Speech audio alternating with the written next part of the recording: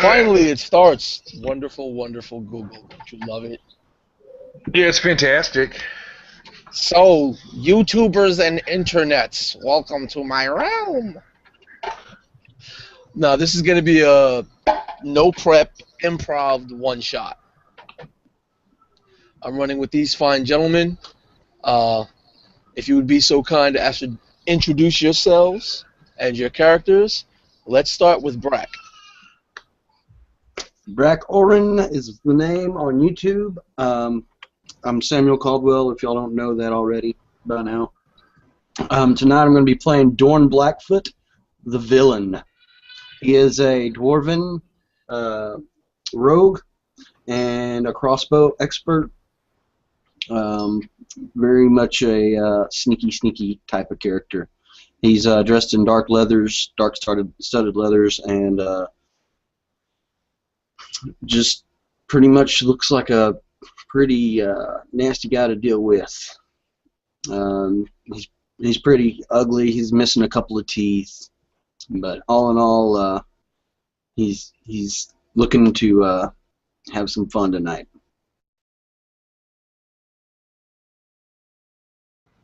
All right, Bruce, if you will. Everybody have fun tonight.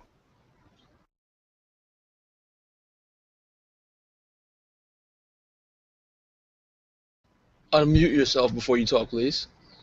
Yeah, that would make a lot of sense actually. Yeah, I played a Dragonborn Paladin, kind of reskin, an evil paladin, Death Knight, if you will, named Jegrid Vel'Koz, and he has found himself somehow in the servitude of a mafia, and yes, he's just he's a large guy. Dragon, wearing tarnished silver armor with different nicks and scars from various battles, and it's got some light engravings on it. And he carries a giant halberd around, and he's basically just an enforcer for these guys until he finds a greater purpose. And yeah, we'll see what he can make happen. See if he can bust some heads. Josh, if you will. Yes. Hey guys, my name is Dice Roller Josh. My character today is Dagar Stonefist. He is a ranger, and he was a bounty hunter in the past. And more than likely, the mafia hired him for his specialties for whatever job they want him to do, dealing with any humanoid possible, since he is very good at hunting people. And yeah, he's typically a very intimidating kind of guy. Is really short to the point, just wants to get the job done, and not very fun to deal with if you're being hunted. So that's it. Senor Ham.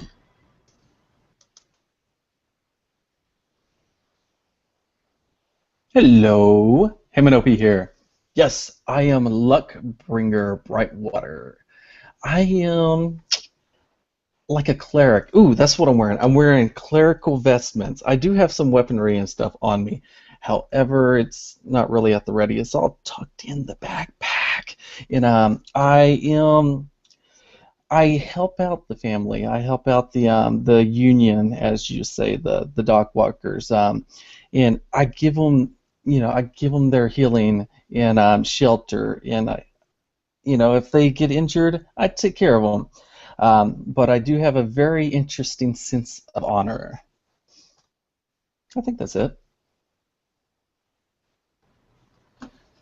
And I'm Nelson from a different roleplay. I'll be playing the role of your humble DM. These fine, upstanding young gentlemen are members of the local dock workers union, which more or less is an organized crime syndicate who have complete control over the ingoing and outgoing trade. All right, gentlemen, you find yourselves in the local tavern. It's called the Dirty Darling. A lot of members of the docks and dock workers union and local personable individuals visit that place, and you're waiting for your contact. Your contact is Jimmy. We call him Jimmy two times. There's a little rough and tumble things going on back and forth in the Dirty Darling. Would you guys like to order anything? Yeah, buddy. Dagar, whenever the barmaid or whatever comes to him, he says, "What's your hey, what's your finest ale?" So the barmaid begins to walk over. She turns around and goes, "Well, we got a bit of the usual. We got some fire water. We got some." She leans over. "We got something special made of dragonborn blood. Mmm. Just don't let your buddy know about that one." Mmm. That one sounds very delicious. Mmm. How much? "I'll tell you what, darling. I'll let it go for." She starts looking over her shoulders, looking all shifty. 5 gold. He says, Dagar says, drop a hard bargain there. But I make good enough gold with this crowd of people. And he kind of gets his gold and just puts it into her palm and says, now get me some of that blood. All right, she pockets the gold, starts walking away. She stops, slaps herself on the forehead, turns back around, and goes, "What can I get for the rest of you gentlemen?" Dorn is sitting there looking over at Dagar, and he remembers he found this miraculous hooch, and he's shifting, and he reaches into his backpack and pulls out the small canteen of hooch and starts to drink. As he says, "I've already got some. Thank you." And in his most hillbilly voice, "I've already got some. Thank you." Would you be so kind as to roll me a Constitution check? Yep. Constitution. Not the thing that I wanted to do this early, but I'm going to do it anyway because the GM said. It's a +2, so let me do the dice stream for that.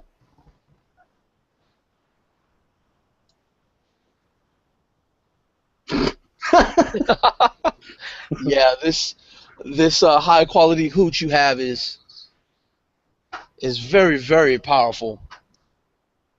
Your throat is on fire. You are in an excruciating amount of pain, and you feel like you could barely keep yourself conscious. Oh, do I have advantage because it's a poison, right? Sure, go ahead, take it. Okay. I'm gonna roll one more time just to see just how bad it is. The Luckbringer would like to remind you, alcohol is not a poison, it's a cure. Well, that's still not quite high enough, and you're not in excruciating pain, but it hurts. It's a visible pain on your face drinking this and guzzling this down. That's just horrible. Oi, my friend, you look a little bit hurt. Maybe I can help you a little bit, She's like, "Ooh, yeah, I see what you have there."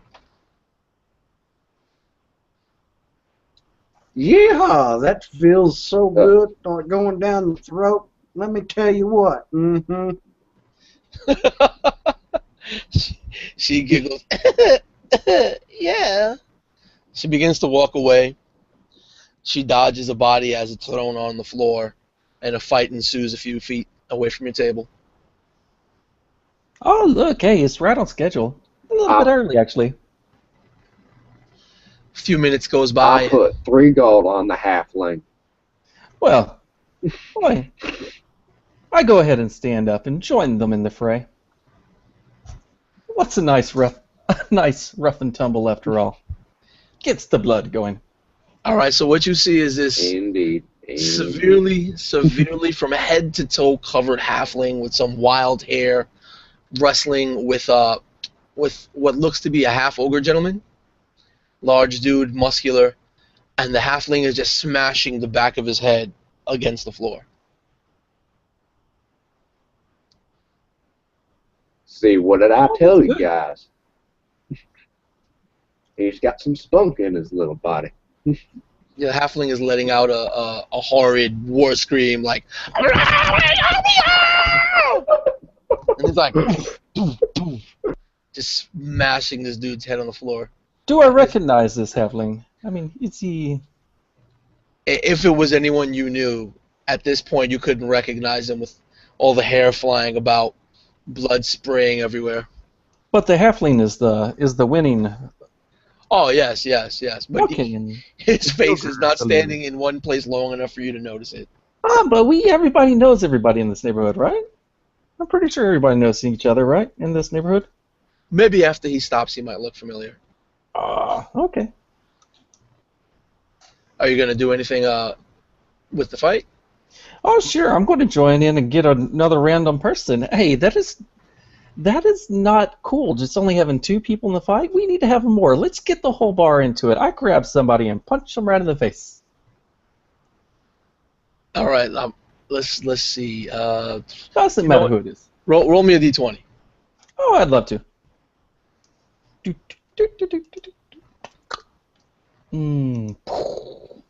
So wow. So you just grab Somebody anyone and punch them in the face, right? Yes, just anybody. So the random person you just happen to grab. Wait. Let me. It has to be somebody who looks like he could accept a punch. You know, it's not like a woman or some like lass or child. It has to be someone that looks a little bit like they could take a punch. Okay, so when you were just reaching out randomly, the first person you grabbed happened to be one of the barmaids, and then you just sort of scooched her to the side, and then grabbed this pirate-looking gentleman. Yes. He doesn't have a eye patch, but he does have one eye. He does. And he's missing a few teeth. He's missing a few teeth. Now he's missing more. And now he's missing more.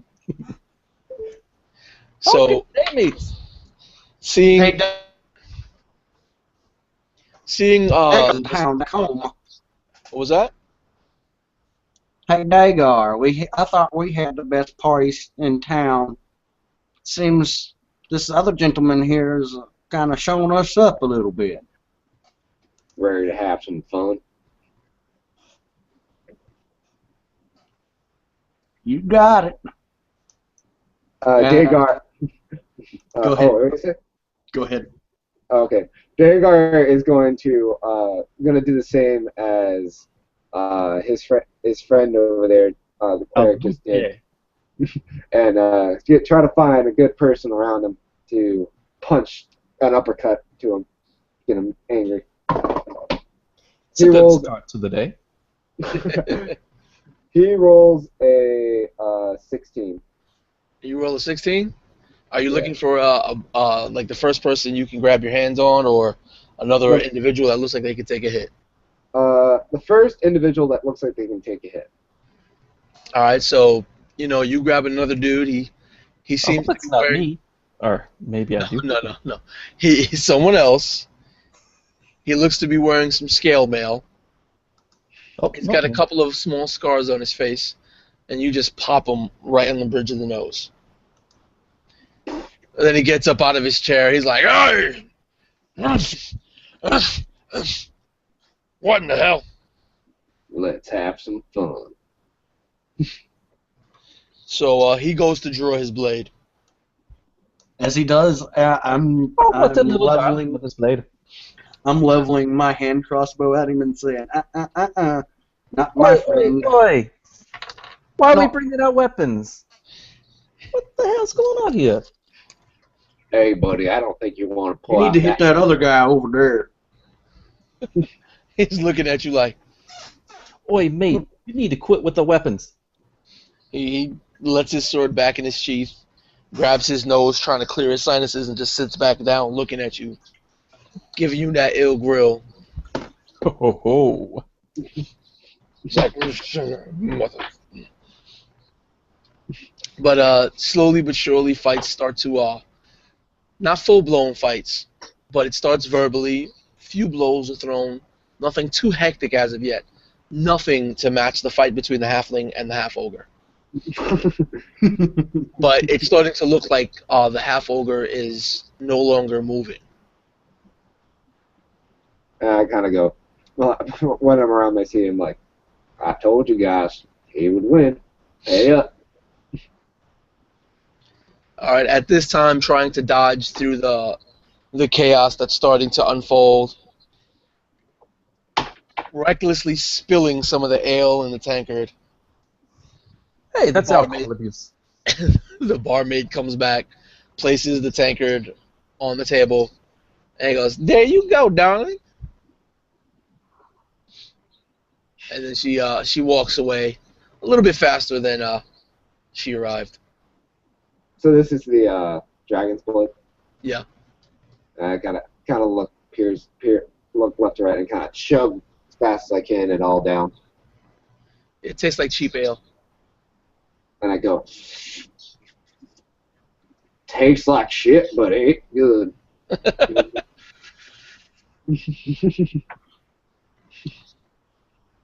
All right. Like I said, a few feet away from you, the half-ogre now lays there lifeless, the back of his skull smashed open, decorates the floor a bit. The halfling stands up. Another barmaid walks over towards the halfling, and she hands him just a clean piece of cloth. He starts wiping his hands, wiping his face, getting the blood off. Then he gives her the bloody cloth and reaches out his other hand. Another barmaid comes up, and she starts putting on a jacket of his. And she hands him his shirt. Why, me friend, are you a professional fighter? He turns around, looks up at you, gets his hair out of his face. And you notice this guy. Ooh. This is your contact. Hey. I know this guy. He's our contact. This guy. The small one. Hey. What? Oh. What is our contact's name? Jimmy, two times. Jimmy Two Time. Oh, is that my Is that you, Jimmy? Is that my good friend Jimmy? Hey, how top of the morning? Yeah, good friend. What the hell? I'll tell you what. Let's just go have a seat here. And he goes over to your tankard, not bothering to look whether it's full or empty, and just sort of pushes it off the table. My tankard, his tankard. No, your tankard. He Hey, splashes, there's no need to splashes be it doing down that, and my like, friend. hey. And Hey, I look at him we're all friends here. You're like, look. And then I'm No. You do not spill my friend's ale. What is this? Why are you so angry? Breathe, my friend. He looks up at you, go, don't you dare be looking down on me. Well, it's tried hard not to when you're so short. He gives you a swift punch in the gut. Bring it. Hey, I can enjoy it. What's your armor class? Let's see. I don't know. Let's go. That's the only thing I didn't do. 17. Oh. Mr. Brightwater, you aren't so bright after all, huh? Hey, you wanted it to be you and me after that? What Yeah, I think the 24 hits you. He does That's fine. six bludgeoning damage to your side. Oh, that's fine. Oh, woo! Oh! He goes, hush up and take yourself a seat. Oh, I hit him right back. Oh, We're having fun. all right. I'm Dorn's stepping up and he's moving in. This guy's gonna be paying us eventually. I don't reckon you mess up what we got going here. And he can pack a hell of a punch too. Yeah, he can, and we're just playing. We do it all the time. Oh, see, I go swing in, but he's so short, I just go wide over him. I kind of stumble a little bit, and I start to laugh. I'm probably opened up for another shot if he'd like to go for it. He just spits at your feet and goes, "You want to get to business or you want to get to dying?" What's all this dying you speaking about? Why are you so interested in killing people? Killing people's bad for business. He goes, "Why do I ever bring you to these things?" Because I'm good at what I do. It's like, ah. Come on, let's sit down. No, you don't. Barmaid, please get my friend another L. And come on, let's get down to Yeah, business. when you said barmaid, both the barmaids that were attending to Jimmy, they run off to the bar counter. Exactly. Let's all be friends. So he starts looking around. He goes, "You gentlemen ready? I got a job for you." Dorn nods. What you got for us, Jimmy? He goes, "You know up north, city of graves, I hear tell someone sat upon a throne of 1,000 swords. Ooh, that must have hurt. Pull one of them blades out. I don't know how they got one of them blades out that throne, but I hear tell that each one of them is a legendary artifact.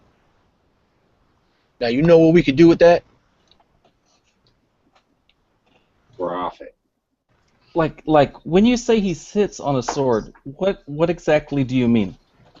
It's a throne. It's like the Iron Throne from No, I'm asking him. It's because that sounds like it would hurt.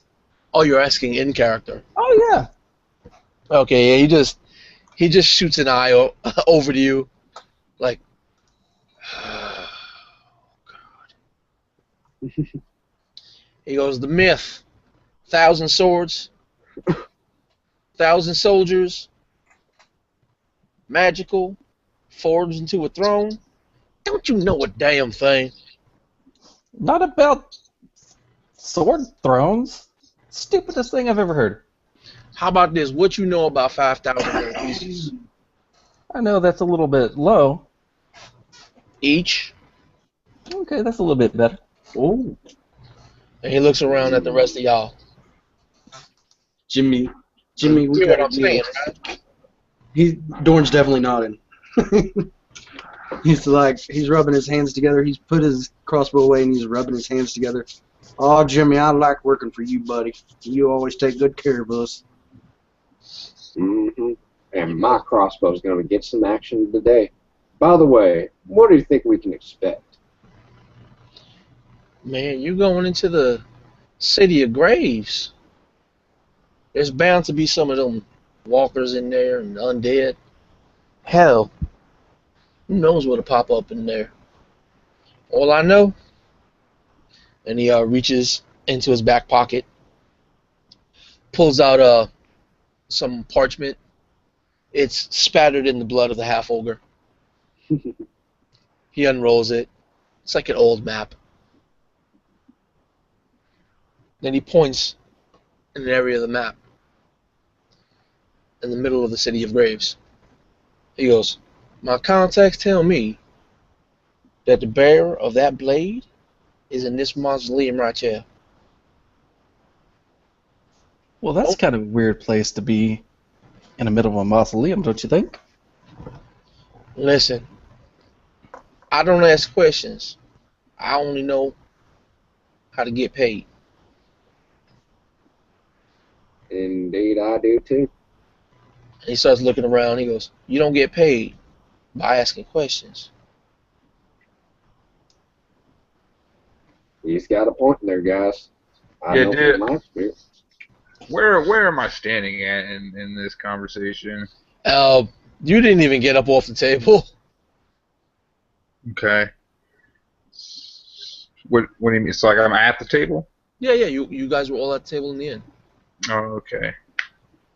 Yeah. As the Luckbringer. Is that his name?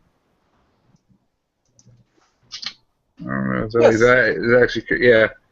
Say, Jack. As you're questioning about the mausoleum, Jack was just going to say, he says, "You don't get paid to think. We only act. We should go retrieve this blade now. Time is of the essence." And he's going to stand and gesture for this map. And yeah, he's an imposing figure, I guess. Dragonborn, heavily muscled, very thick, probably about closer to 7 feet in height, with a halberd resting over his shoulder.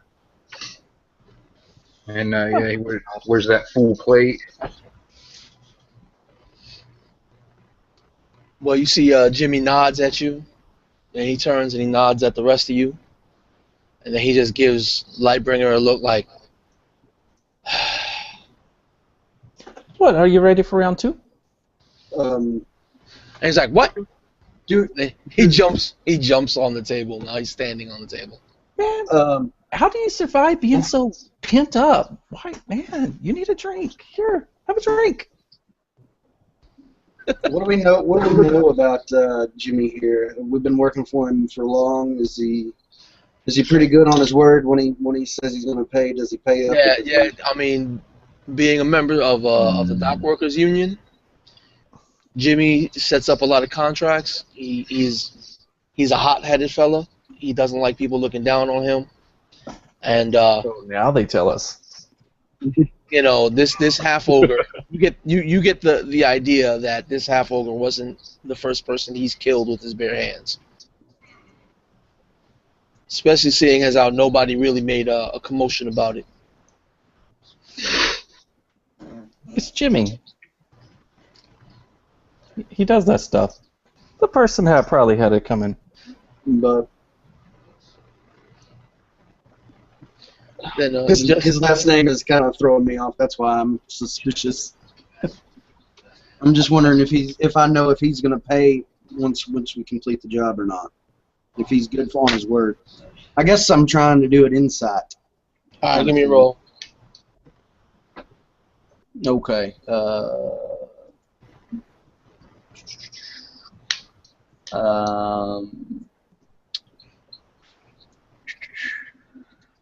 So I have no bonuses to that. So it's going to be a flat roll.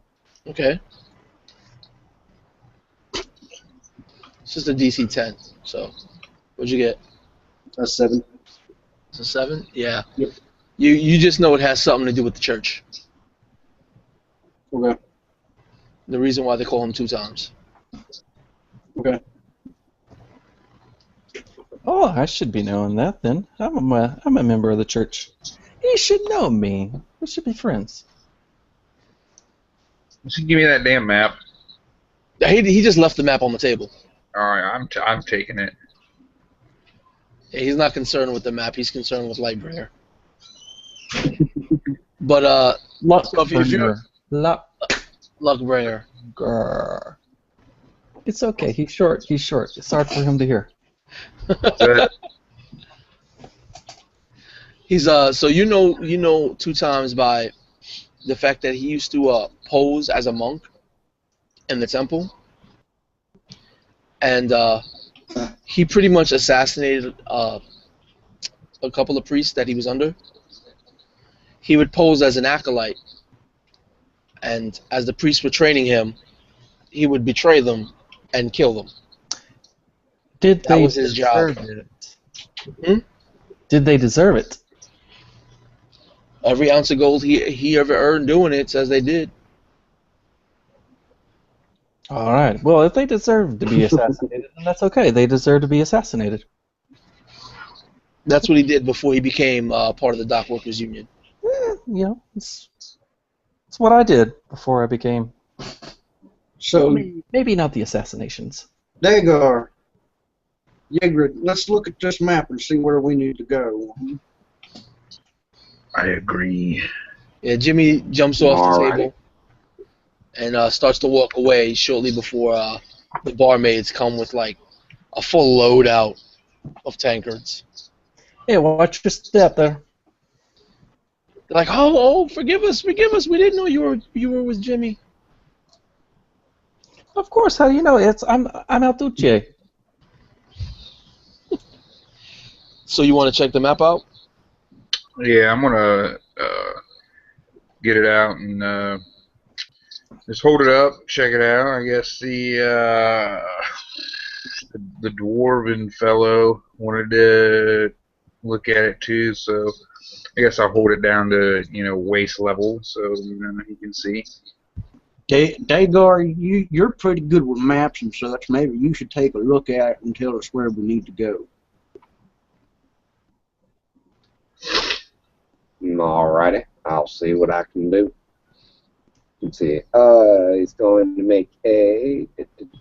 What kind of check would you think he should have to make? He pointed the specific point at place. Yeah. I Needed to go. That's what I was wondering. Like, Door wasn't I having recall a him doing that. Oh yeah, that's not, Point of the X is seconds like ago. that word is. All right, how about from here to there? How far is it? Well, from where you're at right now to the edge of the city of Graves Yeah. is about a 2-3 day walk. Oh, that's Okay. easy.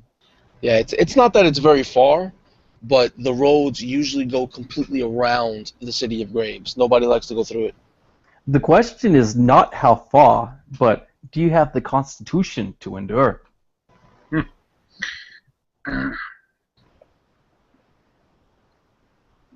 So you guys ready to head out, or are you waiting to do something? I'm ready. else? If everybody else is. First, I would like to pay respects for the dead gentleman. I'd like to put a gold coin in each of his eyes and help take him out to somewhere where he can be properly disposed of.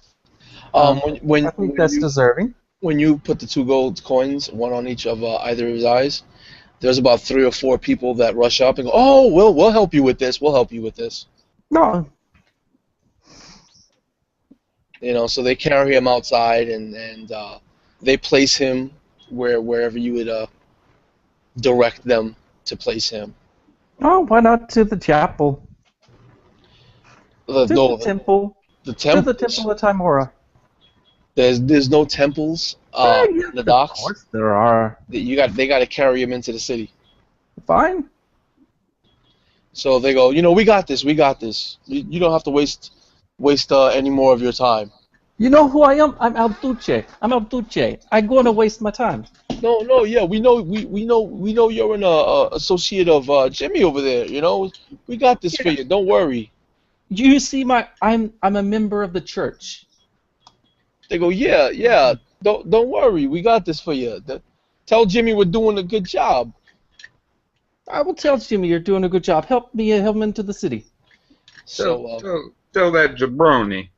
You don't have my money. are you guys following him into the city, or are you on your way? I see no reason to follow this guy. He's talking about, he wants this sword or whatever. So the sooner we get that, the sooner I can get paid. At least that's Jegra's mindset. Same here. Mm-hmm. So yeah, So everybody's heading out. yeah, I would go as I go outside and kind of start to walk. Jagger's going to just in a low voice just say, "Come to me," and you'll see almost a black viscous cloud appear on the ground about 20 feet behind him and start to move forward. And as it does, you see the shape of a large black horse start to emerge from the ground and kind of bring itself between Jagger's legs and rise up, and he's immediately astride this horse, moving as he casts Find Steed. All right. As I leave, I'm going to turn and look at Mr. Luckbringer. Luckbringer, you might want to go with us. We're going to go get some money. Yeah, I'm going to go, but the respects need to pay for the dead. You know this, I know this. You know how unlucky it is to leave a dead corpse? You know how unlucky it is to leave a dead member on the ground. It is horribly unlucky. While you two are interacting, Luckbringer, would you like to give me a wisdom perception roll? No. Oh, so you're not even going to be looking around? All right, cool. Yes. So 16 in total. huh? 16 in total. Oh, 16? Yes. So you notice at the corner of your eyes, the two guys that were walking with the body have dropped the body on the floor, and the 2 coins are gone. Okay. And they're But they're they hauling were a right tail next away to from me. you. Huh? Okay. All right. Steve, Yeah. go ahead and pull out a hand axe and throw it at one. All right, they're like 60 feet away, so Okay. dash I'll give moving it a on. disadvantage. As they're starting to dash, and Dagar is coming out, he's saying, didn't go to plan, huh? That they were going to. They wanted us to some cash. Then you can make him a freaking mausoleum if you wanted. Hell, I'll help build it for you, and I got some know-how. You guys are heading to the city of Graves. It's called that because of the massive amounts of mausoleums representing buildings. So my question is for you: the time it takes, the 10 minutes to take them to the temple. That's, I mean, what time are you going to waste in that 10 minutes? That's up to them, not to me. I mean, I'm not telling you, man. You're the DM. You're cool. We're cool. I'm running away from you. 2 coins richer.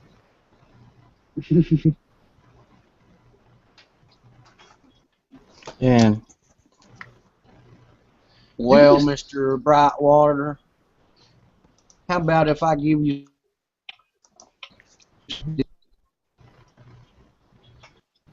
Brack is breaking up for me. you're pretty breaking bad. up. Yeah. Can you hear me now? Yeah. Still breaking up? No, you're good. Why don't you get some of them? How about if I give you some of my hooch? Wait, boy, for just a tad bit longer while we go get some money. He's about gone, I'm sure. He's going to leave us in the dust. So we need a ride.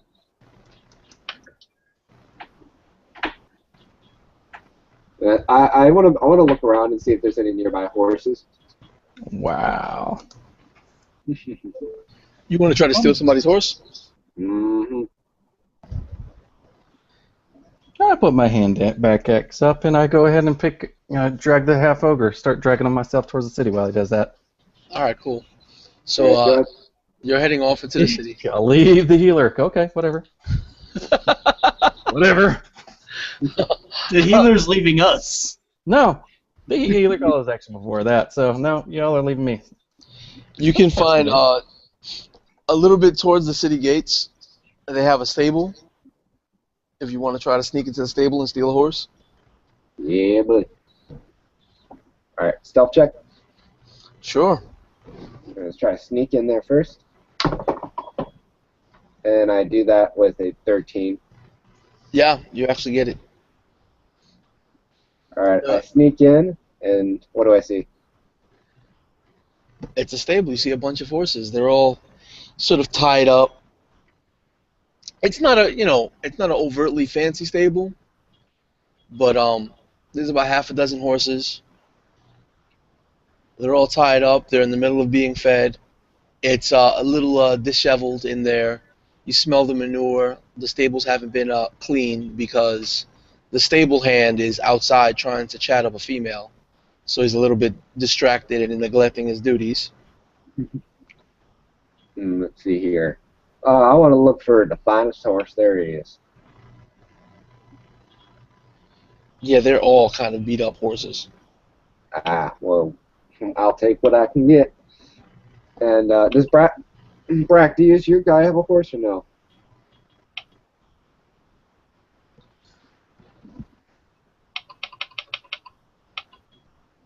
Oh, we Oh, lost it's not Brad? gone. Oh, he's gone. Yeah, he rolled really high on his stealth check. Alright, I'm gonna be looking. I'll go ahead and just say I take one of the horses. All right, fine. It's fine. You can take one of the horses. He doesn't notice until it's already too late that you're riding off one of the horses he was supposed to be caring for. Yeah. And then he pushes the woman he was trying to chat up. He just sort of pushes her accidentally hard enough so that she could fall on the ground as he's just running after you. And I kind of want to get my crossbow out and like just point at him as he looks at me behind with it loaded and say, "Try it, buddy." And I want to do intimidation. But he's not very intimidated because I just rolled a flat 3 with a whatchamacallit. Yeah, he's not intimidated at all. All right, He starts bobbing and weaving as he's chasing you. is he getting anywhere close to me or no? You're on a horse. He's not catching you. I He's just not giving up. I just kind of want to shoot my crossbow into his leg, just so he stops. All right, fire it. And teach him. Let's see here. With my crossbow, I shoot him with a 16. Yeah. You shoot him in the leg. It stumbles him up, and he, rolls over onto the floor, and he starts cursing at you as he's grabbing the wound in his leg with the arrow sticking out. And I just kind of go, all in a day's work. Yeah, so Luckbringer, by this time would already be at the temple. Oh yeah. Yeah. They're looking at you with wide eyes. Go ahead and loot the body, and if he has any gold coins, I put 2 on his eyes and take the rest.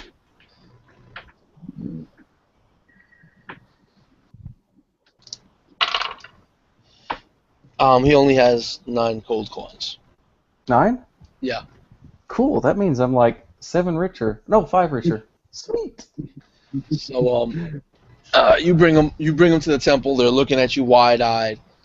One of the priests runs over and he's like, "You should have just sent somebody. We would have taken care of this."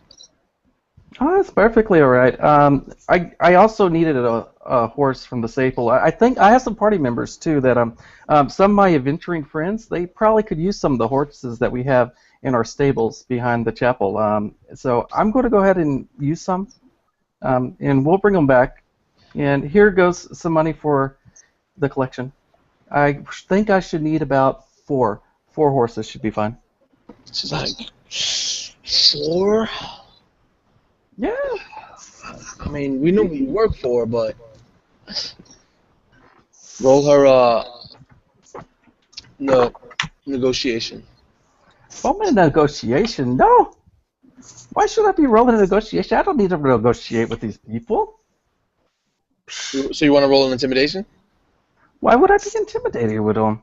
Okay, I guess so. You don't need to negotiate. Okay, if you know, I am an acolyte of Tamora, and we're going to go adventuring, so Tamora isn't going to be happy if you don't let me have these horses, and we're going to bring them back, and here, I already paid y'all some money, so, yeah, I'm going to get a little bit upset, and I'm going to rage. Oh, shit. Badly. Did you just roll on that one? I think it was a 3. I can't see the damn things in my way. That's a 3. Yeah, it is All a right. 6. Yeah, it wasn't very difficult anyway. You start raging. She runs away. She's like, "Father, father!" So the priest of Tamora comes out, and he's like, he's motioning you to calm down. He only walks about halfway towards you before motioning you to calm down, a little bit afraid to approach you. Why are you so angry? Don't be so angry. I just need my horses. He goes, "Forgive her, for she knows not what she does." And he leads you to the back. Forgiven. He leads you to the back, then outside, and then behind the church. And they have a few carriages and a few horses to pull those carriages. Oh, that's even more beautiful. Oh, They thank they you have so about much, Father. 6, but they're not the best. I'm not asking for the best. It's okay, Father. Father, it's okay. We are all humble servants of Timora. Yeah, and as you're saying, Timora, he was mimicking your words. Yes, we are all servants of. And you say Timora, and he goes, yeah, yes, Timora.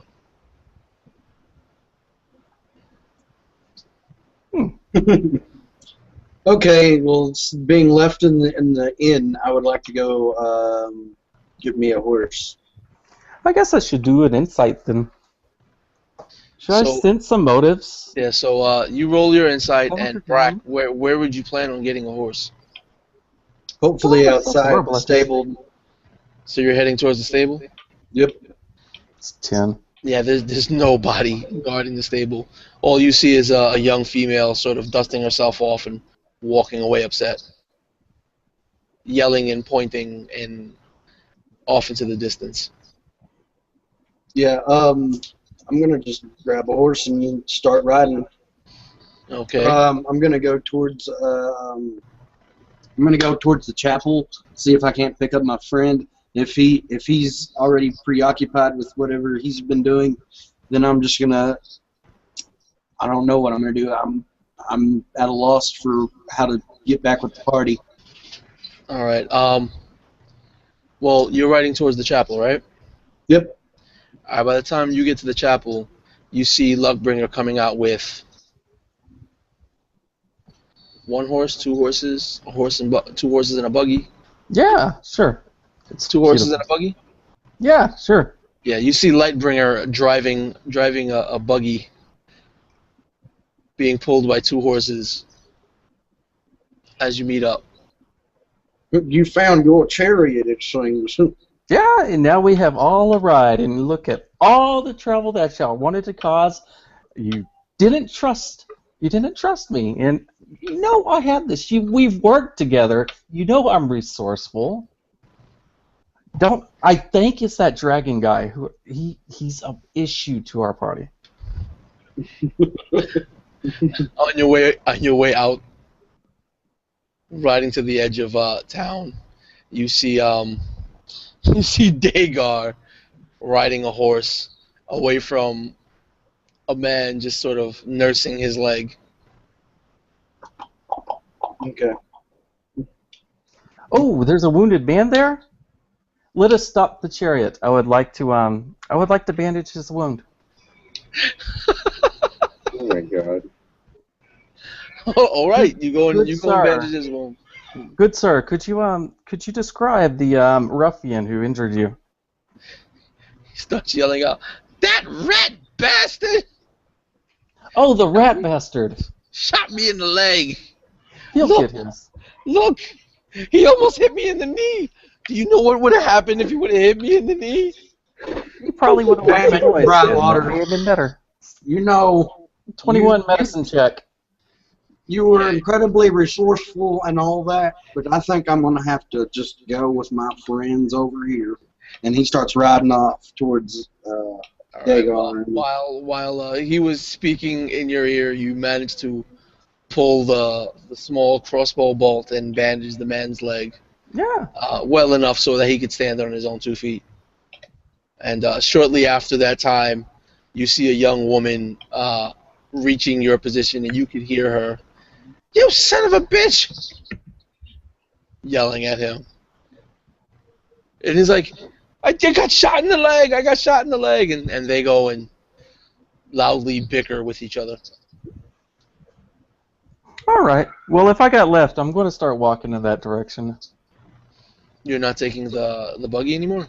All right. Well, apparently, Brock's character ran off with it. No, he was on a horse. Yep. Oh, he told me that he went and left. correct? No, that's not. I was just riding on because you were stopped to help somebody that was opposed to the rest of okay. our party. So Hey, how do we know? Weren't we in different areas? We don't exactly know that. Know what? That we saw I didn't know that Josh. we saw Dagar running off in the distance. I was at the temple. I had to drop the body off. No, this is after you left the temple and met back up with Dorn, and then the two of you saw Dagar riding off in the distance Yeah. with his hand crossbow in the air, and that's when it drew your attention to the gentleman on the floor that you just bandaged up. Okay. I bandaged him up, got back on the carriage. If the carriage is still there, and right on. So you're riding off out towards the city of Graves. Sure. So Dorn, Jegrid, and Dagar sort of met up with each other by now, and you're slowly bringing up the rear on the road. Do you think we should slow down a little bit for our cleric friend there? I don't know. I don't know either way, man. Dagar, he's been a mighty help in the past, but I don't know what's gotten into him lately. He seems to be wanting to do everything the right way nowadays instead of what's going to earn us and coin. What do you think there, Dragonborn? I think he is soft.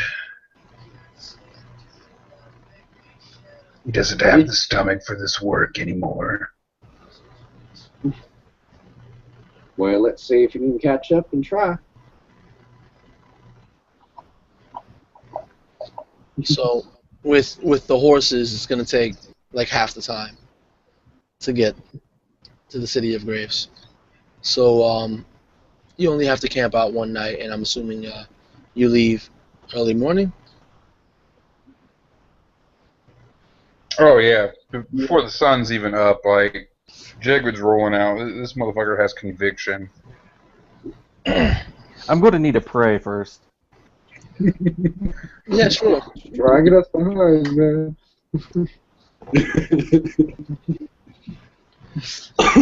So after you say your early morning prayers, you start heading out. And as I pray, I'd like to proselytize to the rest of the party about the good graces and the luck of Timora. All right. You low down, dirty, upstanding young individuals are now getting an early morning sermon to go with your breakfast. That's awesome.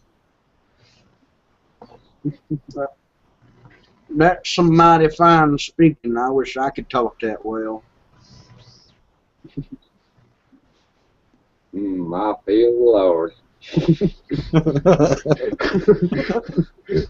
All right, so after your breakfast, your prayers and sermon, you leave still early in the morning.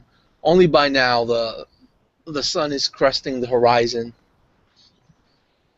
and it's going to take you a little under a day to reach your destination. So you'll be coming into the city of Graves at about dusk.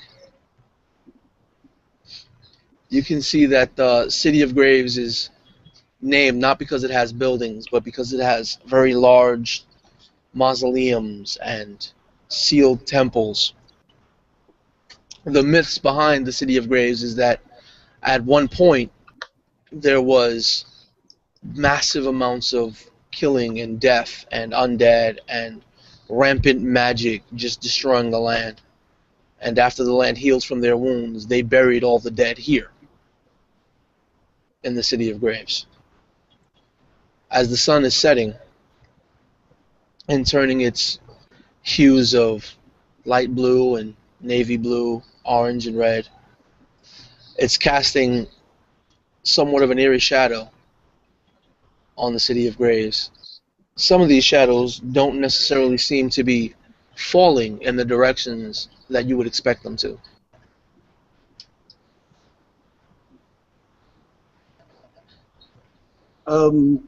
As we approach, I'm guessing is it gated or is it just kind of open with buildings everywhere?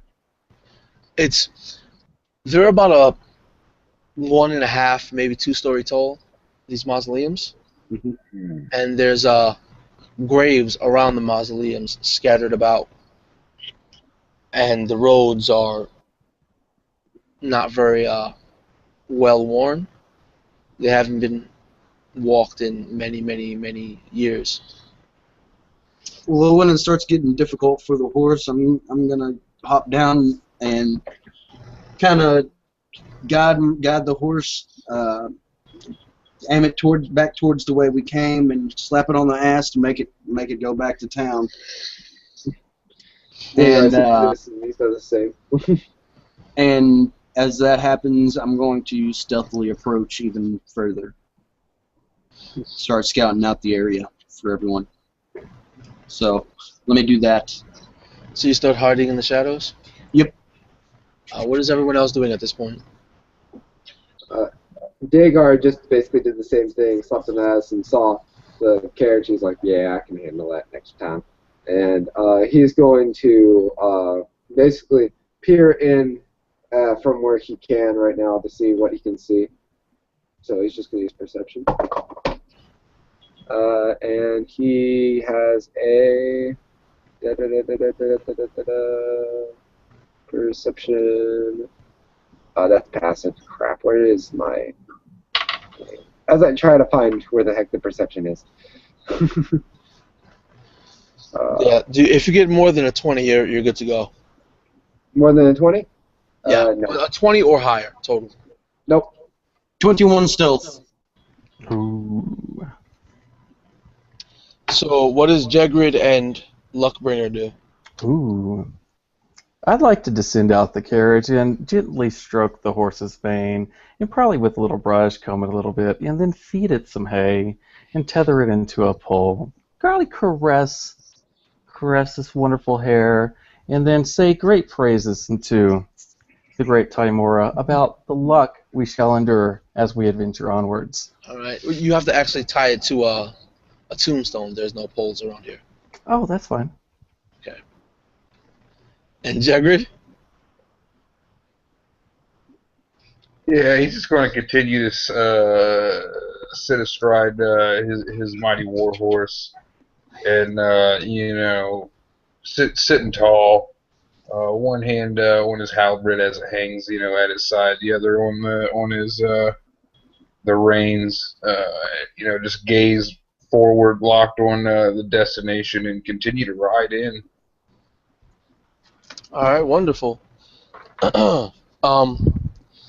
As Dorn stealthily blends into the shadows, he starts hearing voices in his head. You are not supposed to be here. Leave.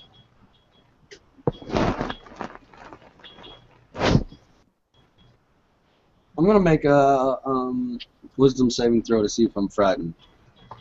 Okay. May blessings of Timora be on you, my friend.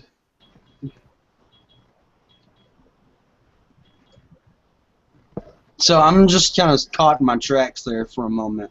I'm looking around as to where this is coming from, and I kind of feel my heart flutter a little bit, kind of hesitant to make another step. And you hear again in your ear, leave. And then you hear several more voices utter the same phrase. Leave, leave, leave. And while you're hearing these voices, what do the rest of you gentlemen want to do? Say, where did our little sneaky friend went off to?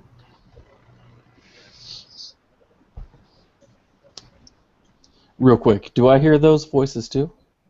No, only he hears them right now. Okay. I would like to go next to Dagar since he's a nice dwarf ranger. He's a good ally. And I'd like to lay hand on him and bless him with the blessing of Timora. Beautiful. Jagger's going to pay no heed to these voices at all and just continue on. All right. Jago, what's your passive perception? Passive perception is... No, Jegrid. Oh. It would be... Let's see here. Question.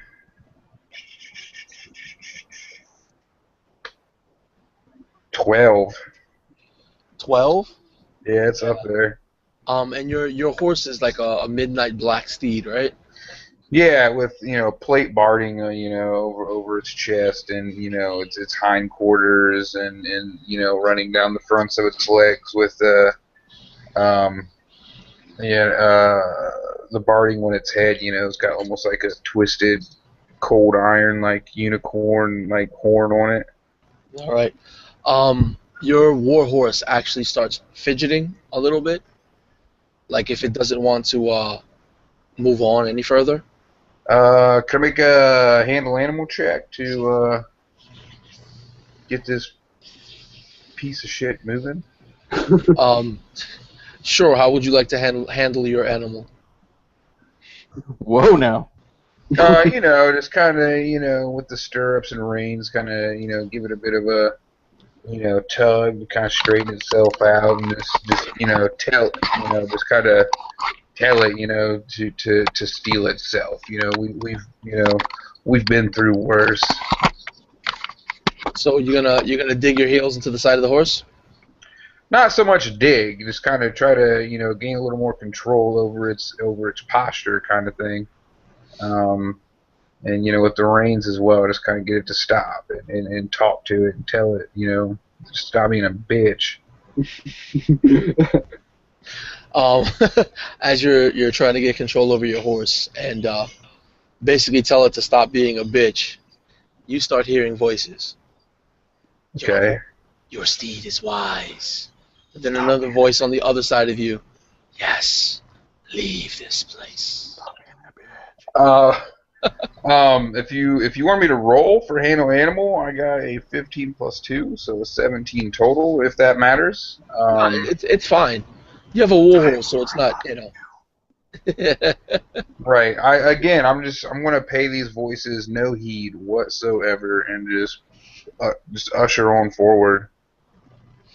All right, and Luckbringer, you moved over to Dagar, right? Damn right I did. He's a sexy dwarf. Okay, so Yeah, buddy. the two of you, what are you now doing at this point in time? I'm probably telling him about the wonderful things about Twinamora. And Dagar's kind of going, She is the goddess of adventurers, and she is the Lady Luck. It might behoove us to be lucky. Let us walk forward gingerly into this wonderful mausoleum of dead stuff. Well, all I know is getting paid, but I hope we do have some luck on our side today. So, you guys don't have a passive perception of 20, do you? No. All right. So you start hearing voices coming from a nearby mausoleum, a little further away. Run! It's coming. Yes, why, yes, I am.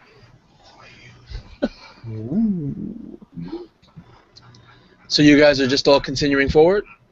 Hark! I hear voices from this nearby mausoleum. Shall we destroy it? All I know is that if we do whatever we need to do, we get paid. That is incredibly short-sighted of you, my friend. You should know that. Well, that's all I know of all of my life. Kill, get paid, leave happy.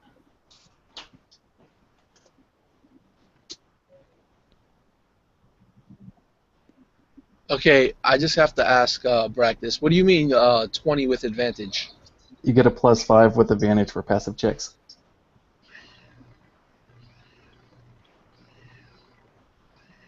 Oh, yeah, no, you don't have advantage on this, though. Okay. I was just checking. I did bless him with the luck of So- Timora, though. Huh? Oh, me. So me. No. What? Brack is Blackfoot. He's Dorn. Yep. Yeah, You're with Dagar. I blessed both the dwarves. Oh, okay. And myself, of course. All right. So as the two of you are starting to chat, first Dorn, you're hearing the same voices telling you to leave, run, and you're noticing that the shadows that you're hiding in, they're actually moving, and Your soul. and they're sort of humanoid in shape, and where there would be heads are resting mere inches away from your ear, speaking into your ears, whispering. Dagar, what's your passive perception with the advantage? With advantage, 18. Yeah, you're still not high enough. Yeah. So you still don't notice a damn thing right now. Nope. Just stop chatting it up. Yep. So, Dorn, are you gonna do anything? Well, it seems they've already spotted me, so yeah, I'm gonna call out. The shadows, they have faces. Are you drinking again? How far is he? I'd say, well, you were moving away from him, right? He wasn't moving with you, was he? Like we kind of chatted and stayed around like where we stopped, like stopped when we first saw it, while he went in to scout. Yeah, so he shouldn't be more than 30 feet away from you guys. And I kind of go, "What kind of shadows have faces?" It's the hooch. He's on it again. Well, whatever it is, we need to check it out. And Dagar grabs his crossbow and gets a bolt and goes and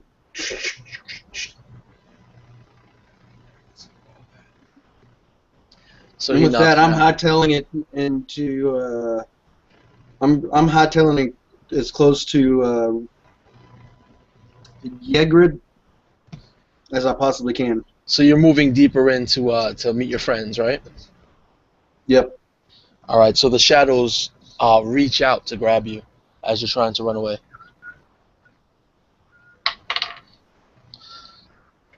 Yeah, your AC is higher than 12, correct?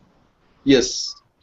Yeah. So there's several arms that reach out towards you, but you managed to get away before they can grab you. He said he was next to me, or where's he at when this happens? He's no. It happens before he gets next to you. He's running to get next to you. Oh, okay. And as you're approaching Jegrid, you see those same shadows. Well, shadows just like the ones you saw, trying to blend into the black fur of Jegrid's horse. What? So they're sliding across the horse as he's trying to, keep his horse under control. Do I get an Get attack off of your horse. opportunity? Get off your horse. Get off your No, horse. Dorn sees it. You don't. Is your Okay. passive perception 20? No.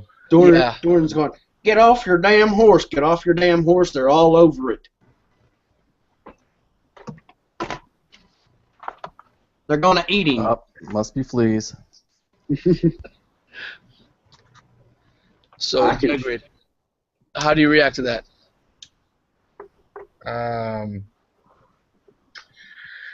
Like I said, being I guess pretty stubborn and I don't know, confident. I guess you could say he really doesn't pay him too much mind.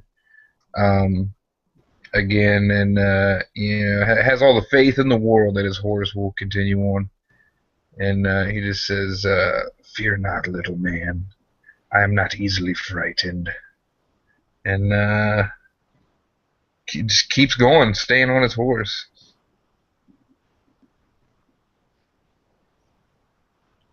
Well, All right.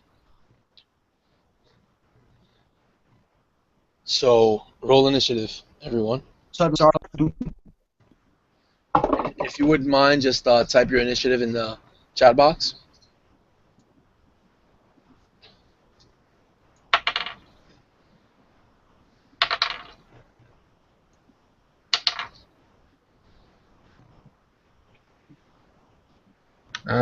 Sweet. I got a fucking nat 20. Completely wasted on fucking Inish.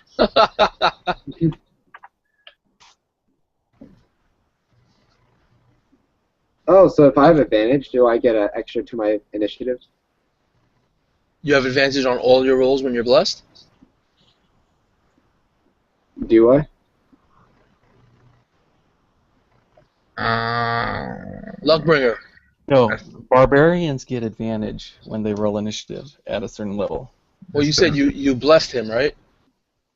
Yeah, I'd give him a blessing. Doesn't mean it mechanically did anything. Okay. Oh, so So no, you don't have advantage then. okay. Unless if you wanted it. Hey, I mean, it's up to you. It's up to you, Game Master. You get to decide. You're the boss. It's fine. It doesn't matter. It's not going to change anything.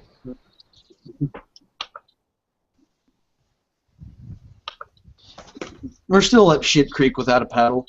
So.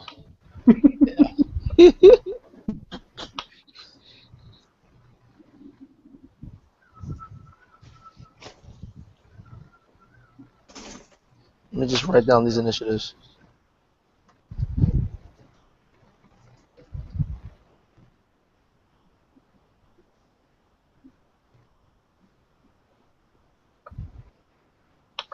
Okay, so Luckbringer. With him shouting, the shadows have faces, and they're all over Jegrid's horse and yelling at Jegrid to get off his horse. You want to roll a perception to see what he's talking about? Sure.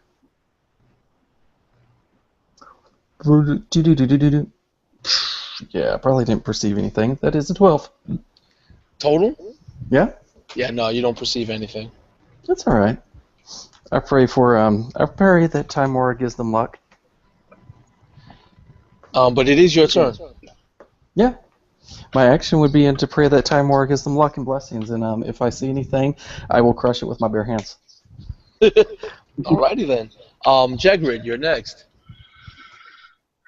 Well, can I see them to like attack them or something? Like, you know, I hear. If you would like to roll a perception.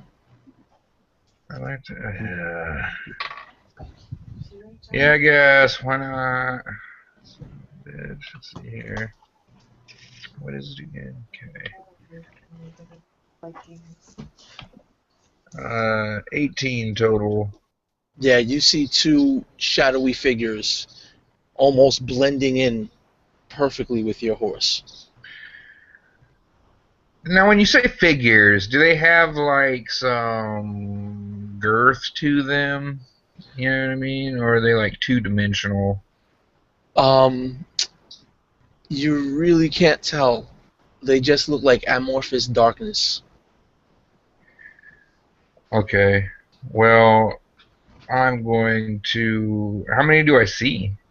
Two of them on either side of your horse. Two on either side of the horse. Not on the floor, but literally on your horse. Alright, I will dismount my steed and You're moving away from them? no, I would be getting off my horse. I guess, I mean, mechanically that'd put me in, you know, an adjacent square of the horse as opposed to occupying the same square. Yes. If you're talking about AOs, so I'm not technically disengaging. And then, yeah, I will point at one of these things and utter an oath of enmity, and spin an action, and tell it, you dare touch my steed, you will die today for your transgressions. And I will spend my other action to make an extra attack. And with Oath of Enmity, I get advantage. Sure. Alright, so first attack. It's a 23 total to hit. Most definitely. And damage on that will be 7. And 7 then damage? yeah. And then as my I took the polearm master, so as a bonus action I can attack with the other end of it, I guess. Okay. And so make another attack, and that's an 11. Yeah, that misses. All right. Well, I do have advantage though, so yeah, I'll try again. I forgot about that. 18 plus 7 this time, so 25. Another solid hit. All right, this does a D4, so 8. So I guess 15 total. Yeah, so you hit it, and for what you would know to be definite solid hits on any other target, Mm-hmm. sort of sweeps right through these targets. Okay. You get close enough to almost like deal damage to your steed. You Mm-hmm. can feel the very tip of your blade on that first swing glance on the metal of your steed's barding, Mm-hmm. and then the shadow turns to you and just goes.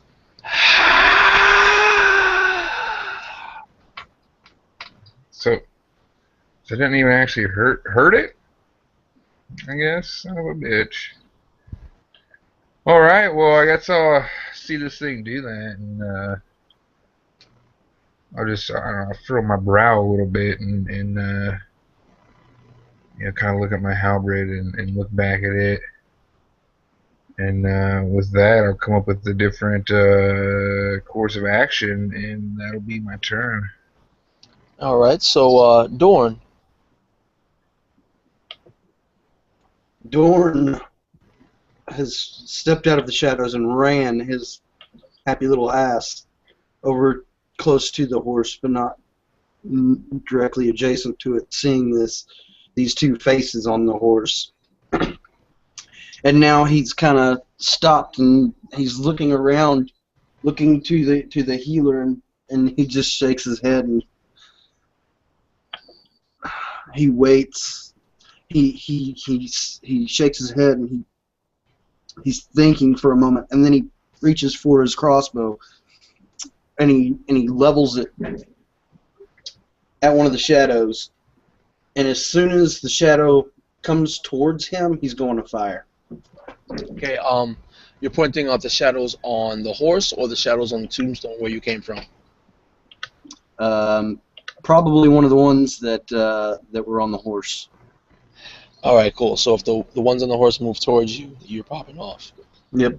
All right, so you're holding your action, and it's some of the shadows go. So the one that you started hacking away at, Jegrid, Mm-hmm. after it screams at you, it's like, and then a hand seems to form from the darkness and reach out towards you. Okay. Would a 19 hit you?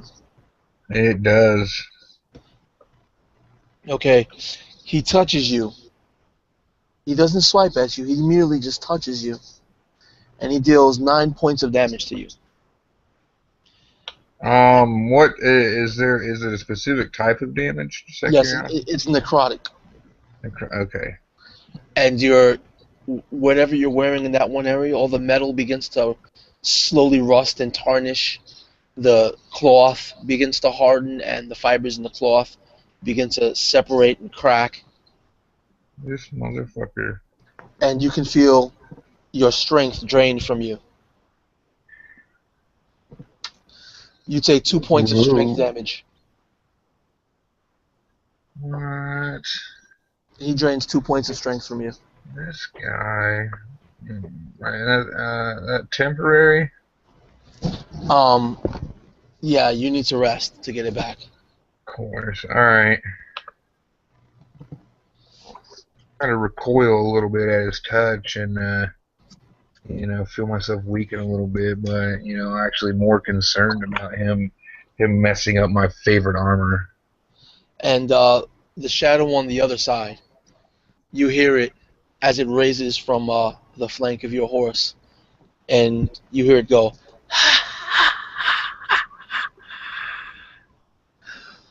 And it seems to turn and dig what would be fangs into your horse. All right. And your horse begins to sort of sway back and forth as its strength is drained from it. Okay. My horse is AC is like. Well, I guess that depends. I guess it was just the plate barding was just description, but would it actually have plate barding or what? Don't worry about that right now. Okay. You have to worry about yourself right now. Well, that aside, it's attacking an ally within 5 feet of me. So could I use a sentinel to Sure, try and jack his shit up? most definitely. Don't use it. All right, so I'm gonna use sentinel to make an attack on him since he's attacking an ally within 5 feet. And roll. Does the second one's action set me off as well after he's done? Well, you were holding your action to see if the shadows start moving towards you. Okay. He didn't move Gotcha. towards you at all. That would be a 16 to hit, Oh yeah, that's a hit. and then I'm gonna expand one of my spell slots and to wreath the axe head of my halberd in a dark flame. It's like a dark green and black flame wreaths it, and as it swipes through, to add an additional 2d8 radiant damage. Sure. Roll it up. So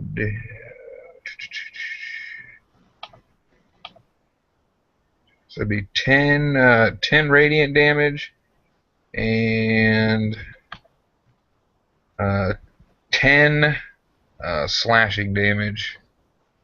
Yeah, once you hit it, the green and black flames sort of spread rapidly throughout its body, and it just dissipates almost instantly. All right. And the one in front of you does its best impression of a hiss. It's like,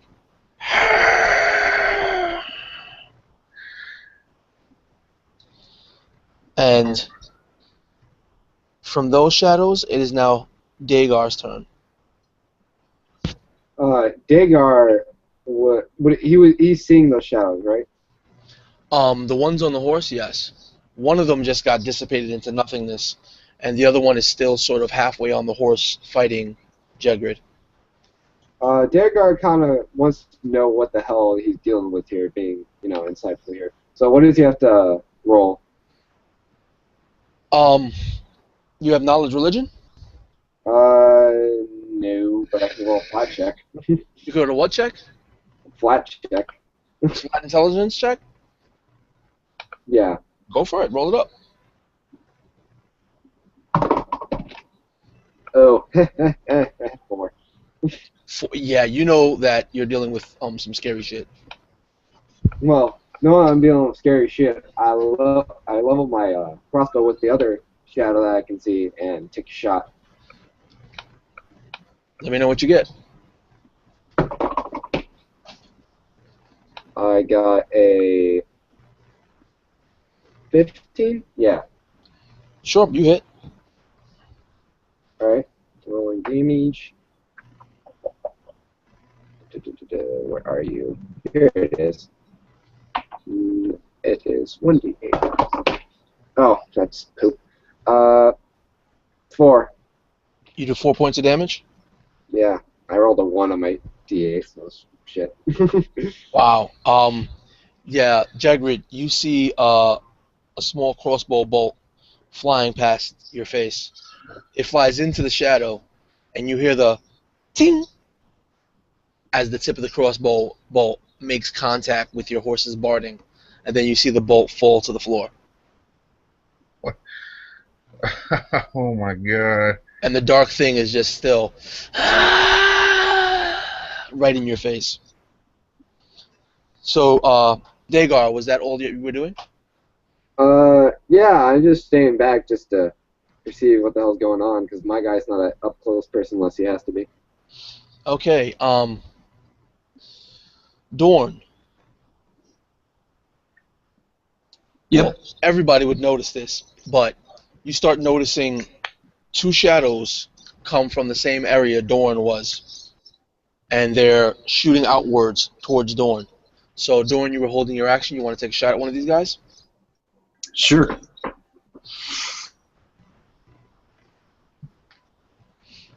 +6. You rolled a 6? No, I rolled a 26 because it's a Oh. nat 20. Oh, okay, sure. So, roll it up.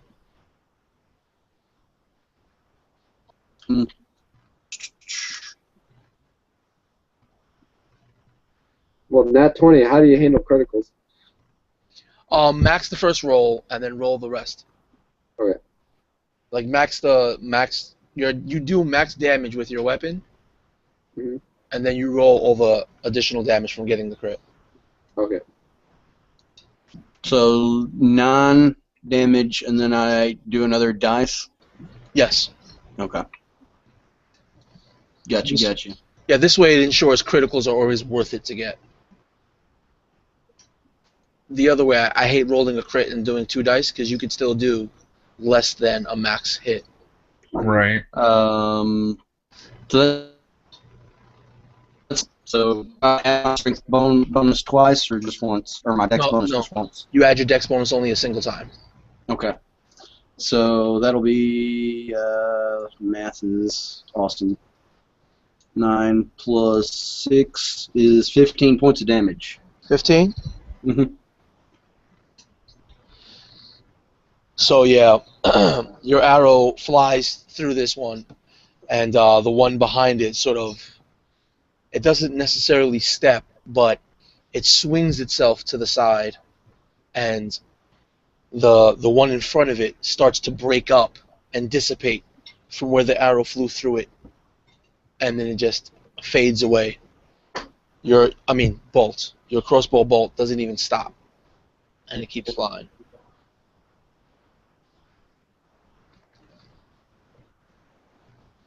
All right, now the second one that slid out of the way sort of swings itself back and forth towards you.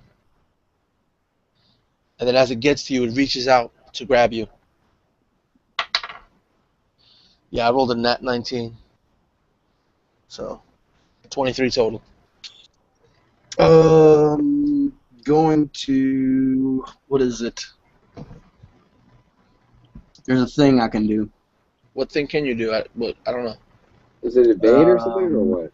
Is it a what? I'm going to use my reaction to only take half damage. How is that? Evasion. You can use your reaction to an enemy you can see.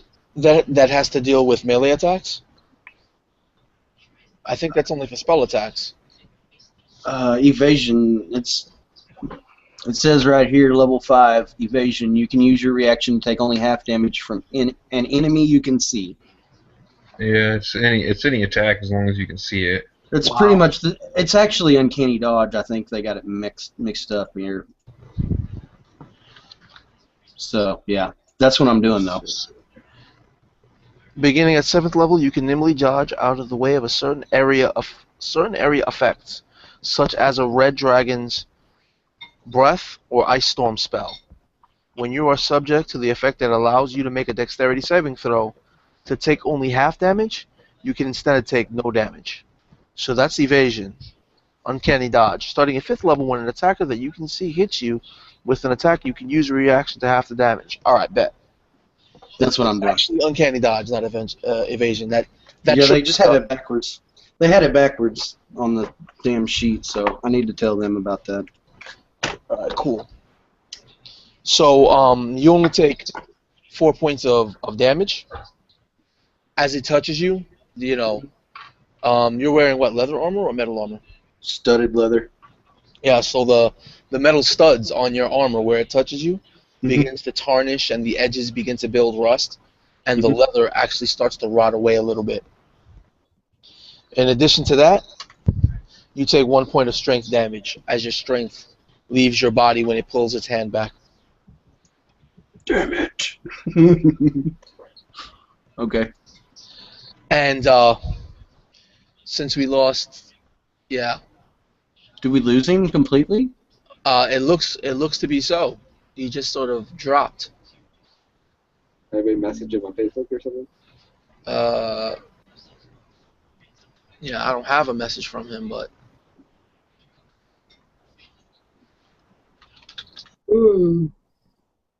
Oh no. let's see if he responds. We might be fucked here. I know, right? Let me see if he's still online. He's not even on Facebook, so I don't know if he's gonna respond or come back. Probably not. Well, I mean, it's not like he's doing anything useful.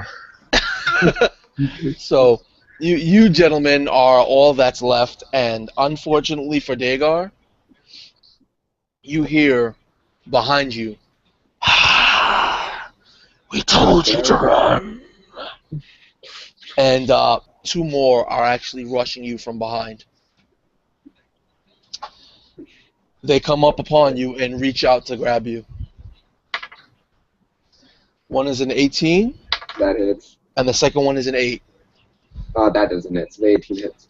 So the one that's 18 reaches out, touches you, and where his hand touches you, it's the same thing.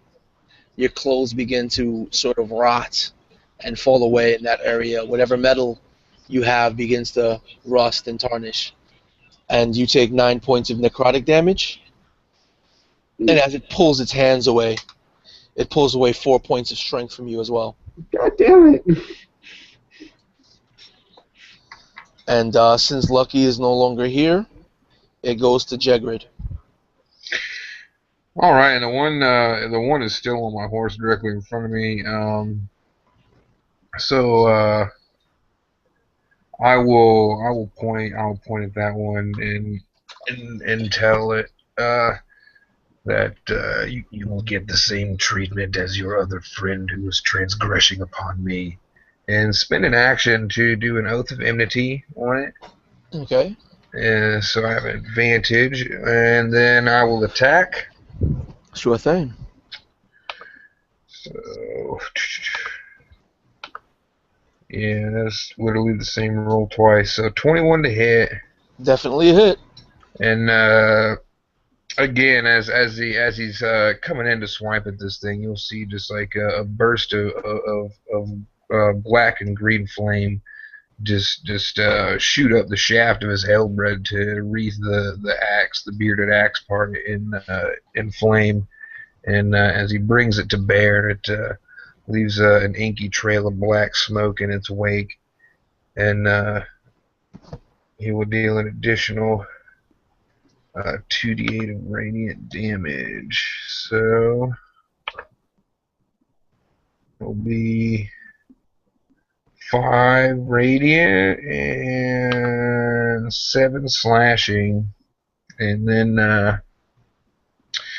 if he's still up, use my bonus action to bring it around and smash at him with the opposite side of the halberd, just a quick return swing with where the hammerhead would be at.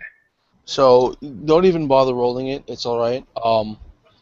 The first attack sort of left it glowing from the inside out with that dark flame. It was trying to hold on, and it was reaching out to you, screaming as loudly as it could into your face. You will. And then right before it utters the words "die," you sort of just swing the pommel of your polearm into its face, and it just sort of dissipates into an inky mist, and then into nothing. All right. And then where are the other two at in relation to my location? Um, Wait, hold on. I think that's what was that? Hamanopi that just messaged me? Yeah, he said his internet is messing up. Get in here, get in here. So, yeah, in relation to you, Mm-hmm. they're about, well, how far did Dorn stop before he got to the horse when he saw the shadows on the horse? How far away did Dorn stop? Brack. Oh, I'm sorry. In La La Land. How far away from the horse did I stop? Probably about Yes. 10 feet. About 10 feet, so they're about 15 feet away from you. All right. And are they on top of the other two? Do I see these What did shadows? he- You see one shadow sort of grappling with Brack and pulling away, and then going in for some more. You see two shadows about Dagar. You're about what, 20 feet away from Yeah, back with the cleric and where the carriage was. Yeah, so you're back with with Lucky, who is apparently trembling in fear at the moment, and he has two of those shadows sort of moving in to grab him and pulling away, swirling around him and going in for some more. Okay. I will move over. I'll then move up to stand.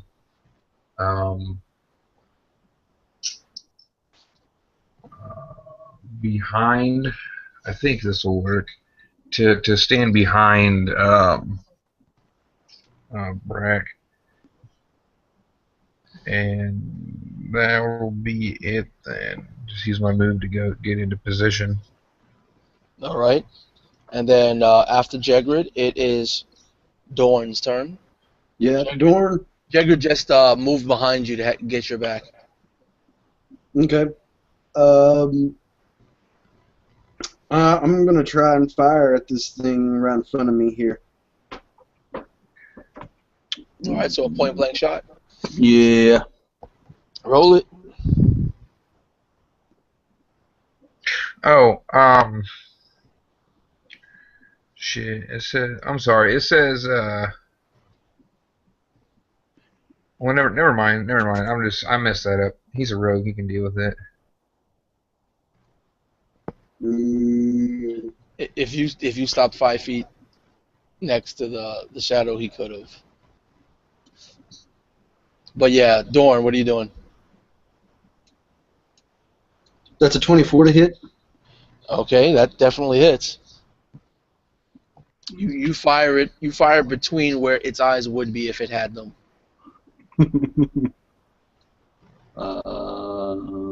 I'm just gonna roll this. 7 points of damage. So you hit it for 7. Swiftly reloading. All right. I fire my bolt off into its face, hoping that it is discouraged. So you take a second shot. Nope. Okay. I can't.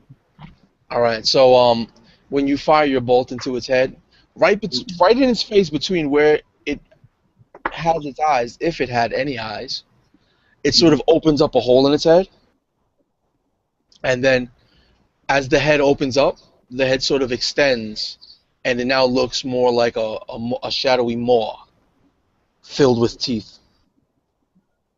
And then that turns towards you and just growls. And then I'm going to use my move action. It can totally have an attack of opportunity if it wants, but I'm moving around behind the dragonborn that's now standing right behind me. Just Alright, you're a rogue, right? Yep. Level 2. Use your cunning action to disengage for free. Your bonus action. Yeah. But didn't you use your bonus action to reload your thing for your feet, or? The crossbow expert, right, should get rid of the loading property. Yep, it does. Oh, okay. So yeah, you can use your bonus action to disengage and move behind the. That's what I'm doing. All right. So it sort of reaches its more slowly out towards you, seemingly to bite you, but you get away from it just in time. And then it's the shadows go. So as it reaches out towards you and misses you, it just sort of slinks forward and closes distance. And now the Dragonborn, Jegrid, is in front of it. And it instead, Um, yeah. question. The where is it? The Polearm Masters. Yeah, you get to use your reaction to attack. Yeah, I was gonna say when it moves forward, do I get an attack of opportunity on it? Yes. All right, I just wanted to make sure. Yeah, I was gonna give it to you. I just wanted to describe what it did. No, But, that's fine. I just wanted to make sure it worked how I thought it did. Stop being an ass, Bruce. So basically, what it does while it begins to slither closer to you and close the distance between itself and Jegrid, the more it has opens up even wider and wider until it looks like what it had as a body is now nothing more than a giant maw. And it motions to close its maw on top of Jegrid. And Jegrid, you get your attack. All right, I'm going to once again channel this energy and wreath the halberd in flame as I attack it. How many times And a day you can do that? I just have to expend a spell slot, Oh, so okay. so I have 7 spell slots. I'm gonna be pretty spent by the time this is over. Probably gonna want to take a breather, get those back. But yeah, I got a 21 to hit. Is a 15 plus 6. Yeah, that's most definitely. And the damage will be, let's see, 9 slashing and 14 radiant as the black and green flames come in to lick at and consume this thing while the halberd sweeps down on it. And if it's still up, Oh no! It's not still up. okay. It just dissipates, but because its maw was opening so much, it began to close down on you, right? And then when you swung at it with your radiant energy, it closed down on your polearm, inches away from your hand, and it began to fill up with that dark energy that your what is it, a glaive? Halberd. Your halberd? It Yeah. begins to fill up with the dark energy that was manifesting on the blade of the halberd. And your swing sort of makes it burst into dark energy and go towards Dagar.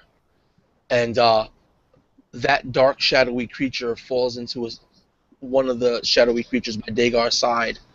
And that dark energy infests the second one.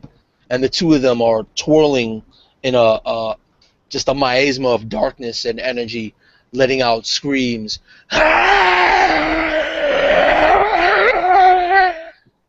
And they both dissipate after. Oh shit! I thought we were about to like fucking. You're about to join up and like stage 2 metamorphosis or something. So, does Dagar do? No, that was your reaction. It's actually no Dagar. Yeah, Dagar's turn. Alright, so there's one that dissipated next to me and one that's still in front of me. Yeah, the one was thrown as it was welling with the dark energy that Jegrid manifested. It fell into one of the two that were by your side, and they began to intertwine, and the dark energy was just sort of creating a miasma of light and dark, and you can't quite tell if they were screams of pain or anger, but they let out some horrid screams and dissipated into nothingness, leaving the one next to you. Alright, so that one, I'm going to say the one that grabbed me is still the one that's still alive. And so, like, when he was, before he grabbed me, I was putting another air bolt into my crossbow, going, and then once he did, and like was like, what the fuck? My guy was like, what the hell are you? And I fire immediately into his chest, or whatever I think is his chest. All right. That is a 16. Yeah, that hits. Okay. That is a a 6. So you deal 6 piercing damage to it? Yeah. Alright. Your crossbow bolt flies in through its chest, and it doesn't even open up a hole. It just goes clean through its chest and continues flying on. All right, cool. Is that all you're doing? Well, if I move, he's gonna get an attack opportunity on me, right? If you move, yeah. Then I'm just going to. I'm gonna say this now. If he's still up by my turn next, I'm dropping my crossbow. I'm gonna smack the hell out of it with my ball. Alright, so you're done with your turn currently, right? Yeah. Alright, so now it goes down to that shadow's turn. And he reaches out to grab you. Ooh, he misses completely. I get a total of 6. I know I'm not hitting a damn thing. Nope. So he reaches out, he opens his arms, and moves forward to embrace you. And he sort of moves through you and is on the other side of you, but besides a cold chill, you feel no damage, and you didn't feel any of your strength pulled away. All right, cool. And it's now Jegrid's turn to continue on. All right, so they are. How far away is he from me?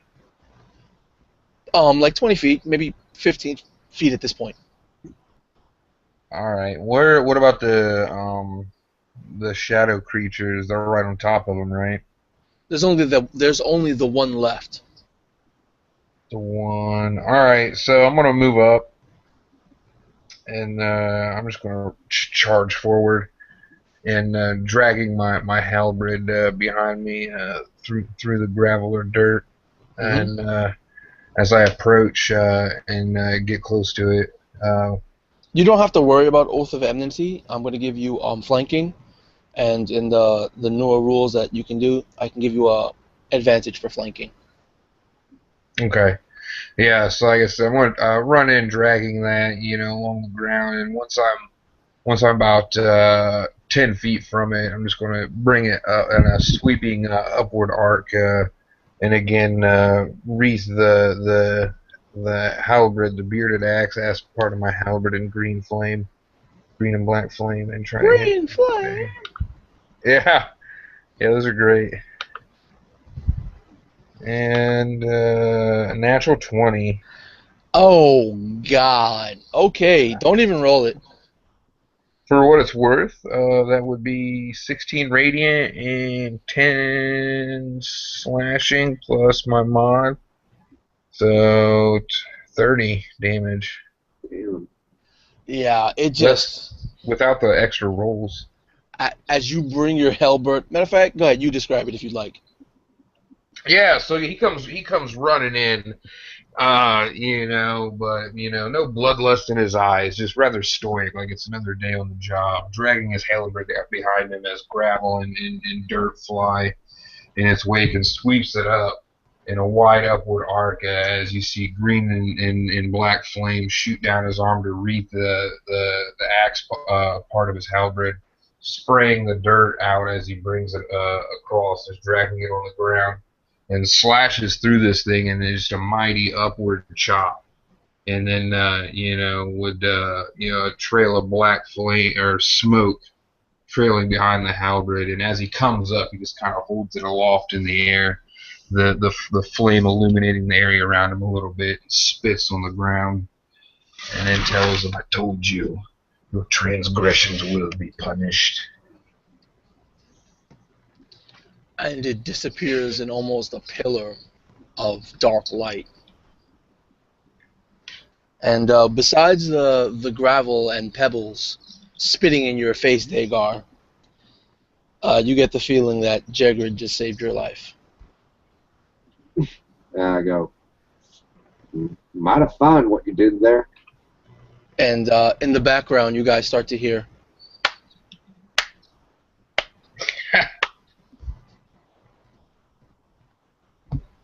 I would turn my attention to it to try and see where the sound's coming from. As you look in the direction to see where the sound was coming from, you see it's a shadowy figure, but nothing like the ones that you were fighting. It's only wreathed in the shadow of the falling sun, and as it silhouettes because the sun is behind it, it's sitting on top of one of the tall mausoleums, and you can't quite make out its features because there's no light in its front. All the light is coming heavily on its back. You only see it rimmed in the light of the setting sun.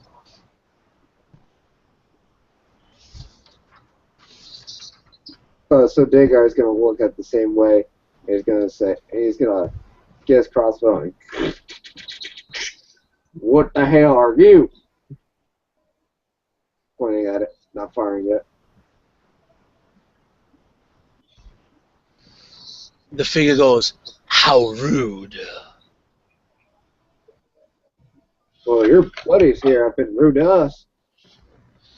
To point your weapon at me when I cheer for your victory. Well, it seems like we can be a little spooked when a bunch of other shadowy figures seem to be coming at us. And he sort of shuffles himself off of this nearly 2-story tall mausoleum. And he lands on the floor, stands up, brushing away the dust from his clothing as he landed. You walk into the city of graves and expect not to encounter a few minor troubles. Well, I thought it would be zombies or skeletons. None of this shadowy business. He turns around to look behind him. Can you not see the setting sun? Well then. Indeed, indeed. That those damned shadows. I guess there's millions of them out here, eh? It's probably more than you could ever count in your short lifetimes. And he starts slowly stepping towards you. So what exactly are you, buddy? I'm a friend. In here, you would have few of those. And he takes another step closer. Are you buying this? Closer and extending my hand to this person. What was that? You started breaking up. I'm making my way towards this figure, and I'm extending my hand in greet. Yeah, not me. I'm like, while he's doing that, what do you think about this paladin? Not a paladin. Oh, well, I'm just thinking No, I'm gonna tell him when he asks me, what I think, and he says he's a friend. I said, "You are no friend of mine, for I know my friends by name. Who are you? State the nature of your business, for Mornsong still thirsts for battle." And he's going to raise his halberd and level the spike on the top, the end of it at him.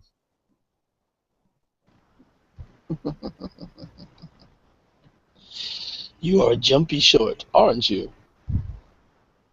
There's a reason I still draw breath. He continues to walk forward towards Dorn, and he extends his hand to shake it as he draws closer. Yes, I shake the figure's hand, trying to see this figure's face now that I'm close. You shake his hand, and you can feel that his hand is as cold as ice. There's no warmth. There's no warmth in his hand. There's no warmth in his eyes. But there is a sort of slightly caring smirk on his face. He tilts his head and goes, "A pleasure." and he is. You start to notice that he's pale, and there's blood all over the clothes on his chest, and the clothes are slightly ripped. Can Dagar try to look and see what the heck he actually is? Or is it still one of the Shadow figures? Well, you want to roll another knowledge check? Let's see. Sure, let's see how that works for me. Oh, 1 minus 1 equals a 0. Yeah, you notice that he looks like a really creepy dude. Yeah. I know not what you are. Wait, Really- you're breaking up again. Wait a second. Sorry. All right, try again. I know not what you are, but if you're calling yourself a friend, then you're Yeah, you broke up with that last bit again. right, my good company. All right. That microphone action is sexy. So Jegrid, are you reacting in any way?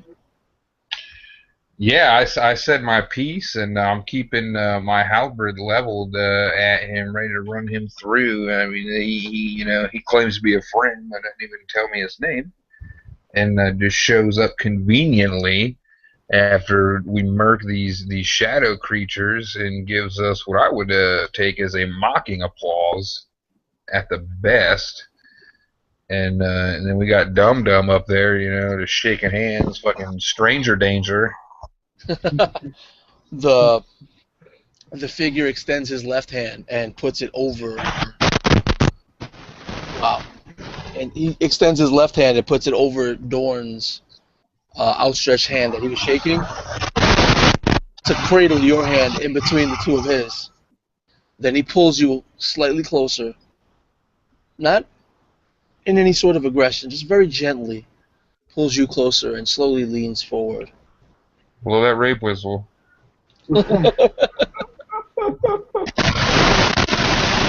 Oh, boy. And he goes, "You should inform your friends to behave in my presence." And then he leans back and gives you a nice, kind smile again, but his eyes are still cold.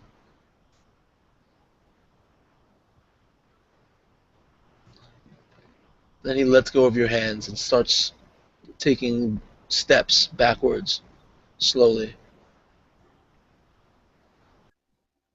He's not yet giving you his back. Hey, buddy, who the hell are you?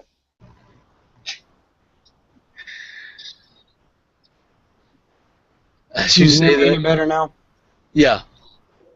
Sorry.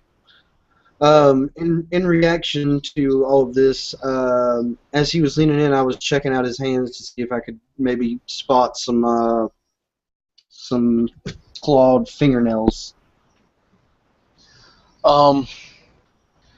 They don't look like they are necessarily claws. They look almost claw-like Mhm. because of the rotten flesh exposing the bone at the tips.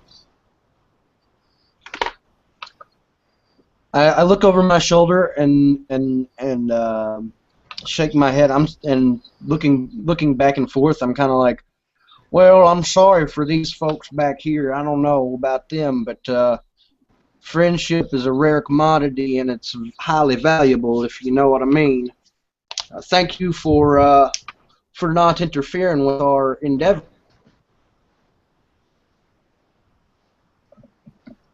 Damn. You paused again.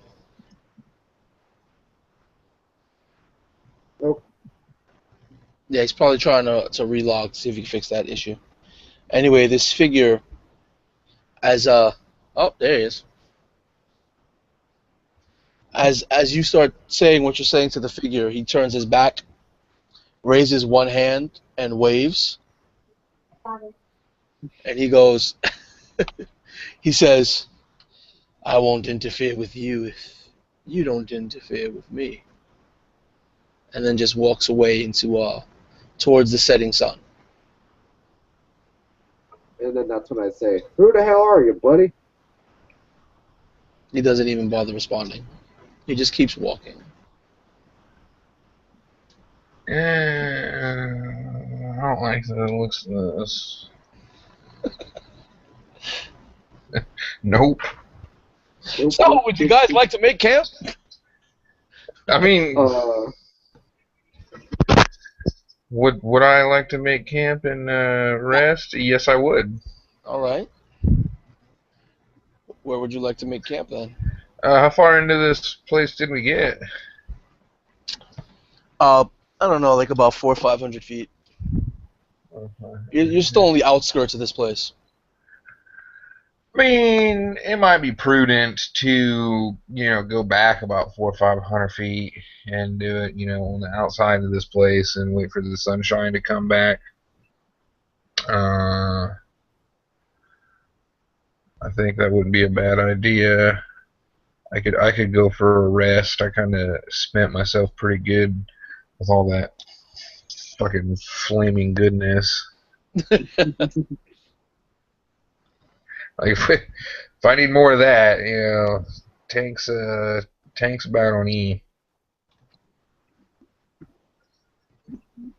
If we do that, we may end up in the same boat again, but it's up to y'all. Well, I'm saying I still think it would be a good idea, just in the sense that these things might not be too keen on sunlight. It was already probably getting dark when we rolled up here, So I think it'd be terrible to go through this place at night when they can just freely come and go. Yeah, makes sense to me. Same here. So we're gonna go. Yeah. Just let me know. We're gonna go back outside and just a little ways down the road, I guess, Okay. and make camp there for the night. So you're just at the edge of the entrance of the City of Graves, right? Yep. Well, didn't we have a wagon? Yeah. Yeah. I'd post up in the wagon, man. That's what I would do. It seems. Well, what kind of wagon is it? Like a solid wood, like kind of like a gypsy wagon thing, or is it like some Oregon Trail, just like canvas top stuff, or? Yeah, it's not even necessarily a canvas top. It's more of a half top, and it's covered in religious vestiges. And if you want to take the wagon, Lucky won't even stop you. Luckbringer is trying to sort of get out of the City of Graves. Yeah, I would do that. It seems like these religious signs, as stupid as I think they are, might be helpful in repelling some of the darker forces at work here. Yeah, well, you trying to keep the cart. Lucky just cuts one of the strings, binding one of the horses to the cart, jumps on the horse, and just rides off. He's yelling out, "You fools!" Coward. Yeah, I'll just take my adventurer's pack, bust out my rope, tie it around the saddle horn of my war horse, and How long does that thing last? It's forever. What? Yeah, like if it dies or whatever, I can summon a new one.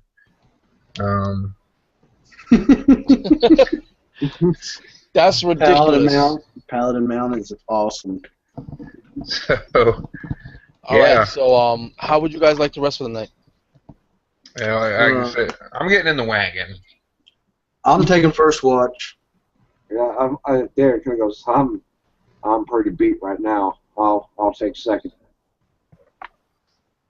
Yeah, it's going to be about 11 hours before the sun, 11 maybe 12 hours before the sun even comes back up, because it's still not even fully set yet. But as you take first watch, Mhm. you start to see inside the city of Graves lights flying back and forth in whatever streets and crevices and cracks that you can actually pick them out from in the distance. Flying between the mausoleums, you see lights flying over the graves. You can't quite make out what they are in the distance. And I'm going to do this on the dice stream so you guys can see. But if I roll beneath a 5, they get close enough for you to see, which is not good. So yeah, that's the first hour. How long are you keeping watch for? For the 8 hours or not? So that so the other spirits. It's 3-4 hour shifts, pretty much. 3 4 hour shifts. Yep. All right, so somebody's not going to get a full night's rest. Yeah, that'd probably be me. All right, However that takes. all right, so the first hour in your shift, Mhm. the second hour in your shift, and then the third hour in your shift. I'm going to roll them all 4 hours, right? Boom. Yep. So Oh shit. yeah, the first is good. The second, nothing happens, and on the third hour of your shift of your watch, you see.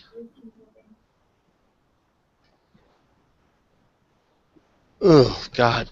You see 4 of the lights sort of about to crisscross through each other, Mhm. and they're skulls, and they're flaming. And they get close enough for you to see them, but also for them to see you. So roll initiative. No. How long would this be? Would I have gotten about an hour in to recoup my spell slots? No, you recoup your spell slots after an hour. I think No, that's how. the only one that does that is the warlock. I'm not entirely sure. Let me double check. Actually, that'd probably be a good thing to know. Because this is the third hour. The 2 of you would have been resting for 3 hours so far. Right. Like I said, I'm going to double check real quick All right. just to see. Oh wait. I really didn't bother looking at that, honestly. I was like, I'm not going to use a whole bunch of spells. These will last. I'm surprised you used all those spell slots. That was grossly unnecessary. Tuh. It's like you hit it and it doesn't look like it does shit. Well, fuck. Let's amp up.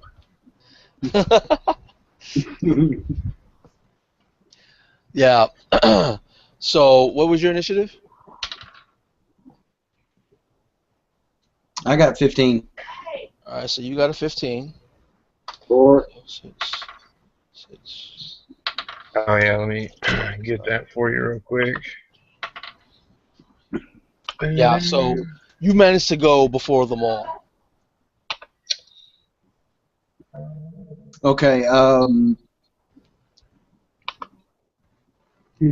gonna go inside the I got it wagon now, and yeah. try and obscure myself lightly and hide from these things Not very using my long. bonus action.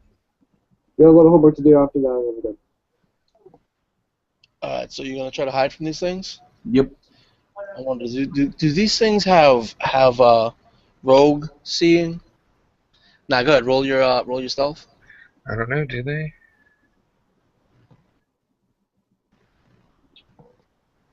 22. Good God. I gotta roll on that 20 just to spot you. Oh, I don't do it. Okay. So you can tell they turn to look at you, and I dive into the wagon when and hide. when you noticed that they were looking your way, you dived into the wagon, and if you peek your head slightly, you can see that they're actually they're not flying fast anymore. They're sort of hovering there, Mhm. and just swaying to and fro in all different directions. And let's see. From this vantage point, I'd like to use my attack now. Three of them are actually sort of hovering closer and closer. The one that looks most oblivious to me, that's the one I'm attacking. The one, hopefully, have any of them done anything? Not done anything No. this action? None of them have done anything. Okay, so I'm just gonna pop off a shot with the assassinate. So that means I get it if it's an auto crit if I hit. All right, so you're gonna assassinate a disembodied skull. Roger. And it's with advantage. Roll. 19 and 12. So I'm pretty sure that 19 with plus 3, plus 6 actually hits. Yeah, you hit it. That's going to be 66 plus 3. Wait, 6d6 or 66? 6d6. Okay, go ahead. Roll it up.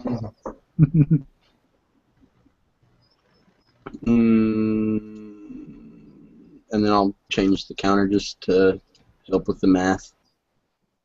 Okay, that's 10 plus 6 is 16, 17, 18, 19, 20, 21, 22 points of damage on this skull.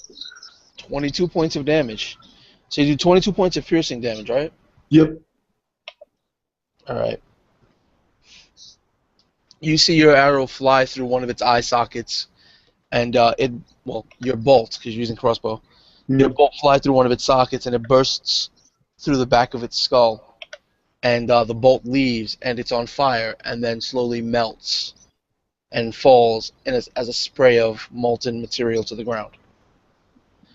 And then it just turns straight towards you.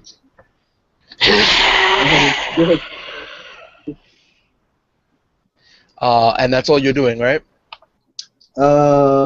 Actually, I'm going to. What's the? Let me see what they are real quick. Yeah. That's everything for my turn. The one that you struck, that growled at you, goes, "Stones for the master! Come, brothers!"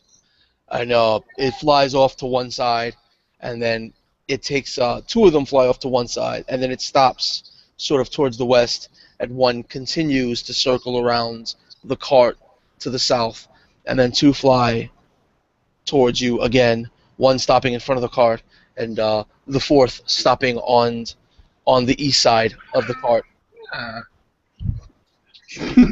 Damn. And I'm not liking this. and they all start, their jaws.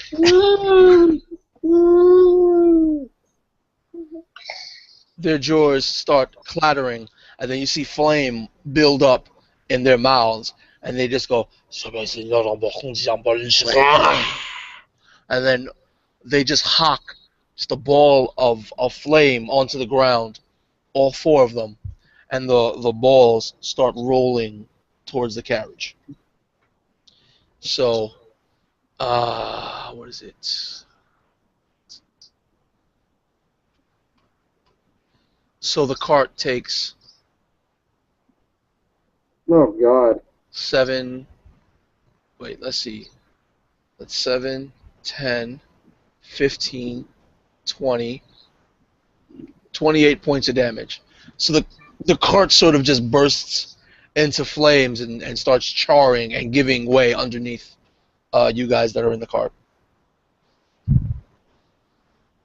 So those who are sleeping, you could just wake up. I have a question. Do you guys sleep in your armor? In this case, yeah. In this case, yeah. Oh, wow. So, yeah, 3 hours is not a very long time, so you guys didn't get fatigued from sleeping in freaking armor. Would you two gentlemen like to roll your initiatives? I already did. Yeah, I got a 9 or. I think the cart's on fire, everybody. Oh my Look, gosh. it's your watch. So what did You handle it. I'm sleeping. Josh? What did Dagar get? What? What did Dagar get? A 4. Oh God. Okay, so it's Dorn.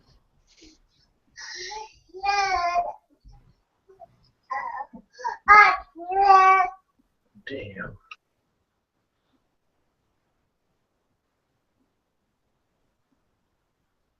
Just writing down the initiatives. All right. God bless you, brother. So Dorn, top of the round. Your turn. Yeah, seeing them do this, I'm gonna run the hell out of this wagon. Uh, are there any trees within my measly 25 feet walking distance? Oh no, this area is cleared about 75 feet away from the edge of town, so Mhm. that everyone can see the clear border between where they are and where the city of Graves is. That way they can see a far distance, just in case there's any undead exiting the city of Graves. They know from 75 feet away, from a protected distance. Right on, right on. Well, shit. Cart's on fire. Um, leaving the cart, I'm gonna kick Dagar and say, yeah, we got some fucking skulls here that need to fucking be for lesson. Skulls? What the hell's going on? Yeah, And you open your eyes and you're surrounded by flame. The nice warmth you felt was not the comfort of your sleeping bag. I'm just gonna triple dash. You're just getting the hell out of Dodge. Yeah. So that'll move you like 90 feet away. You're going to the tree line? Yeah. Let's see. Actually, that's 75 feet, so that'll get me to where I wanted to be anyway. So.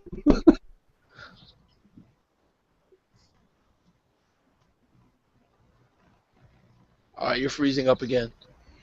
Yeah. 75 feet. Because All I right. can speed 20 feet. So I'm going to the trees. Yeah, a double That's what- move would only get you 60, but the double dash and the move gets you into the trees, into the tree line. Mhm. Yep. All right, so that's your whole turn. So as you're running, one of Yep. the skulls sees you run, and it stops concentrating on its ball of flame, and you see it start floating and weaving from side to side, and you hear it scream out, "Your soul belongs to the master!" And as it's screaming that out, again in its mouth, you see flames sort of building up, and it goes, and it just fires out a shock of flame towards the tree line, and as it hits the tree line, it blows up into a fireball. Okay. So, Dex saving throw? yeah, you Okay. have to do a saving throw. Give me a second to verify the DC on these guys' spells.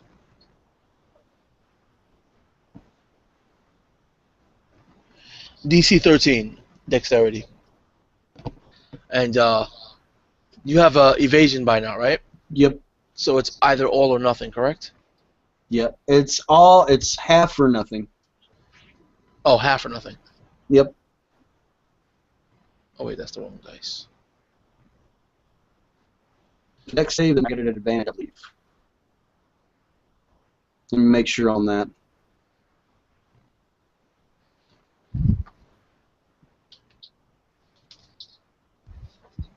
Oh no. It's just half or none, so I don't have advantage. All right. Well, it's an easy save. It's only 13. That's it so on the die. Wait. What'd you get? I got an 18 on the die, so. Oh yeah. So you make it. So you take nothing, right? Yep. So I don't even have to roll it because there's nobody else there.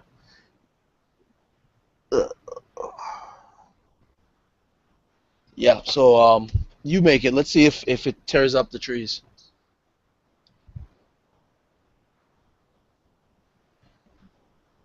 Yeah, so that's 9, 14, 16, 26. So it deals 26 damage to the trees. The trees that you ran behind for cover just burst into flame. The first few trees that took the brunt of the force Mhm. of this exploding fireball, they Mhm. actually shatter to pieces. So you're being sprayed. It's not dealing any damage, but you're being sprayed in the face with shards of burning wood. Damn it! Fucking skull. So, Jegrid, it's now your go. You just woke up to the comforting warmth and then the shocking realization that you're surrounded by fire. Yeah. All right. So do I see what's going on? It's only a half wagon or whatever you said. Like Yeah. what You do have I see?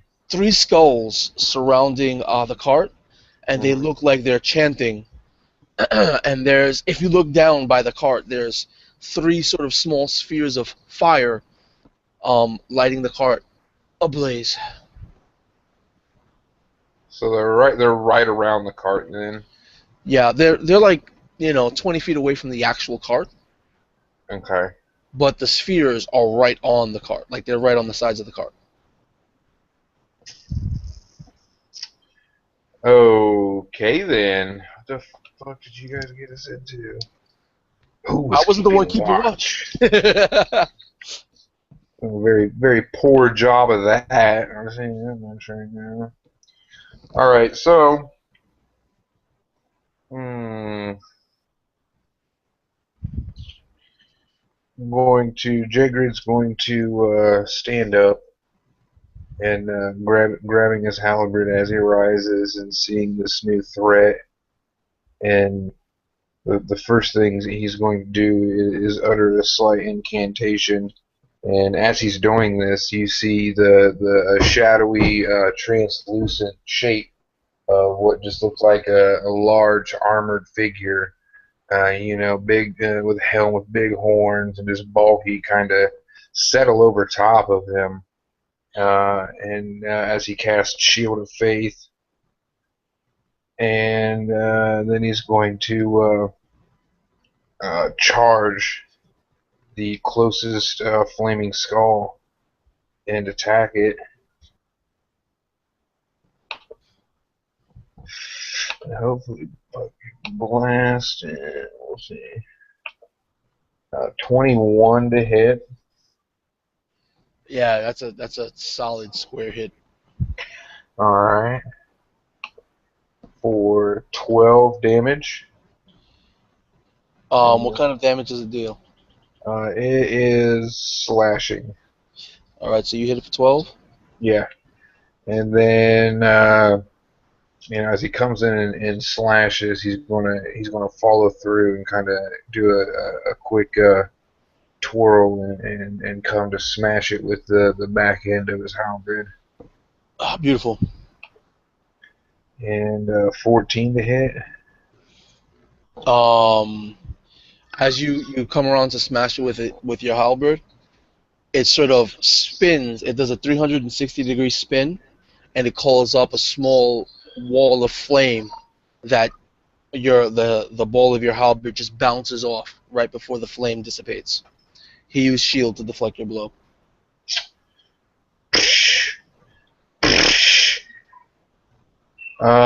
Um, yeah, then that'll be it. However,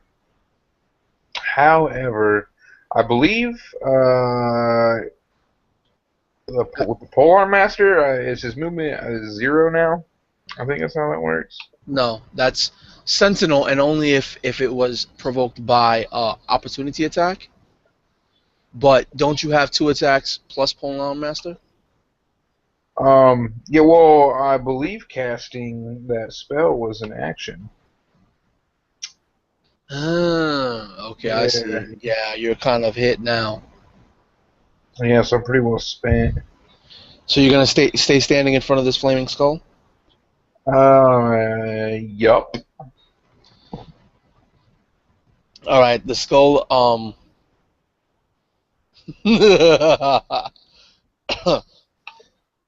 As it spins around and does the little flaming shield, the shield starts to dissipate upwards, moving in a spiral motion. It goes around the skull, and then it inhales the fire, and then the fire moves up from its jaw into its eyes, and it fires two rays of fire out of his eyeballs into your face. Okay. So the first one is 18 or 15, That'll miss. and the second one is a lot less. It's like 13. All right, so I'm just going to kind of like twirl my halberd in front of me and just kind of, sweep these aside.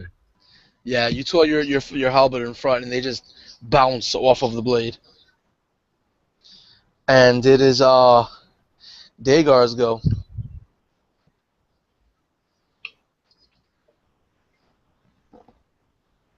There you go. I'm not muted. All right. So Dagar's seeing all this go down. Well, like he's gonna first get out of the cart, of course, because he doesn't want to be in a flaming cart. Jump out, and he's going to spot that one guy that's in front of his paladin friend. Okay. And he's going to Your get paladin friend is in front of it. Oh, okay. So like, so if I shot, would it be a disadvantage? If you're trying to shoot the one on the other side of your paladin friend, yes. But Can I? there's two other targets, Uh-huh. and then there's one in the distance. Not that far in the distance. It's about 50 feet away, moving towards what was the tree line. Can he make an insight check to see which one's the most damaged right now? Sure, no problem. Roll it. That is a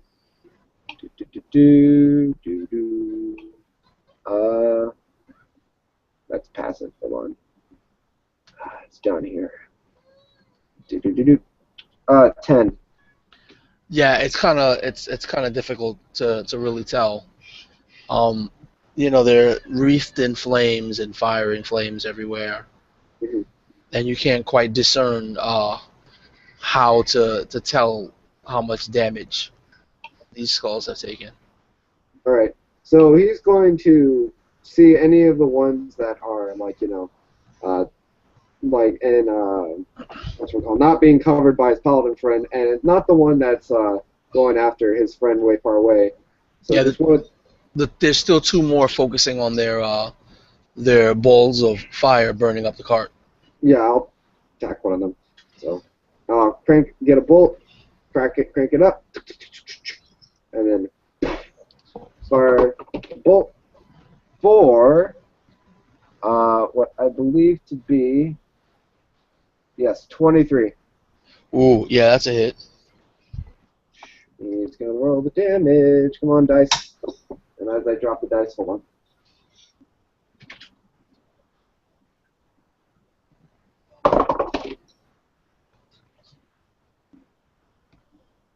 And I believe that's a 4 plus 3, so that's a 7. So that's 7 piercing. Yes. Wow. All right. Are you doing? You popped up to do that. Are you doing anything else? Once that happens, I kind of start motioning towards where my paladin friend is, but not in like combat, like like melee range of that guy. Okay. So you're closing in melee range with the paladin or the flaming skull that he's fighting. I'm not getting melee range, but I'm moving to where I can be able to shoot him without shooting my paladin friend. Okay, sure, no problem. Yeah. If you want, you could actually move about 7 feet behind him. Oh, okay, yeah, sure. That way, at least you're giving him flanking. Yeah. All right, so you're done. The two skulls that were focusing on their flaming spheres, they move the flaming spheres towards the quote unquote paladin to Oh, yeah, generate. sorry. Ex-paladin to be more exact. Yeah, they move their flaming spheres towards Jegrid. One is close enough to get Jegrid. Give me a second to double check what kind of damage this thing does and what kind of saves you have to roll. Because What's unfortunately, I was unprepared. do any of them at any point move within like 10 feet of me? Yeah. So if they come within 10 feet of me, I'm going to get an opportunity attack on them. If you want to use your attacking opportunity attack on a flaming sphere, go right ahead. The flaming sphere. I'm talking about the skulls, right? Oh no, not the skulls. The spheres are coming towards you. They're staying still. They're moving their spheres. Okay. So you're saying I could attack the spheres? That's what you're implying. You could swing at the sphere if you want. I mean, fuck, might as well. See what happens. So maybe I can swat it aside with the flat of my blade. expertly. So you're not gonna try to dodge it. So you're not gonna get the deck save. Bruce, you're tired. But Dodge it? No, this is I mean, all right, I'm cool. trying to Attack it. Once it gets within 10 feet, attack it. But if it doesn't work out the way you're planning for it to work out, and it closes that 10 feet, you're not going to get a deck save to save it. Whatever, YOLO. All right. All right, I got an 11 plus 7, so 18 to hit it. Yeah, you hit it. Okay. Want me to roll damage on it? Roll damage if you must. I guess. 7. And then, well, since I hit it, I get to Polar Master. No, that was your reaction. You can only take bonus actions on your turn. Right, so I'm gonna Polar Master. Polearm Master is a bonus action, dude. Yeah, I'm just doing it. No, you're not. No, you're not. All right. You don't understand, I am. But you swat that first sphere away. Sentinel says its movement becomes 0. Okay, so it stops. What? It stops. How does that work? You knock it backwards, and then it rolls back, but it ends up stopping where you hit it from. Yeah. So it stops 10 feet in front of you. Yeah. All right. And then the second one gets to where that one stopped. Okay. Do they hit each other? No, but now that was only the bonus action of the 2 skulls. Uh-huh. Now the 2 skulls are flying to sort of they're flying slightly closer. They're not coming any closer than 20 feet. Pussies. And then they're gonna start chanting, building up fire in their mouths, and then the fire in their mouths is gonna rise up into their eyes, and they're unleashing hell on you. Right, so like Superman eye fucking laser in me. Yeah. Come at me, bro. 4 fiery rays fly at you. From between the 2 of them, right? Yes, between the 2 of them. Okay. They do 1,000 damage. If that's just one. What's their bonus? 5. What's your AC? None yet. Okay, they all hit. Whatever. It's Oh. I got a reflex save, right? It's 21 right now with the Reflex. What game are you playing, Bruce? It's 21 with what? The spell I got going on. What spell is that? The thing that I opened up with, the Shield of Faith. Oh my God, 21. So only one of them hits you. Okay. So only one of them hits you. Good. What I need to do is drop my halberd and get my shield out. I think that's going to happen. Wait, you're actually supposed to say 3d6, not 2d6. No, Wow. 2 sounds fine. Fuck that up. So that's 6 plus 6. 2 more. So 8. Yeah. Okay. All right. Yeah. I just kind of take it. Whatever. I'll eat it. Inhale that shit. I'm gonna start just using the hits to speed it up.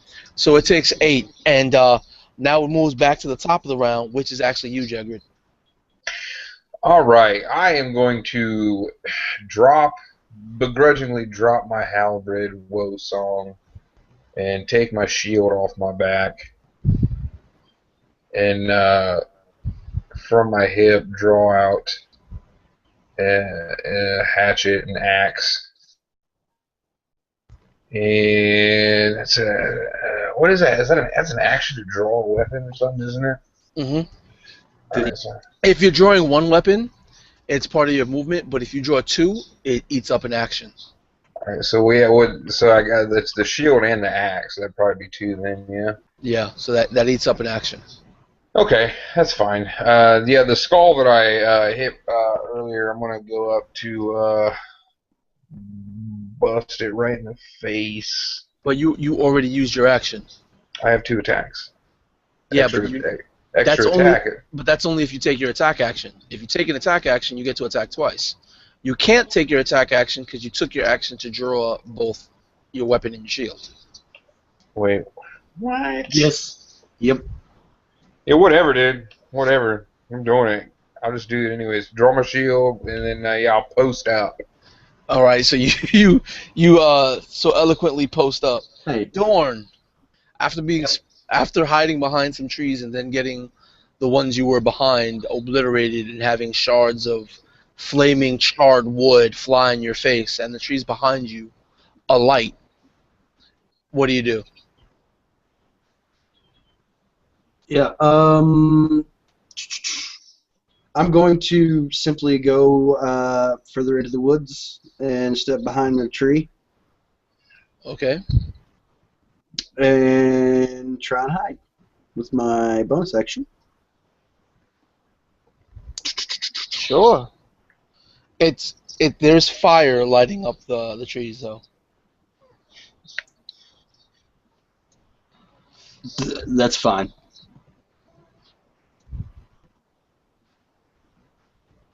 All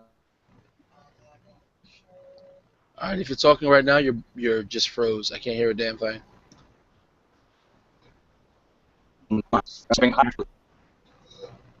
Can anybody hear him? I don't understand what he's saying. Only a little bit occasionally. You take that Walmart mic. Can you hear me any better now? Yes. Yeah. Okay. So what I'm doing is I'm using my bonus action to hide behind this, and I got a 19 on my hide check. Okay. Not to hide behind this tree. All right. And now I'm going to peer around from the other side of the tree and try and assassinate this damn skull that's still after me. Go ahead. Assassinate a disembodied flaming skull. Well, I mean, to assassinate is, to just basically to kill something. It seems alive enough. It talks. Shoot it in its eye. No, wait, you did that already. 18 to hit. Yeah, you hit it. Kill the motherfucker. And let me adjust that, and then do the 66 again. Good God. That was kind of low for me. Oh yeah, it's a lot. Wow. Yeah, what is that? 2, 4, 8, 9, 12? So you do 12 piercing damage to it? 12 plus 3. 12 plus 3, so 15 piercing damage to it? Yep.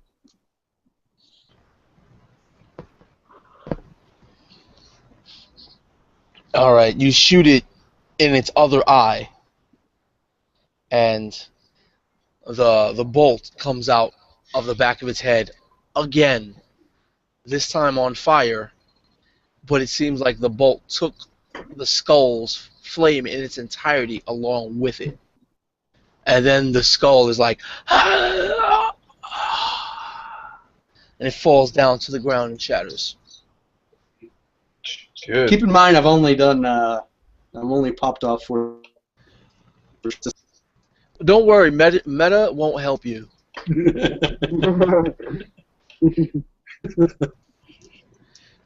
So, Are you doing any? No, that's pretty much everything you can do, right? Yep, that's everything for me. All right, that was the skull that actually chased you down. So it's now Jegrid's turn. All right, so I'll bear down on the one that I struck earlier and swing at it with my axe. Just a simple overhead chop, trying to cleave this thing in twine. And that will be to hit 13. Oh, that's kind of low. But you hit. You know, I didn't roll very hot. All right, and damage will be. These things are not covered in armor. That's good. Otherwise, I'd be a little irritated. 8 total. 8 total damage slashing. Yes. And then All right. extra attack Go for it. will be 25 this time Oh, that definitely hits. for 5 total. All right. So you're sort of knocking it around back and forth. Mm-hmm. Yeah, but it's still hanging in there. It's like just knocking it to one side and then the other. Just go down. All right. Because your back is turned, you don't see it, but it's now the skulls go, and the skull in front of you.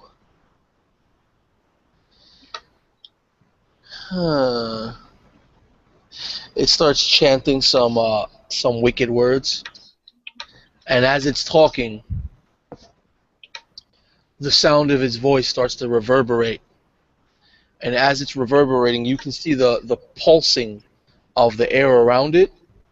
And then as the air pulses, the flames around it start to break up, and then the skull itself starts to break up.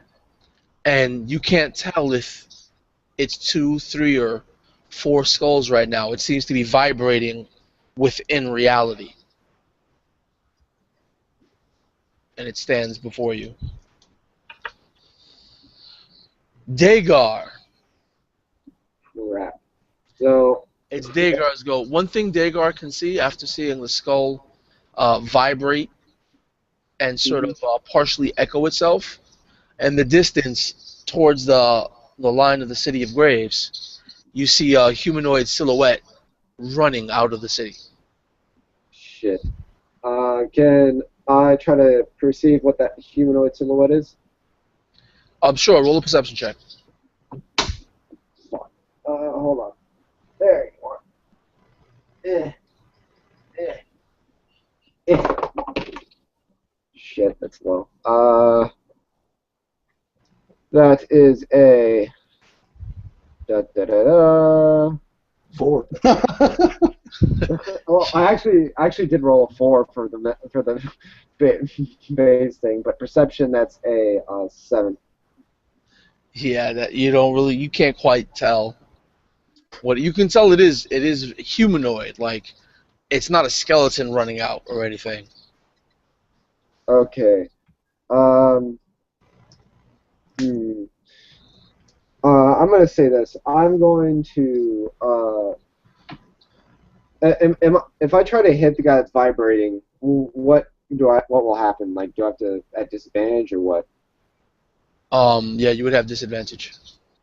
All right, but since I have him, we have him flanked, right? What happened? We have him flanked, right? Yeah, you have him flanked, so it'll cancel out for you. Okay, so I'll just shoot that motherfucker. Quit your goddamn vibrating. And that will get him for 17. Yeah, that hits him. Alright. Time to shoot the motherfucker down. I'm going to steal your vibrating skulls, Infinite. You're gonna steal my vibrating skulls? Yep. That's going to be a thing now in my one-shots. Well, just so you know, meta-wise, it's actually just a blur spell. Oh. Well, that will be a 7. Yeah, that doesn't hit. No, a 7 damage. Oh yeah, that's right. You only get 1 attack, so 7 piercing, right? Yeah. All right. So it sort of it just clips it on the edge, and it Mhm. clips it enough to change the trajectory so that the bolt flies just short of Jegrid's face. Oh, shit. And then Okay. as that goes on, he's going to start to load his next bolt, and then he's going to start looking at what that humanoid is. All right. So after that, there is the one that's vibrating, and then the two behind, floating about 20 feet behind Jegrid. What they're doing is they're taking their bonus actions to move their spheres closer up. So if you want to use your bonus, your reaction to do Sentinel on the spheres, you can only do it against one sphere, though.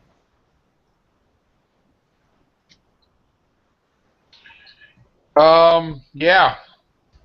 Yes, I do. So I will swing at one of these spheres.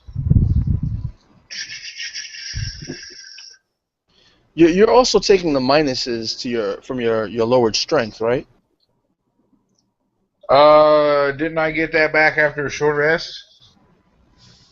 Oh yeah, you did rest for 3 hours. That's right. Yeah. Okay, you lucked out.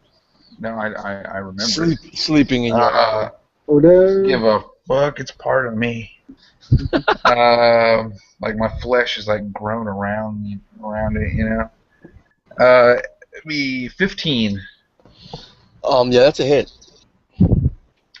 and Well, you're not. You're planning to lower its speed to 0, so it's not gonna matter how much damage you do, unless you try to knock it away somewhere.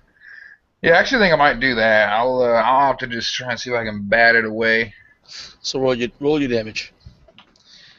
for oh shit 10 10. max So you can 1d6 plus 4. you can bat it 10 feet away. Oh, that was lackluster. Can I bat it? Like come around and sweep it at the skull I'm attacking and try and bust him with it.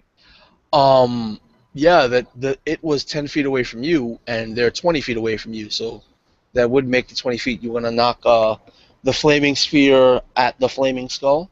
Hell yeah! Go ahead. So I do it.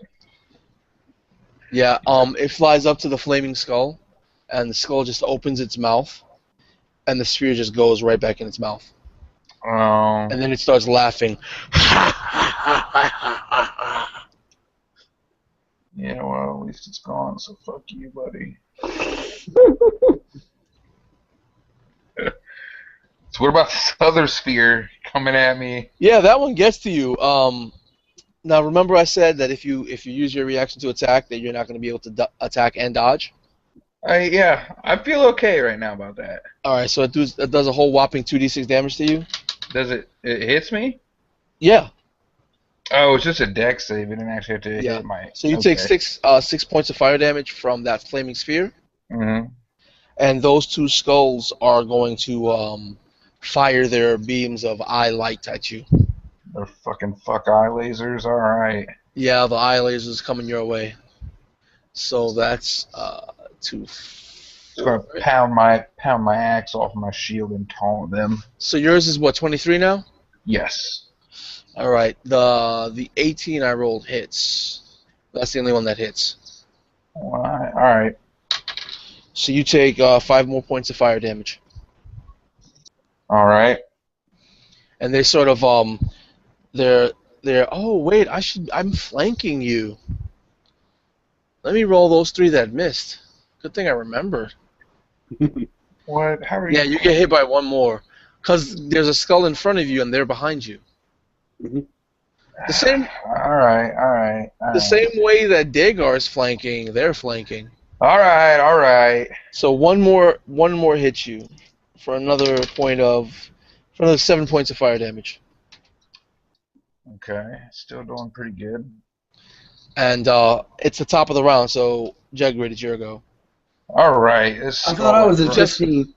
Huh? I thought I was at 15. Oh no, that's right, Dorn. It's your go. I made a mistake and looked at the previous Yeah. initiative track that I had. Good Yeah. job. Since there's two things counting for disadvantage, firing at the one that they're focusing on, I'm going to go ahead and give myself disadvantage. But I'm going to fire a crossbow bolt at it. At the ones that are about like 75 feet away. Yeah. And I won't get the badass damage on this one, but maybe I can help a little bit from where I'm at. All right. Which one are you shooting at? The one that's vibrating, or the two that are about The- 20 feet away from Jegrid? The vibrating one, there's the distance thing that's giving me disadvantage, and there's also the vibrating thing. Yeah, that's but, giving but me you only disadvantage. get one disadvantage, so just roll a normal attack with one disadvantage. Okay. Just a normal? With disadvantage. Okay. So that's going to be a 12 to hit.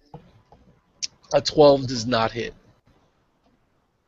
I'm going to try and use my second attack this time since I'm not really in any immediate danger right now and do the same thing again. All right. You reload your crossbow faster than any man has ever seen before. Part of being an expert. That's going to be 18 to hit that time. That one does hit. And that'll be 1d6 plus 3. So 5 points of damage, piercing. 5 points of piercing damage. All right. So that's all you're doing, right? That's it. So, Jegrid, it is now your turn after being lit up. Again, I'm going to bear down on this skull and just start chopping into it. Roll it. Needs to die. It is not at disadvantage or advantage. It's a normal roll. So it will be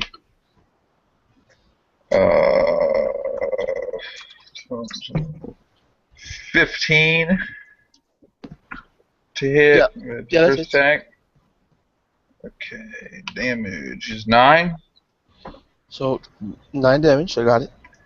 Second attack, 23 That's definitely a hit. for 8.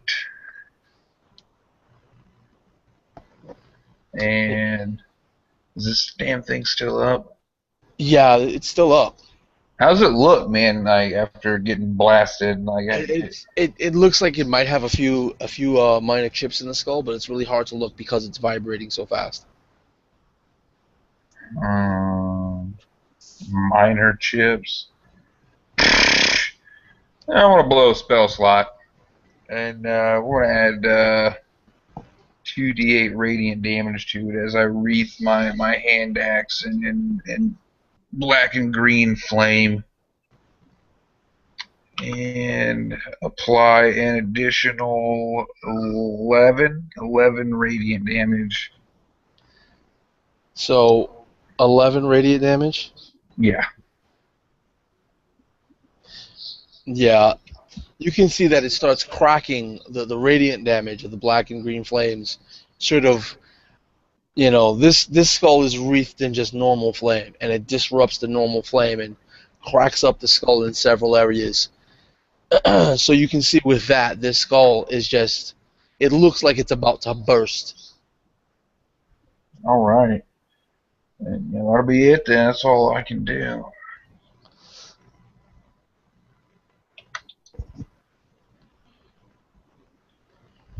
Man, who'd have thought a floating head would be so obnoxious to fucking kill?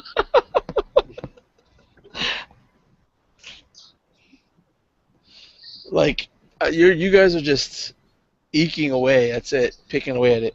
So are you done? Are you not taking any moves or anything? No, I'm moving right on top of it. All right, so it took Yeah. damage. So yeah, with the radiant damage it just took, it sort of, the vibrations slowed down so that it could prevent itself from blowing up. so it's no longer vibrating. The blur spell is gone, Okay. and it's now that skull's turn. In an attempt to sort of pay you back, um, I gotta ask this question for Dagar. How far back are you? Um, I'm a ways away, but like at a vantage that I could shoot No, I the. understand your vantage point, but feet. How many feet away from the skull and Jegrin are you? I would say I'm not way too far away from the cart. So if you picture that and how much he's far away from that. Way too far? No. Like if, like what I'm 20 saying feet? is, 30 feet? 40 feet? how far is the cart away from Jigrid? 30 feet. 30 feet. So I'm gonna say about 25 feet away. 25 feet? Okay. Um, the skull looks like it's about to blow up, so it starts. It's not vibrating in the same way it was before. It looks more like if you were to tense up your face, that minor vibration as it's opening up its jaw, and just a massive amount of fire is building up in the orifice where its mouth would be. And the skull starts to glow brighter and brighter, and your black and green flame begins to mix together with the skull's spectral flame, and then it shuts its jaw, and it explodes. So roll a dex save, DC 13. Do the other skulls have to roll dex save since they're near him? It blows up, but the flames just barely lick at you. You're 5 feet away from the explosion. Okay. So those other skulls are in that explosion too, right? What, the flaming spheres? Yeah. One, Well, one, yeah. one of them is, All right. but that's not the important part right now. We have to see if Jugrid makes or fails his dex save. Oh, I gotta make a dex save? What the fuck? DC Yeah. 13. No, listen. The guy just like grenaded himself in front of you. You all of the shit has been. Okay, so let's see here. 16. Yeah, you make it. I got no modifier for my dex, so that's You just make it, flat. so you only take half damage. Oh, okay, cool. Yeah. So half damage is 5, 10, 11, 15, 24. So half of 24 is 12. You take 12 points of fire damage. Oh, I thought you were saying 24 was half. I was like, what the fuck if I didn't dodge? No. You take 12. All right. You take 12 as it blows up into a fireball. All right. Getting there. And now it's Dagar's go. All right. So You just have the two skulls left behind Jegrin. All right. Before I do that, I was still looking at that one humanoid figure coming about, and I'm gonna pierce my eyes a little bit closer, squint them a little bit more, and I'm gonna have I already know what that's not gonna make it a 10 and try to see what that is, or perception, A 10 to see the figure? Yeah. Yeah, same thing. It's a little bit closer, so you can see the silhouette of the figure just barely. It looks like it's a human. A human? Yeah, it looks like it's a human. I'm going to say, let's see here. All right, so I'm going to. Did one of the skulls fail their, or spheres fail their save, or just the two skulls that are left are perfectly fine. perfectly fine? Yeah. Well, I'm gonna do this. I'm gonna. No, I want to be out of range still. I don't want to get fired just yet. Crank one up, and yeah, I'm gonna fire it at the one to the right of Jagrid, and it hits him for 19. It hits him for 19 damage or 19 Oh to no, hit. 19 hit. Yeah, 19 does hit. Right. And god damn it, another 7 points of damage. Another 7 points of piercing damage. Mm-hmm. And I'm gonna start to motion towards the humanoid figure and kind of get in the way between the spheres and the him and say halt and or stop right there kind of thing, and kind of use intimidate to stop him in his tracks. All right. The figure keeps running towards. No matter what. Is it, yeah, he doesn't stop. He gets about 60 feet away from you now. All right, but I'm in between him and the action. Yeah. Now it's the two remaining skulls go. They both move. Well, you have one flaming sphere already on you. So the second flaming sphere is going to be moving towards you again, Jegrid. Are you going to use your sentinel on a flaming sphere? Yup. All right. Roll it. Okay. Let's see. Got a 21. Yeah. You stop it in its tracks. It doesn't get to you. But then the Uh, other. What? Oh, you're gonna knock it. You're gonna knock it. Well, it's proven rather pointless so far. Yeah, actually, yeah. I want to bat it away, so if it keeps coming back, I can keep trying to stop the damn thing. All right. So roll damage. See how many feet you batted away. 6 plus 4 is 10. So you bat it 10 feet back again. Okay. So it's a total of 20 feet away from you. All But right. the one that was at your feet continues to burn you. All right. Ooh, that was mad loud. You only take 2 points of damage. Sweet. And with you sort of seemingly trying to flank them, Dagar, the two skulls are going to start focusing on you. Ah, fuck. So that you don't flank them.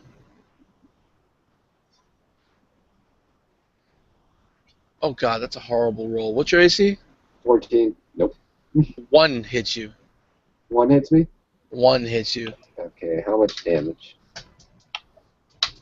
Son of a bitch, I keep dropping these dice off the 7 fire damage. Cool. And then they're falling, where the fuck did that dice go? They're falling back a bit. About 10 feet away from Okay. you. So that they're now 30 feet away from Jegrid and 10 and 20 feet away from you. Okay. Now, yeah, it's Dorn's go now. Oh, there's 2 Bracks. Oh wow, there's 2 Dorns? No, that's cheating. Cheat code, no. You did the Hamachi code. Up, down, left, right, A, B. Select start. Can you hear me okay? Yeah, I can hear you. So it's my turn, or? Yeah, it is your turn. Yeah. Okay. Yeah, I'm actually going... Free Brack, oh my god. Whoops. It all sped up real fast. So what are you doing again? If you can hear me, I'm going to move from the tree line. I'm only going to go my move speed towards these skulls. All right. So you get you're about 45 feet away from the car. Yeah. Yeah. I'm going to attack one of these. Okay. I'm back. All right. It's still Dorn's go though. I'm going to attack one of these skulls. Have they acted yet? On their turn they did, but this turn they did not. Okay, so I have I have advantage and I also have disadvantage because of the range. All right, so it's a flat roll. Yep. And I'm gonna pop off 2 shots at one of these other skulls. See if I can't knock them down. 19 on the dice. Okay, the 19's a hit. let's see, 16, 17, 18. Yeah, that's a hit. 20 first one and 20 on the second. Yep. So they're both hits. Okay. So we're gonna do 2 damage rolls, not 3. No, only 2.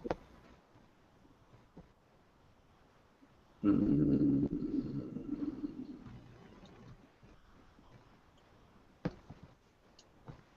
So 5, 6, 7, 8, 9, 10, 11, 12, 13, 14. 14 points. 14 points of piercing damage? Yes, to one of them. Okay. You caught its attention. You forgot about me?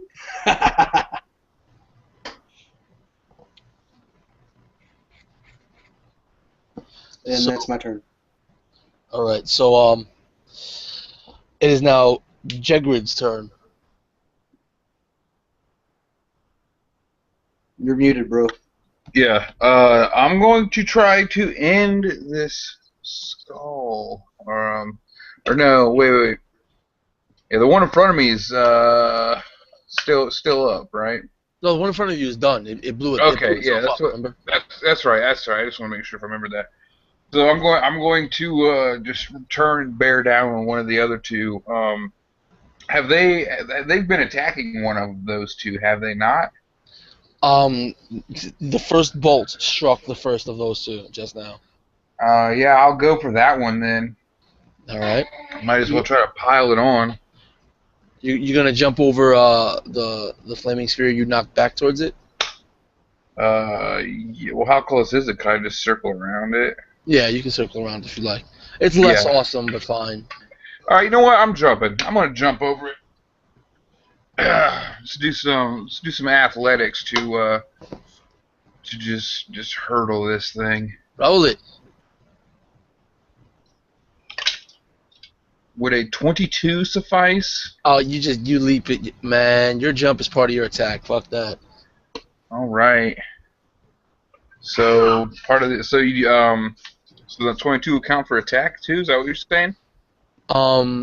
You know what? Yeah, we'll use it as an attack. That's your first attack. That's a hit. All right. So yeah, I'm gonna just leap myself over this thing. Just leap and arch my back and come crashing down on this thing. Snap myself forward and club it for 7 points of damage. Okay. And then use my extra attack for a 12. Yeah, that's a miss. Negator. All right, and that will be it. And after you, Dagar. Let's see here. You see that figure, it's still running towards you guys. It was about 30, I said 30 or 60? I said 60, right? Yeah. It was about 60 feet away. It's starting to veer off a little more towards its left, slightly away from you, more closer to where the cart is. And it gets, he gets close enough so that you could see him. He's now maybe 30 feet away from you because he ran in an angle, but he's right up where the cart is and close to where the flaming skulls are. And you see that it was the man that was clapping earlier. And I kind of say to him real fast, "What are you doing here?" He's just running. He's in the middle of running. He's not responding or anything. Well, I'm going to see here. So nothing's gonna stop this guy? Not you yelling at him, no. Okay. I really don't unless you scare him away somehow. Can I try to intimidate him again? You can try to intimidate him. Let's see. So I kind of go, get my arrow, go. going to roll up my bolt and have my crossbow point at him and say, "Stay put now and answer later." And I roll a intimidation, You rolled a which is 20? no. I rolled a 18. An 18? He's running, and as he gets close to the skull, he sort of slows down, stops. He skids a little bit on the dirt, and he just turns and looks you straight in your eyes, and just gives you a very eerie, dead look that sheds a shiver through your spine. Shit. With that, I'm not going to shoot him. I'm going to shoot the skull he's near and go as it whizzes past him. And that will be a 16. Yeah, that hits. That is 10 points of damage. 10 points of piercing damage, right? Yes. All right. It just your arrow goes in. It seems to go in its mouth and bounce off a piece of bone in its mouth and just flick down into the ground. Right. Is there anything else? Any movement? I'm going to now. Am I able to drop my crossbow? If you want, yes.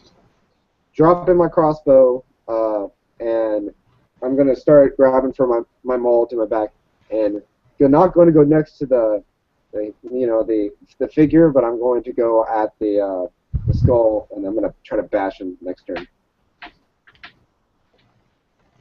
Sure. So now 2 skulls go. And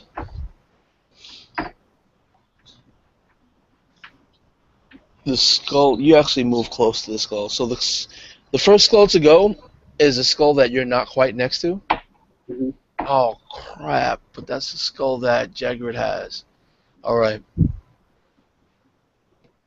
So these 2 skulls, since they're side by side, and you and Jagrid are side by side, and there's a third figure slightly off, these 2 skulls start spitting and switching places with each other, Mm-hmm. and then spitting together faster and faster, and their flames becoming almost indistinguishable between the 2 of them, and then their spins start getting tighter and tighter, and as the flames become smaller and smaller until they can get no smaller, and then they burst out. I'm going to need 2 dexterity saving throws from both you and Jagrid. Just one of us each. No, 2 each. 2 each. Oh yeah. Yeah, DC 13 for both saves. So let's go with you first, Josh. Okay, so I rolled that plus my dexterity. Good thing it's high. That's a 13. That one just barely makes it. Let's see here. I got a Nat 6. 20. Nat 20 on the second one. So Yep. you take half damage. You take half damage from both attacks. You take full damage from the first attack, Jagrid, and the second attack. Roll a dexterity save again.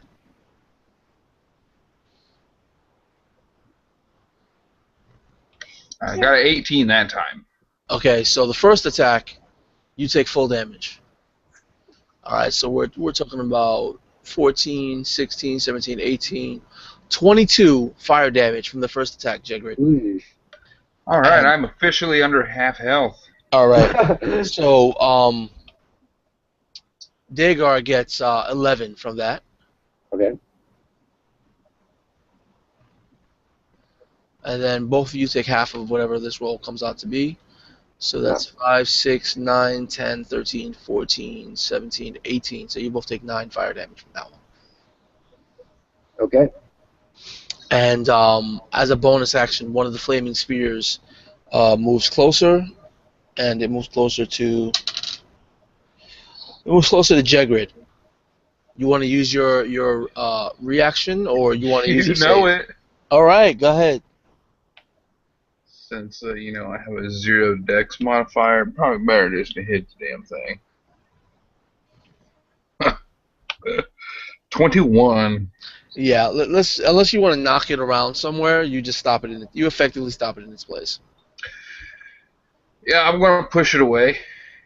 Okay, is there any direction you want to push it away towards? Yeah, well, it won't hurt them at all. I tried that, so just away. We'll say.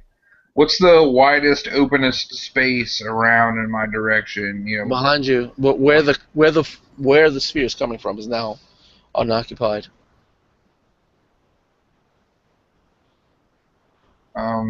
You could knock it towards the tree line. You will not get Dorn because he's way too far back. Right. Yeah, I'll do that. I'll push it towards the tree line. Maybe we can burn this motherfucker down. So damage is 9. I roll great to push these frickin' things, but to actually hurt a fucking skull. Okay, so we're gonna be moving to the top of the round, and that is once again Dorn. So there's still 2 skulls, correct? Yeah, these 2 skulls did not suicide. They combined their power and unleashed 2 explosive fireballs right on top of themselves, and it didn't even phase. They didn't even phase each other. So you're seeing in the distance 2 rapid explosions. Now your allies are both still standing. They're a bit singed. A few of their hairs may be on fire. My beard is a little bit scorched. There's another mysterious figure near the combat. You know, he has a few bits of fire licking on his clothes and hair himself. And you're way off in the distance. Fuck. I'm gonna fire at the hopefully. Okay, you don't have to reiterate that because I don't understand you. I'm gonna fire at the same one. All right. What the fuck? No, guys. My live stream's not actually working right now. But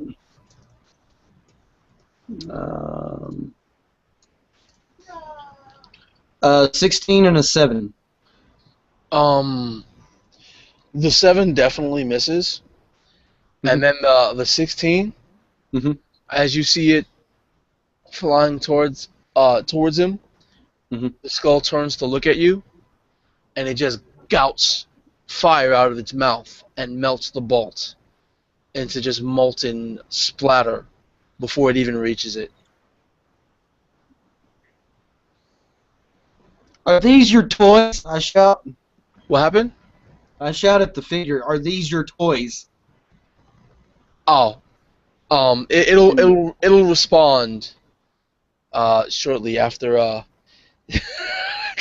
after Dagar goes. Yo, Josh, are you okay? What, me? Yeah, you look shocked. I look shocked. Oh no, I'm just like. I just have my hand in front of my face. Oh, okay. So, is Dorn doing anything else? He's moving closer to the figure as he shouts to him. I see you moving. Pretty pissed off about the. Yeah, pretty pissed off. It's 25 feet because I'm a dwarf, but. Oh, okay. So, Jagrid, you just got double exploded. That's weird. Right. So, and I just seen these things like coalesce into one like master skull. You couldn't even tell. It was just such a dense form of fire. You no longer even saw the skulls before they blew up. All right, but yeah, there's still that. They both separated again. Oh, they separated again. All right, then I'm just gonna. Where did they separate? Are they in front of me? Yep. Or, One is in front. Yeah, They're both in front of you and Dagar right now. I'm just gonna start raining down blows. All right, so. Yep, that's right. Give your papa some luck. He needs it. He does. She bursted up in here and started making a ruckus. All right, let's see. First attack is a 13. And second attack is an 11. What the hell, man? Where'd that luck go? Get out of here. Take that bad juju with you. You missed one, but you managed to hit the other. Luckbringer left. That's what happened. Yeah, she come in, snatched it up, and dipped. I mean, she brought me luck. My bad. Yeah, good for you. However, I did do 10 damage. Oh, really? Yeah, so max damage with my hand axe. That thing's been surprisingly good to me. I didn't roll max damage once with that halberd. Yeah, when you land your axe sort of center mass on the skull, you see it just crack, and a bit of more flame sort of starts leaking out of the skull a little faster than the rest until it sort of leaks too much, and then now there's no flame where that crack is. Good. All right. Cheering section, yay! So that's about all Jegrid's gonna do, right? Yeah. Just try and keep laying these things low. He's pretty intent on this combat. He didn't have time to try and mock them right now. Yeah. Wow. I know. So Dagar, the figure you see sort of, he's looking at you, and then he reaches out to his side, Shit. and he grabs the skull that's in front of you, and then after grabbing the skull that's in front of you, okay, he just sort of holds it there. He reaches forward and catches his fingers into one of its eyes. What do you do? I ask him, are you a friend or foe? If you're a friend, I'm gonna knock that dang thing out of here. And he tells you, I told you, stay out of my way. Well, I kind of go. Well, am I able to talk to him right now, or is it action time? It's sort of action time, like, short sentences is fine. But, you only have 6 seconds to do everything you need to do in your round. I'm thinking that if he tries to do anything against me with that skull, I'm going to hold my action right now, but if he tries to do anything against me with that skull, I'm going to uppercut it and, bash it from the bottom. Okay, so you're holding your action? Yeah. All right. So it's now the 2 remaining skulls go, and the one right in front of Jegrid, he sees the guy just reach out and grab his brother, and he's like, and he attempts to fly up. Take your opportunity action, Jegrid. All right. And if you want, you could take one too, Dagar. Okay. 27. Yeah, hits. And I got a... Or, I'm sorry, 25. Still hits. I got a 17. That hits as well. And I would do... is it? You say it's the skull trying to move away? Yeah. Yeah, its movement's 0. And I do 5 points of damage. Okay. I do... you can't use your crossbow as a attack opportunity, like firing it. So I'm just gonna say you used it as an improvised weapon. Oh wait, me or? You're the only other one with a crossbow here that can't do that. Oh, Yeah. I don't have a crossbow on me. I dropped it a little bit ago. Oh, so what are you fighting with? Maul. Oh, your mace. That's right. Yeah. Roll it. All right. I hit it for 17, and I rolled my damage die, and plus that bonus it had. Hold on. It is a 10. 10 total. Yeah. Yeah, so as it's trying to fly up, Jegrid sort of hits it almost in the same place he hit it before in the crack and knocked it down to the floor, leaving a perfect strike for you to finish it off. Would you like to describe how you finish it off? All right. As I see it knocked to the ground, Dagar gets up his maul and execution style to smash its head, comes down with great force, and it cracks and just shards of skull splat to the ground, and like a flame just goes a little bit, like just that was contained inside, and it extinguishes and it's dead. The second one is trying to attack. So let's see who it attacks.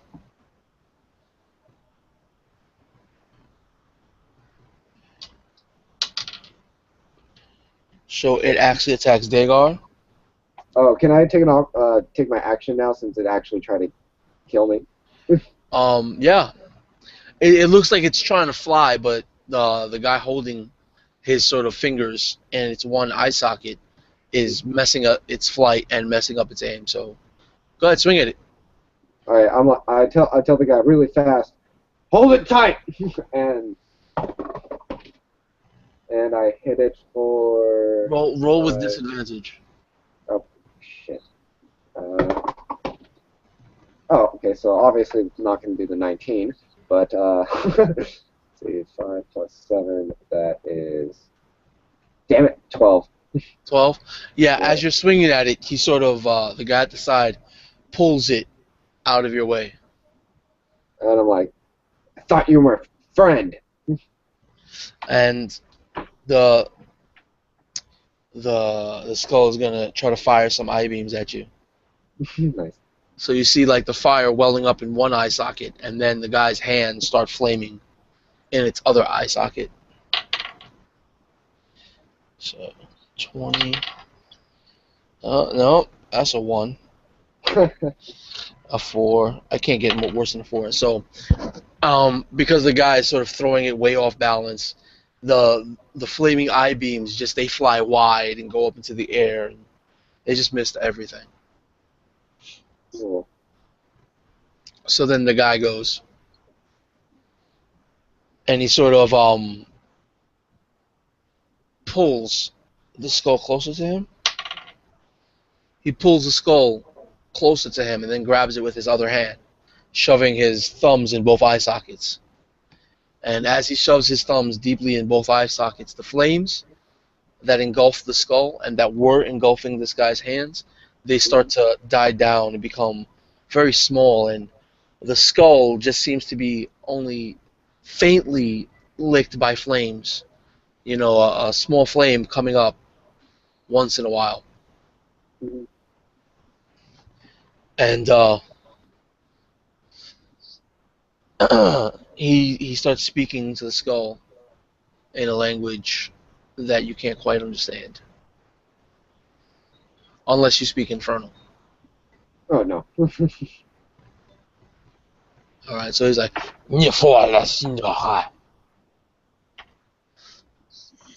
and for the moment, combat is over. So what would you gentlemen like to do? I kind of go motion to him like, so what did you come out for? All right, while he's talking to the skull, and the skull is sort of I mean, Infernal was the wrong language, but unless you speak Ingan, he's speaking in the language of fire, and the skull is responding to him in the same sort of language. As it opens its mouth, flames come out of its mouth and makes specific sort of noises and crackles, and he speaks back to it again, almost mimicking perfectly those same noises that the flame makes. And after a minute or two, if none of you intervene, he just crushes the skull in his hand.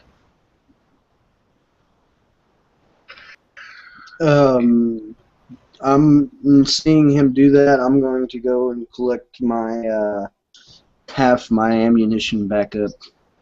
Yeah, half of it got melted. Yeah, I would like to, just put my shield and hatchet back, grab my halberd. And this guy's still standing there. He just keeps showing up out of nowhere. It seems like at most convenient or inconvenient, depending on how you look at it, of times. And I guess I'm gonna ask him if say what was that thing called? The throne? What was that? The Throne of 1,000 Swords. Yeah. I'm gonna ask him. Said, do you know anything of the throne of 1,000 swords? We seek that object and one of the blades that was taken from it. He as he's walking around, almost at first he was ignoring you, looking for any remnant of these flying skulls that were intact, slowly patting the flames off of his arms. When you mentioned the Throne of 1,000 Skulls, his cold, dead look in his eyes slightly goes away, and his eyes widen, and he looks at you. And he goes, "What do you know of the throne?" "I'm looking for the sword bearer."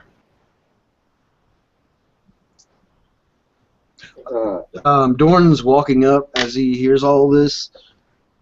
Well, I don't rightly know too much of it, but it's our job to go and see that blade return to its rightful owner.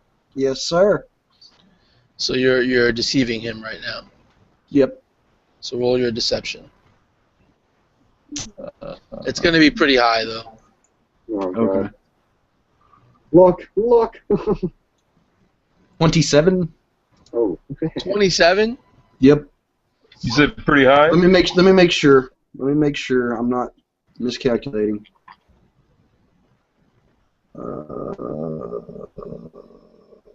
I'm sorry. No. 24. 20. Yeah. If it's above 20, so you're good. You're good. It's 25. Not 20. 29. Yeah. Or 27. I mean. 24 is the exact number. That's it, because it's +5. My bad. All right. So he turns, looks over his shoulder at you, Dorn, and he starts rubbing his chin and mumbling almost to himself. I thought that blade was from the throne. Matters not. Going to find him and exact my vengeance. And I kind of go, after picking up my crossbow, Dagar goes up to him and says, who are you exactly, if you're so interested in this throne and this sword? And he turns to you and looks you dead in the eyes, and the cold look returns into his eyes. He's no longer smiling. His brow lowers almost in anger and frustration. And he turns to you and says, "Oh my, who are you? What do you know of the throne or its blades? What do you know of the men and women that have tried to take its power before?" I know none of that. I just know from legend. Same as my friend over here. About the same. You who call yourself friend, why don't you just tell us what you know? He reaches outward, his hand open towards you. He doesn't touch you, but he looks like he reaches his hand towards your neck. And you start feeling a cold, icy grip sort of clench down on your neck. He's not choking you, but you just feel that force. And he says, "What did the skulls tell you before you destroyed them?" "The brothers know. They know where he is." The skulls said nothing, nor was I in any mood to listen. They made quick to assault our camp. And he just yells out, "Don't lie to me!" He's not lying. And Dorn kind of moves in, and even though it's not really his fault, he's going to kind of try and brush his shoulder up against his friend and knock him back, and kind of push himself in between the two of them and say, I reckon y'all ought to settle down. If we're going to find this sword, we need to work together. Find the sword and its owner and take care of business like we should. It's like, I care not for the sword, but I will destroy him. And Dagar goes, so, who is him? He was a man that I once thought was friend. A business partner. And he starts looking around at the rest of you. You could say we were much like you until we found the throne. They say if you sit upon the throne of 1,000 swords, you can call to arms all the denizens of the city of the dead. You make them your own and gain great power. And lies. I sat upon the throne. I thought he drew one of the blades from the throne. I must have been mistaken. And then he, with his head bowed, he reaches for his torn clothing, and he opens his clothing, and you see a huge gash with dried blood. It's black over time, and there's maggots beginning to crawl out of his wound. Is this man still walking, alive, not undead? I don't know what he is anymore. I just know I'm going to kill him, bury him, obliterate him. I'll leave nothing left. Well, you seem to know more about this place than any of us three. Maybe you can help us get to him, and we...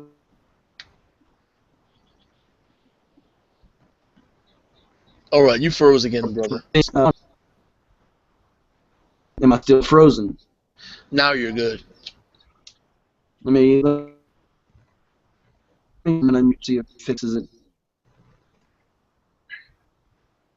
I'd like to ask him, is this blade? I'm going to straight up.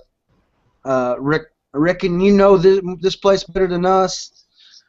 Mayhaps we can work together and find this guy for you, and we can set up a rendezvous for you to get your vengeance. And you were going to add something to that, Jegrid? Yeah, at this point, it's blatantly obvious that he's undead. So Jegrid asks him, he says, what is it that keeps you bound to this terrestrial land? Why do you not ascend to the heavens or descend to the hells? He goes, I cannot leave before I drag his soul to hell with me. I see. Well, our paths may have crossed for a reason as we too search for this object. Perhaps you could be of service to us, and likewise us to you. What do you know of this blade? I couldn't get much out of the one skull. His brothers may have had more information. But they were all destroyed before I got here. Dagar kind of says, I know my friends didn't hear anything, but I was close enough to hear something they said before they started burning us down. Something about their master. Yes. He's gaining control over the spirits, the corpses, and other entities here. Power that was supposed to be mine. Do you think he's at the throne? He's not there. I've been there already. The skull said he was hiding somewhere. One of the burial grounds. Temple or a mausoleum. And you don't know which one? No. How many of these temples or mausoleums are there here? He looks up at you. He sort of grimaces and turns to look upon the city. You can still see the ghostly lights flying between the cracks. He goes, "Can you seriously not see how many there are to search?" We all used to be partners, right? Did he have a favored place when we're supposed to sit upon this throne with this sword or whatever have you? I said he was not there. Right, He's right. hiding from me. I cannot find him. Should try and find him. We do know where we do have a map here to where the supposed throne is, but once we got there, as you say, he's not going to be there. So, if you know of any places he might like to hide out, that might help us.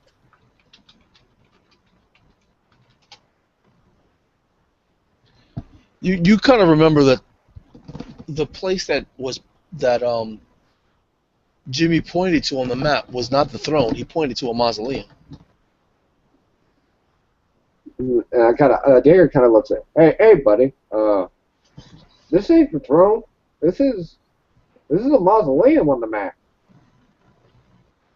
Oh, well, shit. That's why I'm not the map reader. Do you think this could be something there, buddy? So his furrowed brow relaxes and his eyes lose their cold stare and begin to widen again.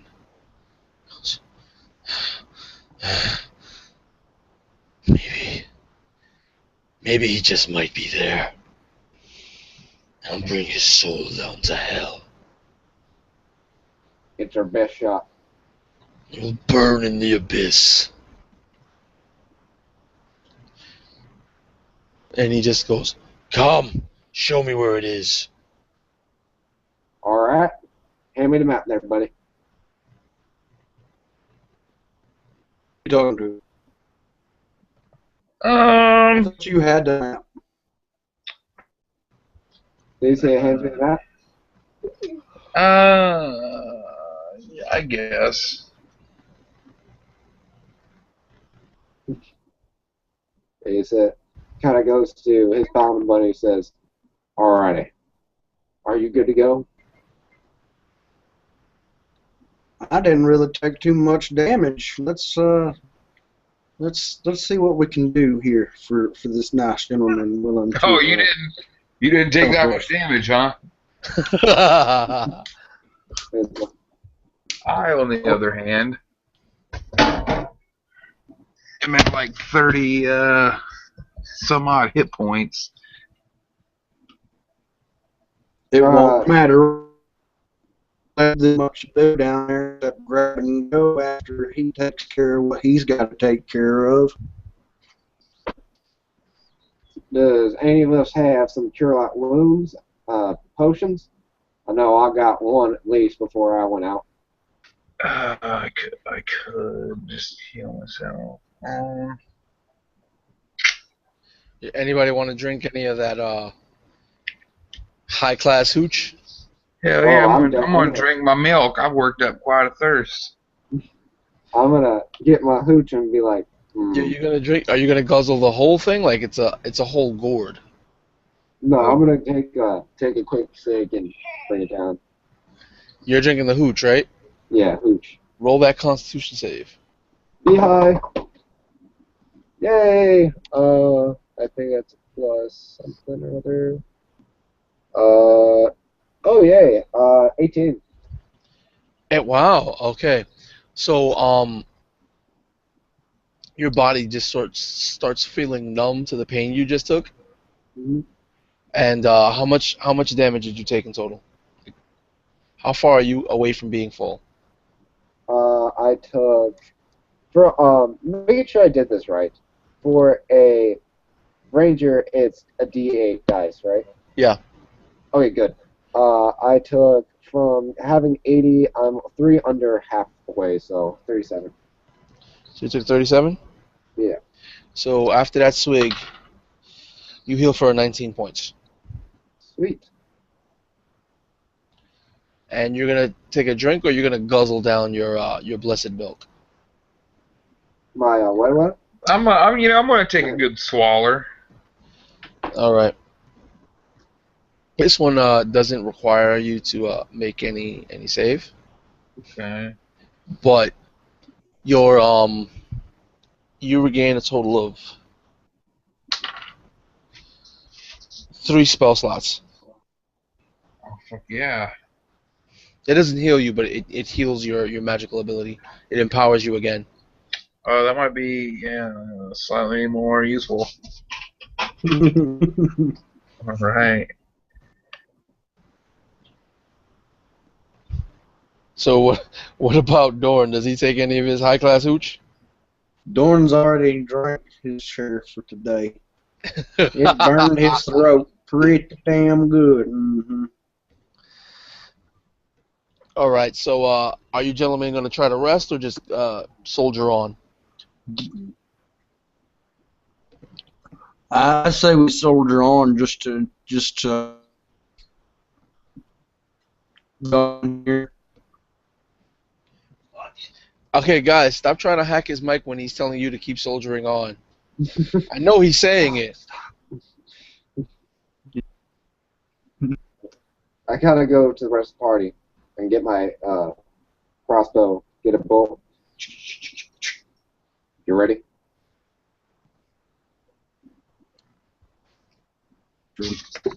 Um.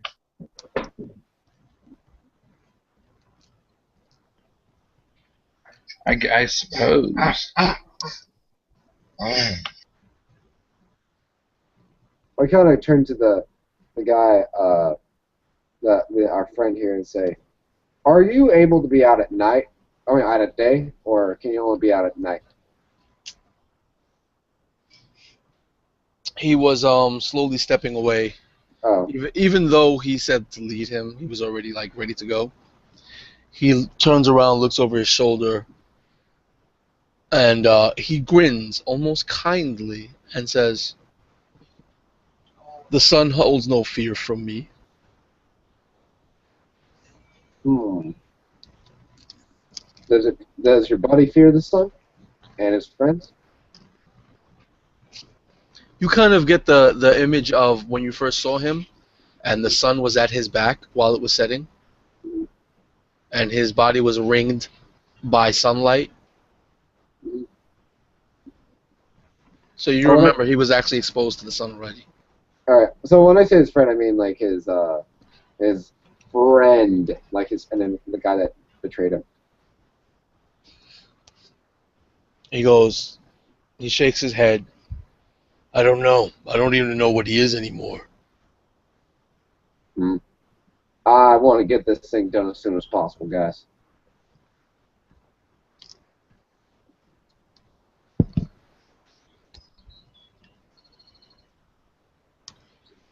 So guys,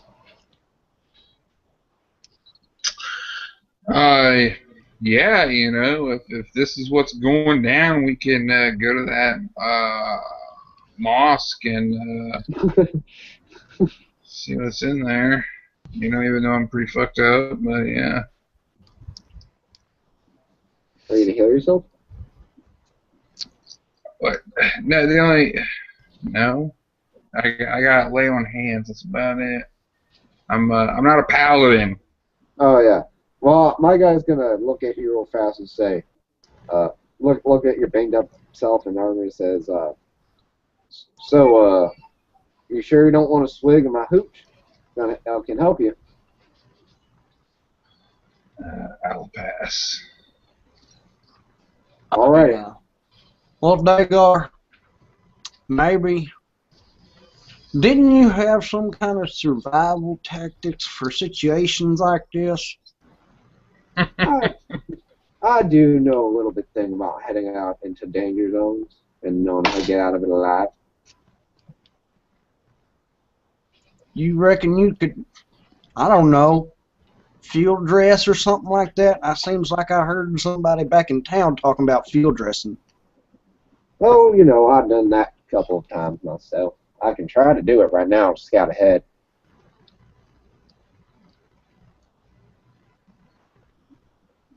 Let's see here. I was trying to allude to the fact of, like, you being a field. I just lost all that. Yeah. Maybe A survival check to maybe bandage his wounds or something. I don't know. I don't know if that would be allowed or anything. Or if maybe you're a ranger, you might have cure wounds as a spell. I don't even have a spell.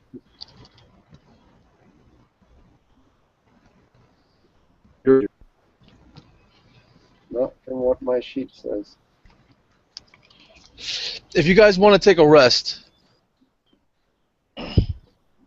I'll let him take an hour, I guess, if that's what's best. If that's acceptable for our friend who's going to take care of this problem. yeah, the figure turns around and he looks each one of you up and down. He bows his head almost in disappointment. He goes, "That's right. You are still only mortal. Sleep. Gather your strength. We'll go destroy him at first light." All right. Meet us here in the morning. He'll stand watch the entire time. Oh, okay, cool. So our cart Okay. now is ablaze. So everybody's full up then? Yeah, you guys will be full before continuing on.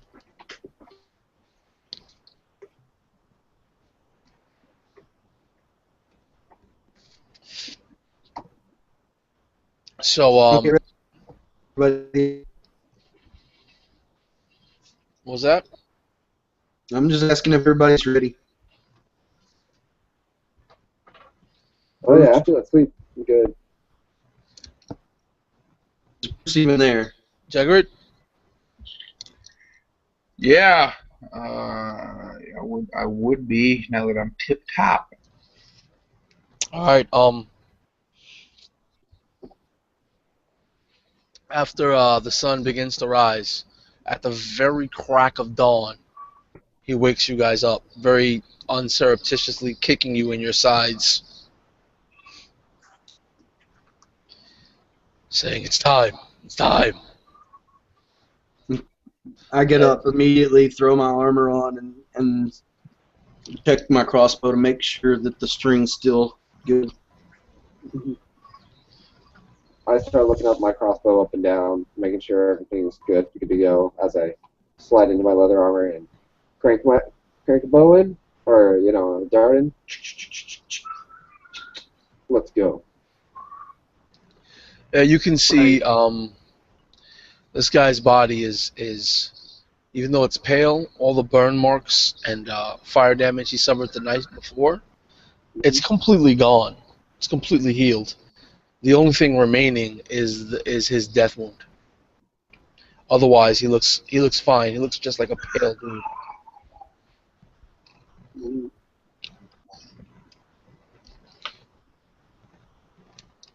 He goes, "Break out that map and let's find him." Yes. Let's. Take it out. Alrighty.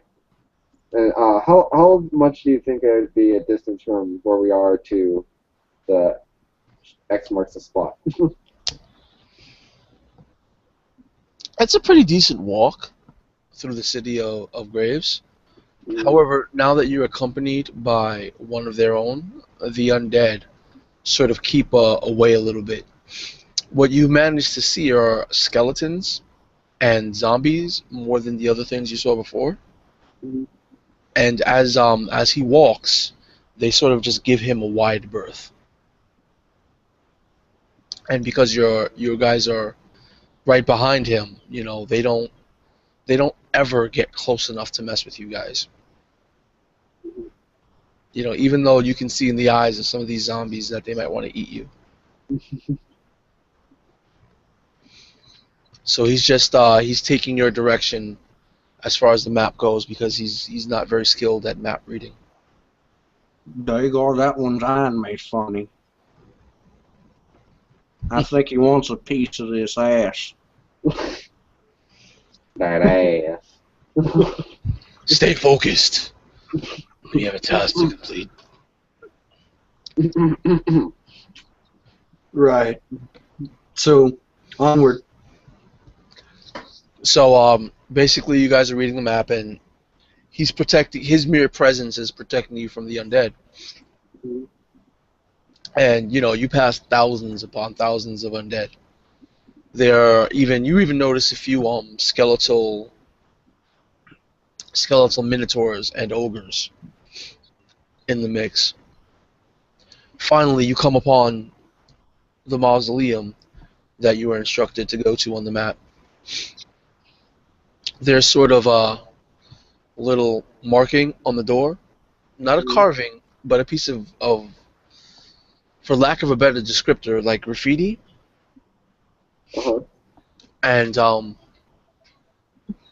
it was the marking, and it matches the marking that he put on the map.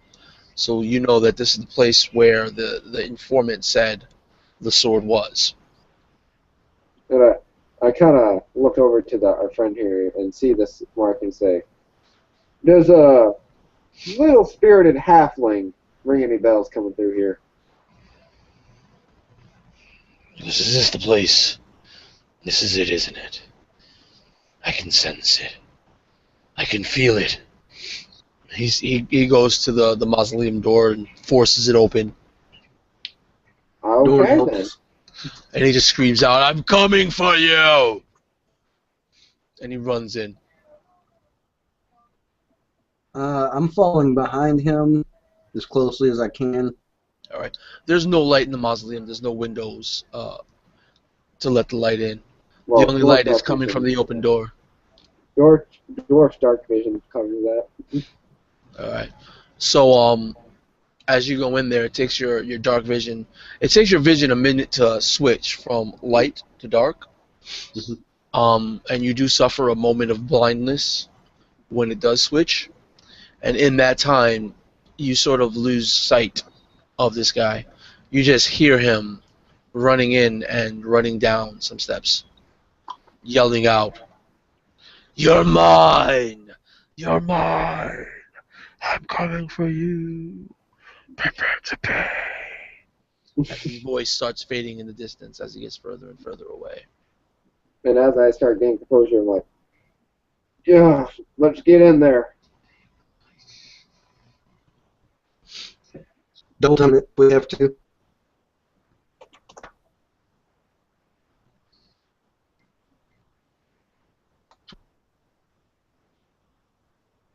What was that?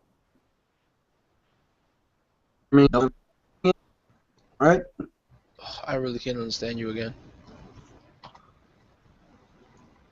We are double timing it again.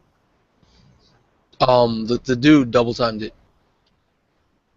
He was out of sight before your dark vision even adjusted. Yeah. Then we're gonna double time it as well. And what about the Dragonborn?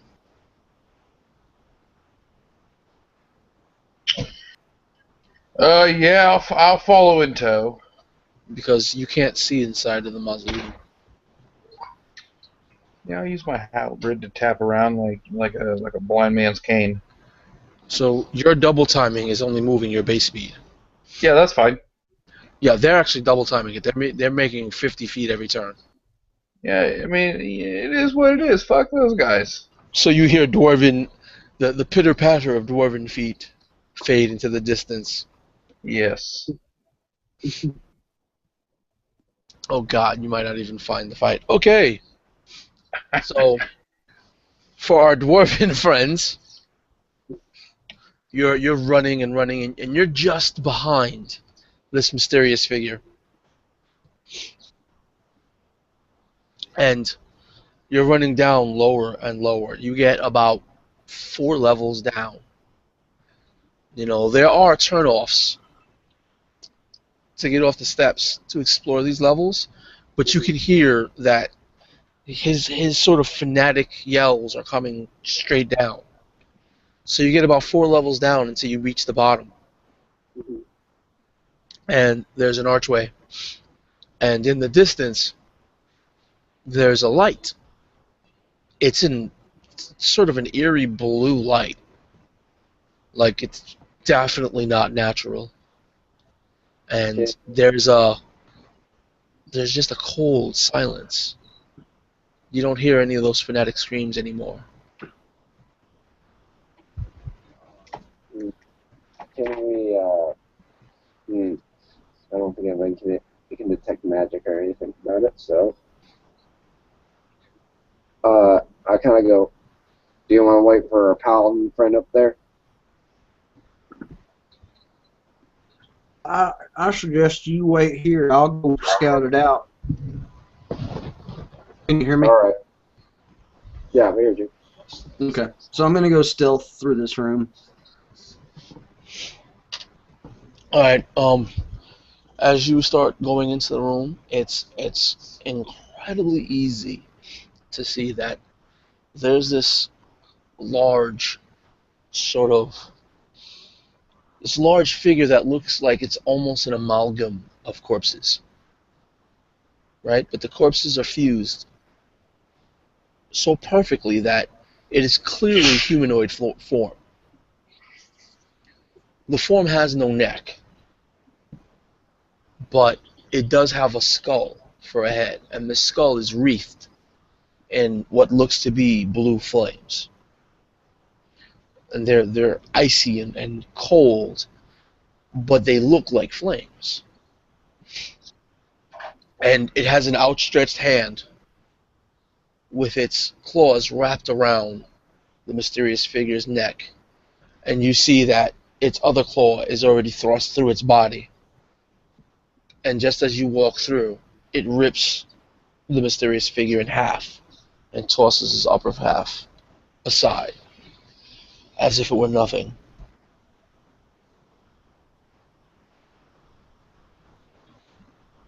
Spot check for the sword? Well, you're looking for Jegrev, right? Yeah, I want to Wait. be Jaeger. I It's, thought Dorn was the one that headed into the. Dorn headed in. He's waiting at the entryway. I went inside with a natural 20 to stealth. You So, rolled yeah. a natural 20. You know I hate you, right? Sure. Let me see if I roll a natural 20 to detect. no. I gotta wait. Don't break my focus. Don't break my focus. No. Oh yeah, I rolled a not natural 20, which doesn't even matter. Okay, so he doesn't notice you. I'm And going then to check for the sword real quick. Just looking around the room since oh he no, doesn't you notice notice that the sword is actually on a belt by this creature's side. Oh, goddamn. It has the sword sheathed, and while you were looking for the sword, it stretches its hands in two directions towards the halves of the corpse of your guide, and flames just ignite on the corpse and start burning it away.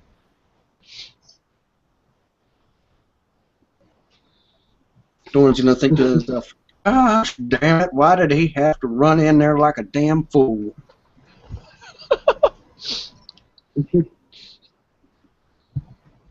Tell me when my paladin friend gets here. I'm gonna go back to the entryway, and I'm gonna lean over I'm gonna put a hand on Dager's shoulder, and whisper in his ear. The sword is right beside him. He's wearing it. Yeah, Yeah. just tell Is it? the figure. I explain what the figure is because I didn't see it where it was.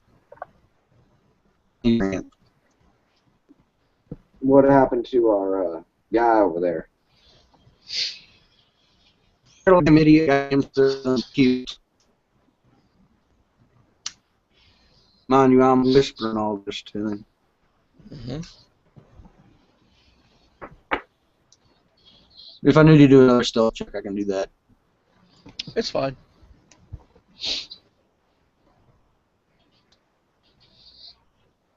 So we're gonna wait until our friend arrives. If he Yeah. arrived. He's. How many hours do you want to wait for him? Ours? Yeah. He's walking around blind, feeling his way. There's 4 levels. It's 4 stories, and each story has a separate level. You never know when he's gonna get to you. Let's go You guys back got and get. this. Let's go back in and get this motherfucker. Let's go back and get him and drag his slow ass down here, so we can take this damn sword and shove it up Jimmy's damn asshole.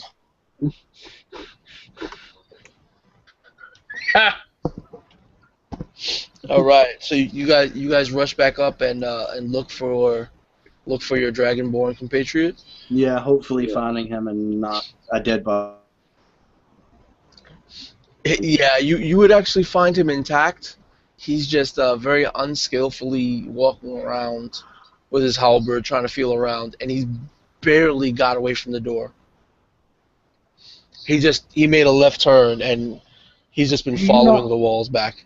Do you not have no light kind of substance or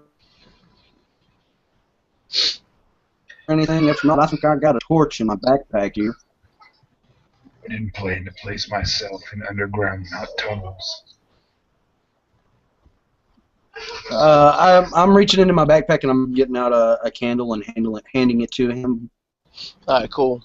lighting it. I don't know how to light it, but yeah. I like rub it against the wall, trying to get friction.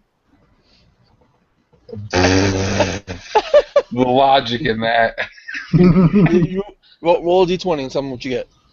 Okay. This will be the first time in history candle lights by rubbing on a wall. Let me see what he gets. My mic is fucking up crazy, like mad right now. Go the fuck away! Every time I go to roll, there you go. More motherfucker. Flat 20, right? Just roll a d20. 19. 19. Yep. Okay, as you put the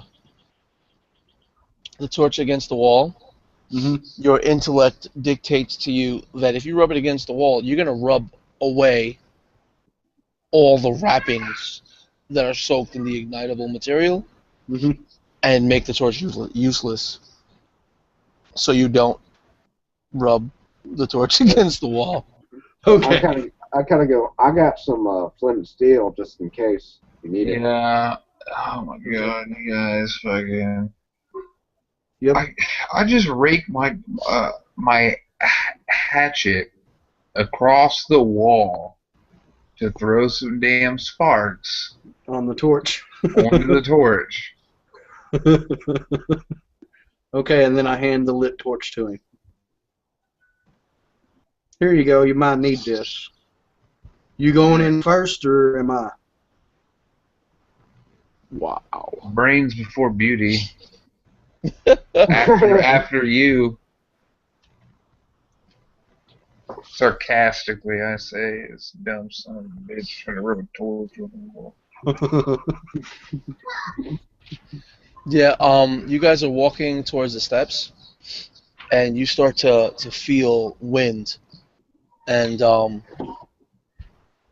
you have the torch in hand. Whoever has the torch in hand, you start feeling a wind, and the wind is starting to be accompanied by the beating of sand on your faces. All right, we And got earth and wind. All right. the sand beating against your faces is getting harder and harder and starting to sting your flesh. And then there's so much sand that it becomes hard to see. And it just gets denser and denser. And it almost snuffs the the torch out. Then the sand subsides as the sand flows through the air up the steps. And then you hear a large slam. Oh Boom. shit.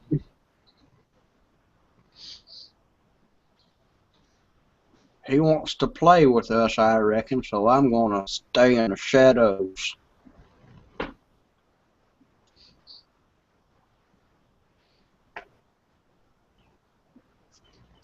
He says he wants to play. I'm gonna stay in the shade.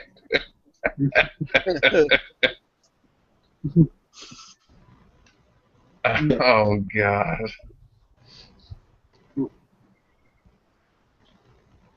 So I slink off into the shadows, and as I'm going forward, out of the reach of the torch's light.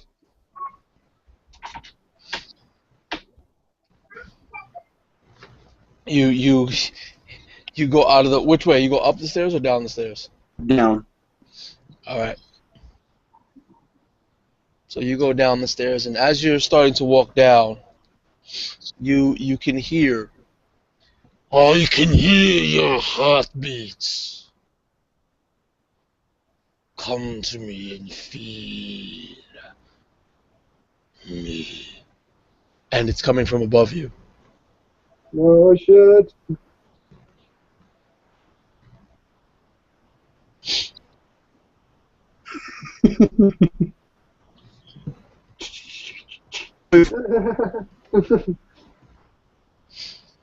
Not looking up. Don't care. I'm moving forward.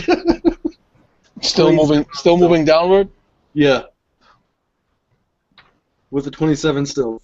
Is it coming from above me?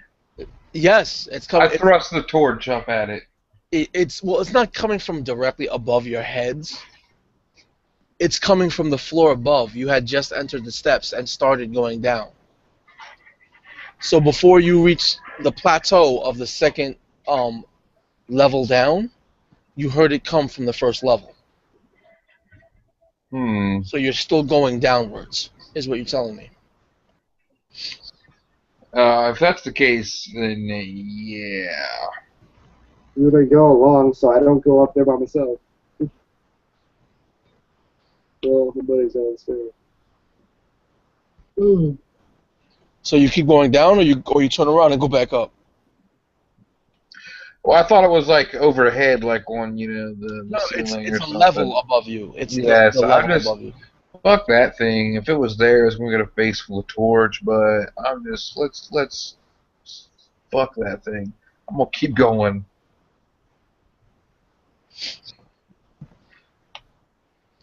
And then you hear mortals, there's no escape. Come, Where the hell did that lich go? join me. We should get him to come back here or whatever that guy was and smite this thing. You guys start to hear shaking noises, stone on stone. You know,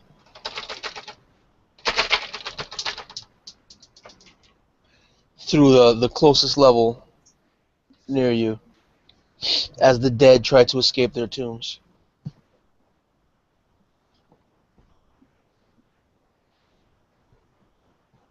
Jesus Christ.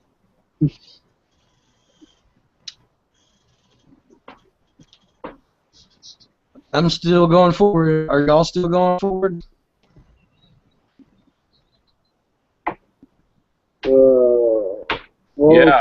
go by myself.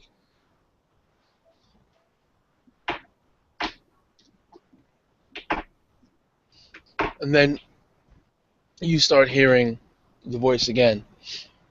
This time, it's coming to you rapidly.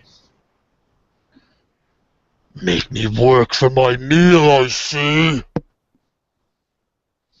And then you start feeling that breeze again. This time the breeze is coming from upstairs and moving downward. This thing once fucked up. Is basically what it's telling me. And then you start feeling the stinging sensation of sand smacking you on the sides of your faces and the back of your heads.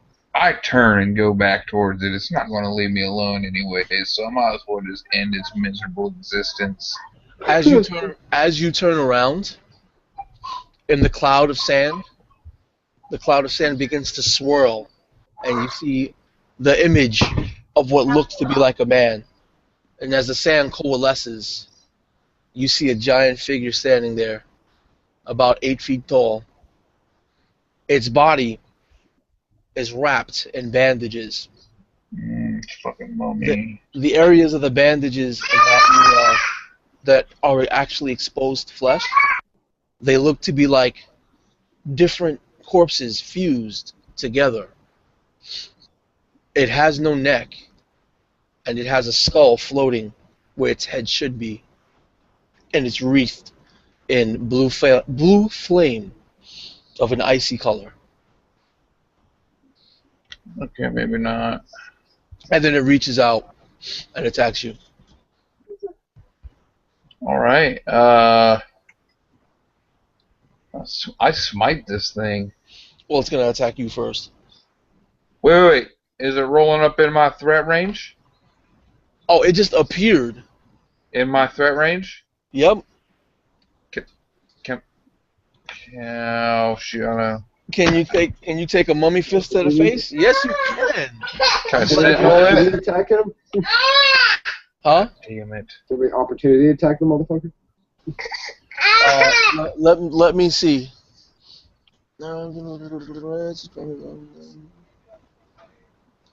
Form is immune to all damage and can be but not back and or stunned.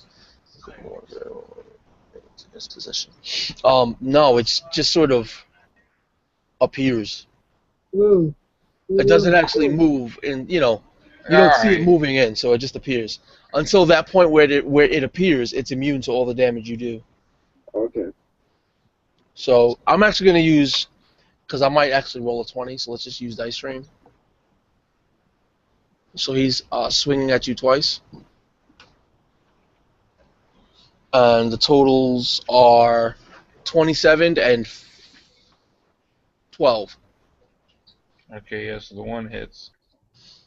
Alright, so the one that hits does 14 points of... Holy cow! You're dead. 14 points of bludgeoning damage and 21 points of necrotic damage. He's not dead, but he's injured as fuck. Yeah, why is Now that? you- What? And now you must roll a DC 16 Constitution save. Alright, let's see here. Shut that out. Where's my fucking modifier?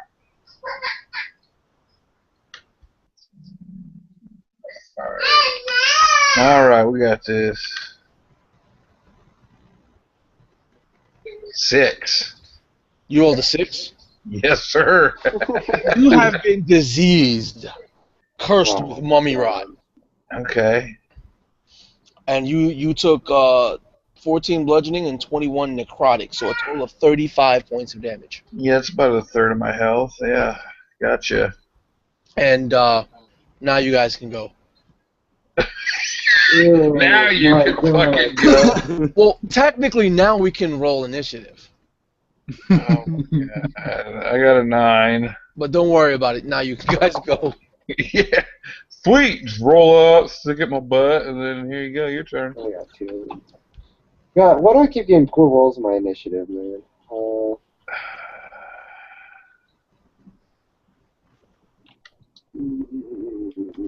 Initiative. blow my wad on this thing. Did my initiative? Yeah, there it goes.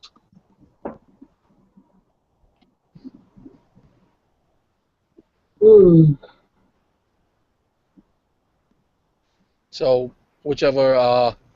Yeah. So the initiative for your guys' turn will be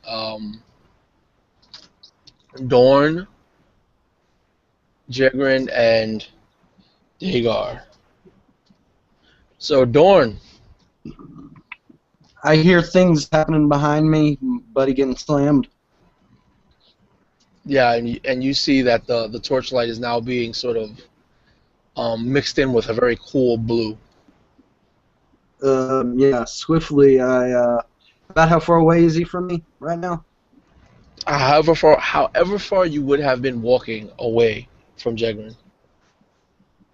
Mm, torch shines 20 feet of light, so, and I moved one time past that, so I'm about 50 feet out. I'm just gonna move up to the edge of the light, and shit.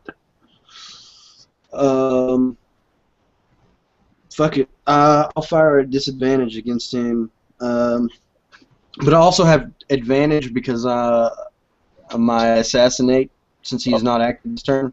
Okay. So it's going to be a flat roll against him for 2 attacks. All right. On your first attack, he dissipates back into a cloud of sand, and the sand spins around, and it coalesces behind you. And then he leans over and whispers in your ear, "Don't run, little man." And your first shot is wasted as it hits sand. How does he know where I'm at? Because a missed shot does not. After the game, I'll tell you all the stats. Okay. Well, because we're gonna die. I'll tell you all the stats. Okay. Yeah, we probably are. Well, I'm gonna do a desperate thing. Well, if he's behind me now, then instead of another attack. You're breaking up, dude, again. My second. I have no idea what you're saying. I'll reach instead of taking my second attack.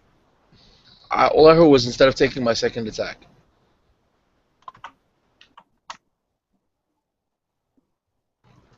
I don't know what's up with that, man. I don't know if that's just year end or the mic or something or what. Oh, you want to try to take his sword from him? Yep. Why the fuck does he have a sword?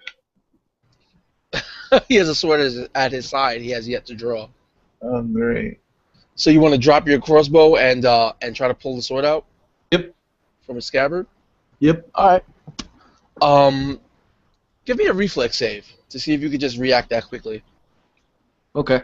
I mean a dexterity save. Okay. It's going to be +6.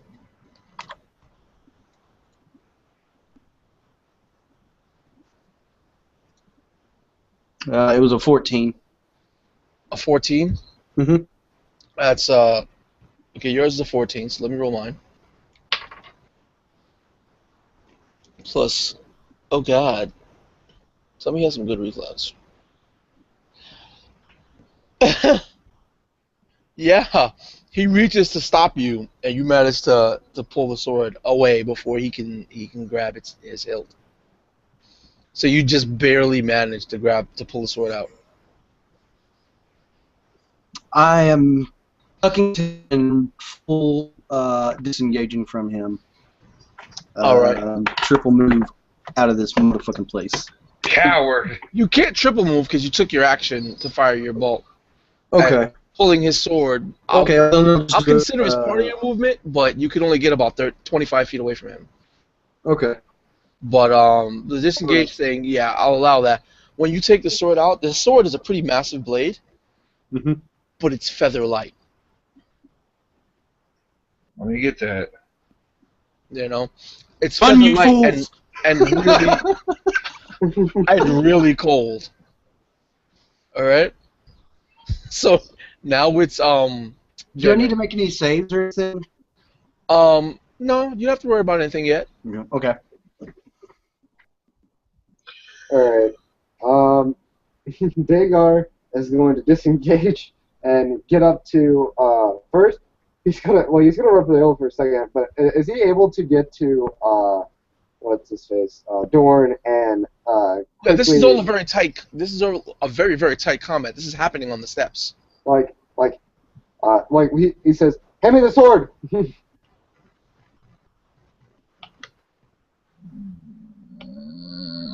I hand him the sword.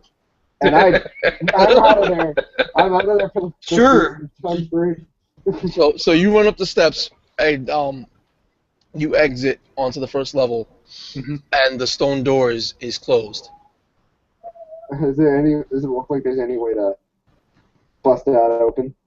It pushed inward, and the stone door is now closed. Or a handle? There's no handles for the inside. No. Damn it. Okay. I'm guessing I can't say like. Well, you're not nowhere near the entrance yet. You Okay, just so- managed to get on the first floor. All right. But I do think you skipped Jegrin because you're Dagar. Remember, it was Jegrin's go. Oh, We did. I'm sorry. yeah. Sorry. Yeah, that's fine. We should get to run now. Get the door. Bust it down. We'll get out of here and never come back to this horde fucking place. Yeah. So I will dash. You dash where, towards or away? Fucking back out. Against my better judgment, instead of YOLOing. Yeah, I'm gonna dash back out, and I'm gonna be mentally commanding my steed to fucking be ready.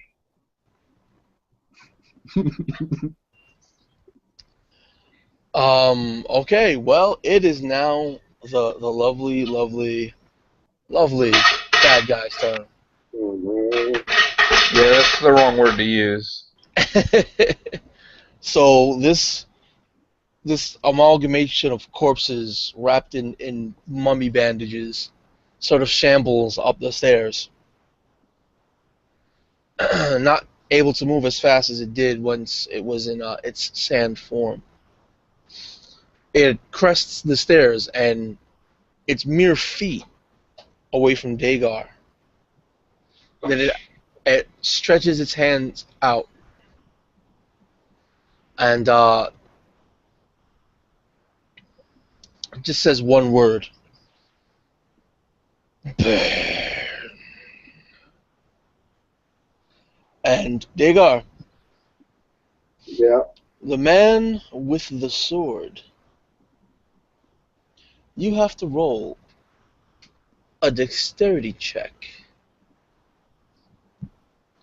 But let me see what level caster. Okay, DC 17. Roll it. Fucking shit. Can Just the I die. pick one to move him out of the way?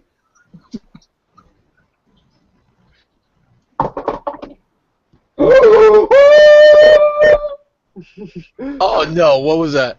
Let's see here. Dexterity +3. That is a 21, friend. Oh, you are so lucky.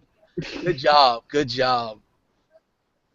Yeah, you're so lucky you didn't get the shit beat out of you. So you feel you start to feel heat and cold and just sort of swirling temperatures, and then in an instant, just by instinct, you shimmy out of the way, and right beside you, the flames from this skull are mimicked in a column of fire right next to you, Oh god. of icy blue flame. And it is now Dorn's turn.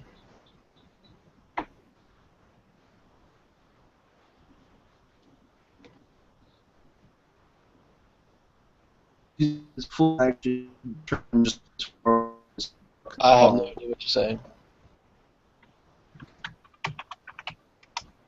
Type it out.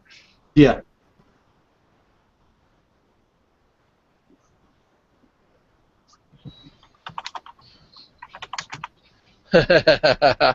He's leaving. Triple move. Dude, a double move is going to get you to the door. What are you going to do? Get the fuck out of there. You have to stop at the door. Yeah, I'm stopping at the door and I'm doing whatever I can to help. Can you hear me any better now? Yes. I'm doing whatever I can to help my buddy bust down this mausoleum door. Yeah, the So mausoleum door is about 8 inches thick.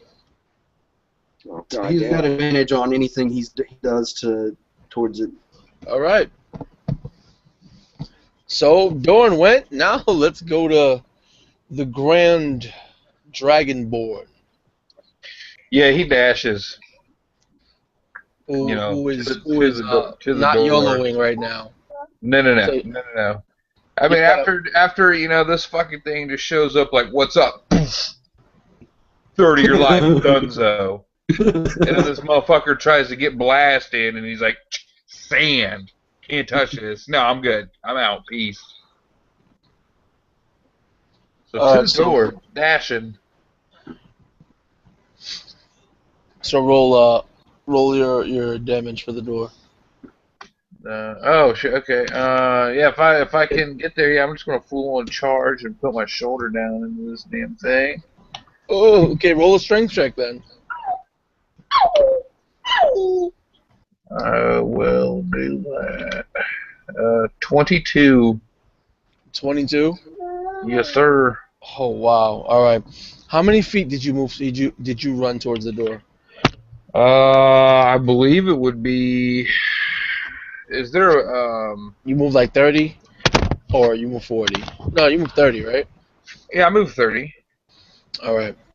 So you'll only take because it's not actually falling, but you'll Mhm. take 1d6 damage as the door sort of moves your shoulder socket partially out of socket. Okay, you take 6 points of bludgeoning damage, and the door almost doesn't budge, but you feel it crack slightly. A superhuman feat of strength.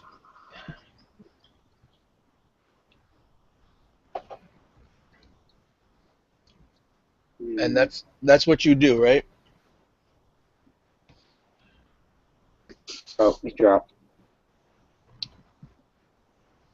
Oh crap! I didn't realize he hit the door that hard. Uh-oh. There he is. There you go. Oh. So what I miss? I caught. Something happens. Yeah, you take 6 bludgeoning damage as you run into the door, and Okay. the door the solid stone, because it's solid Mhm. stone, Right. it for some reason of inhuman strength it cracks slightly. Slightly. But remember, it's about 8 inches of stone. Give a shit. I'm getting through. Is my horse on the other side?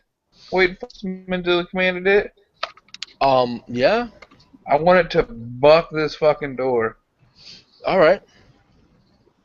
Are you still leaving on the door in pain? After I give it this mental command, no. But I have a war horse just buck Yeah, this thing. not- Hind leg Are you master gonna tell me or boy. no? So the Tell me or warhorse. no? Am I what? I'm not telling anybody. I'm just commanding it and moving. The Fuck. warhorse sort of kicks the door, and then you see the door move a few inches inward. Couple more, buddy. Couple more. As you command that, right? Uh huh. When you ran forward, this creature, this undead master whose sword you just stole, is looking at Dagar, and when Dagar spun away from the icy blue flames, his gaze met the gaze of this creature, and he now has to roll a wisdom saving throw. You know, where the What? hell did that other fucking guy go? What's the He died, DC? bro. What's What? the DC? He's dead. Do this guy. I don't know. But if he's around, he's useless. Oh no, god damn it. What'd you roll? It's not that difficult. Well, wisdom Yeah, it's only a DC 16. What did you get? 6. Oh, okay. Dude, you're paralyzed. Oh no! Wait. Someone drag me! Hold on, give me 1 second. Calvin I got a said, oh, fucking. Calvin said. I got an aura. Are you gonna add my charisma mod to No, your no, you're saving? 30 feet away from him. Oh, is he How 30 far feet does your away? aura Yeah. reach? Oh, at this level it's only 10 feet. I didn't know he was that far. Yeah, you ran away from him to crack open the door. Well, yeah, I assumed, that he was by the door too, trying to, get out. Alright, well, yeah, that don't matter then. Have fun. So you're paralyzed for your turn, so you lost that turn. I'm cannon fodder right now. Then the Mummy Lord walks forward, and in your paralysis, you drop the sword. No, I didn't, what's his face? Grab it? Yeah, the other redneck dwarf should have it. Yeah. Wait, who has the sword right now? Like, that's what he did The the last rogue. time. Broke, yeah. Okay, so he grabs, he shambles up to you, he walks to you slowly, he reaches forward, and he grabs you, and he's gonna try to rip you in half. Try it. So he's grabbing your arms at the shoulders.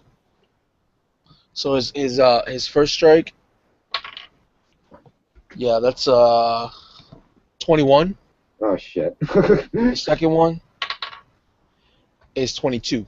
Yo, shit. So since the damage doesn't really matter, you take 35, 60, 70 points of total damage. Oh my god, I'm not dead, but oh my god. Save me now. So he grabs you at your sides and he pulls you up and he starts pulling you in half. And then you see the skull start cackling and you hear a laugh. There's almost a dual voice going on. And your shoulders and your armor and even your flesh begin to rot away and die and decay. Does he scream at all from this? He's paralyzed, but he can still scream, yeah. Awesome. And that with that scream of pain, this creature tosses you behind it. Your almost lifeless corpse behind it. And then he roars at the remaining two that are near the door. No escape for you. And it's top of the turn order to Dorn.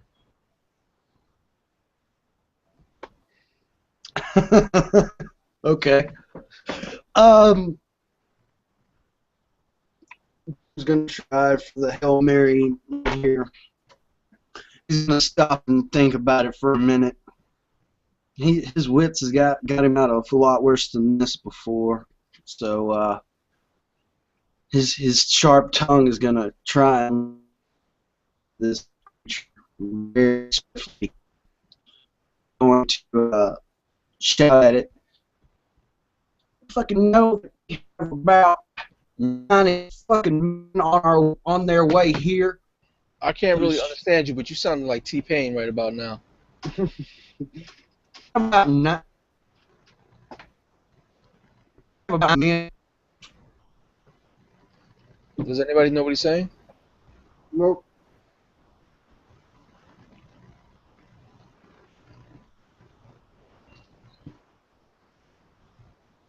Forgive us for our technical difficulties. We will continue our scheduled broadcast. I don't know. But yeah, at an epic moment, he froze up. So let's just move past him for now and go to Jegrin. Telling the horse kicks fucking door again. All right. Now that the horse has a little bit more leverage and the door is not completely sealed, he kicks open the door again, and instead of a few inches, it actually moves about a foot. Like the crack of the sunlight is now shining into through the slits of the door. I'm going to grab these things and just throw all my might behind them and yank. All right. So you slam the door open, Okay. and when you do so, the creature turns into a cloud of sand, and the same wind blows. And with that wind comes the sand. And then you see him form before you in the doorway. Oh my god. All right, I'm going to mentally command my horse again to kick this bastard out of the way. Your horse doesn't get all those actions. Why not? Because your horse can't take multiple actions like that in a turn. Why not? Just kick this bastard out of the fucking way. You're you in hear me okay the now? monster manual. Look at how many actions you get in a turn, and then look how many.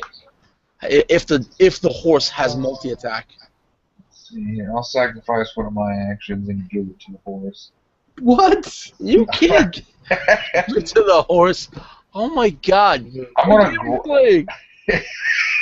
I'm playing How to Survive. He didn't play D&D anymore. He's like, rules? What rules? We need to survive. Yeah, they're really just the rules as interpreted. All right. Well, I'm gonna fucking grapple this thing and try to throw it out of the way. that sounds like a strength check to me. Yeah, I'm good with that. I will do that. And splat out. 15. I'm gonna give you a chance. You got a 15? Yeah. This creature has. Wait, is he with strength? Oh, you fucking whore! Really? Okay, so he's only at +4. Only. You said you have a 15, right? Yeah, that's with my +4. Oh, I rolled the wrong thing. Oops. Supposed to roll One. You roll a 1. You roll a 1. That was a D. Oh, damn. Yay! Oh, damn. That's actually a D20, isn't it? All right. You grapple him, Okay. and you knock it down. All right. And then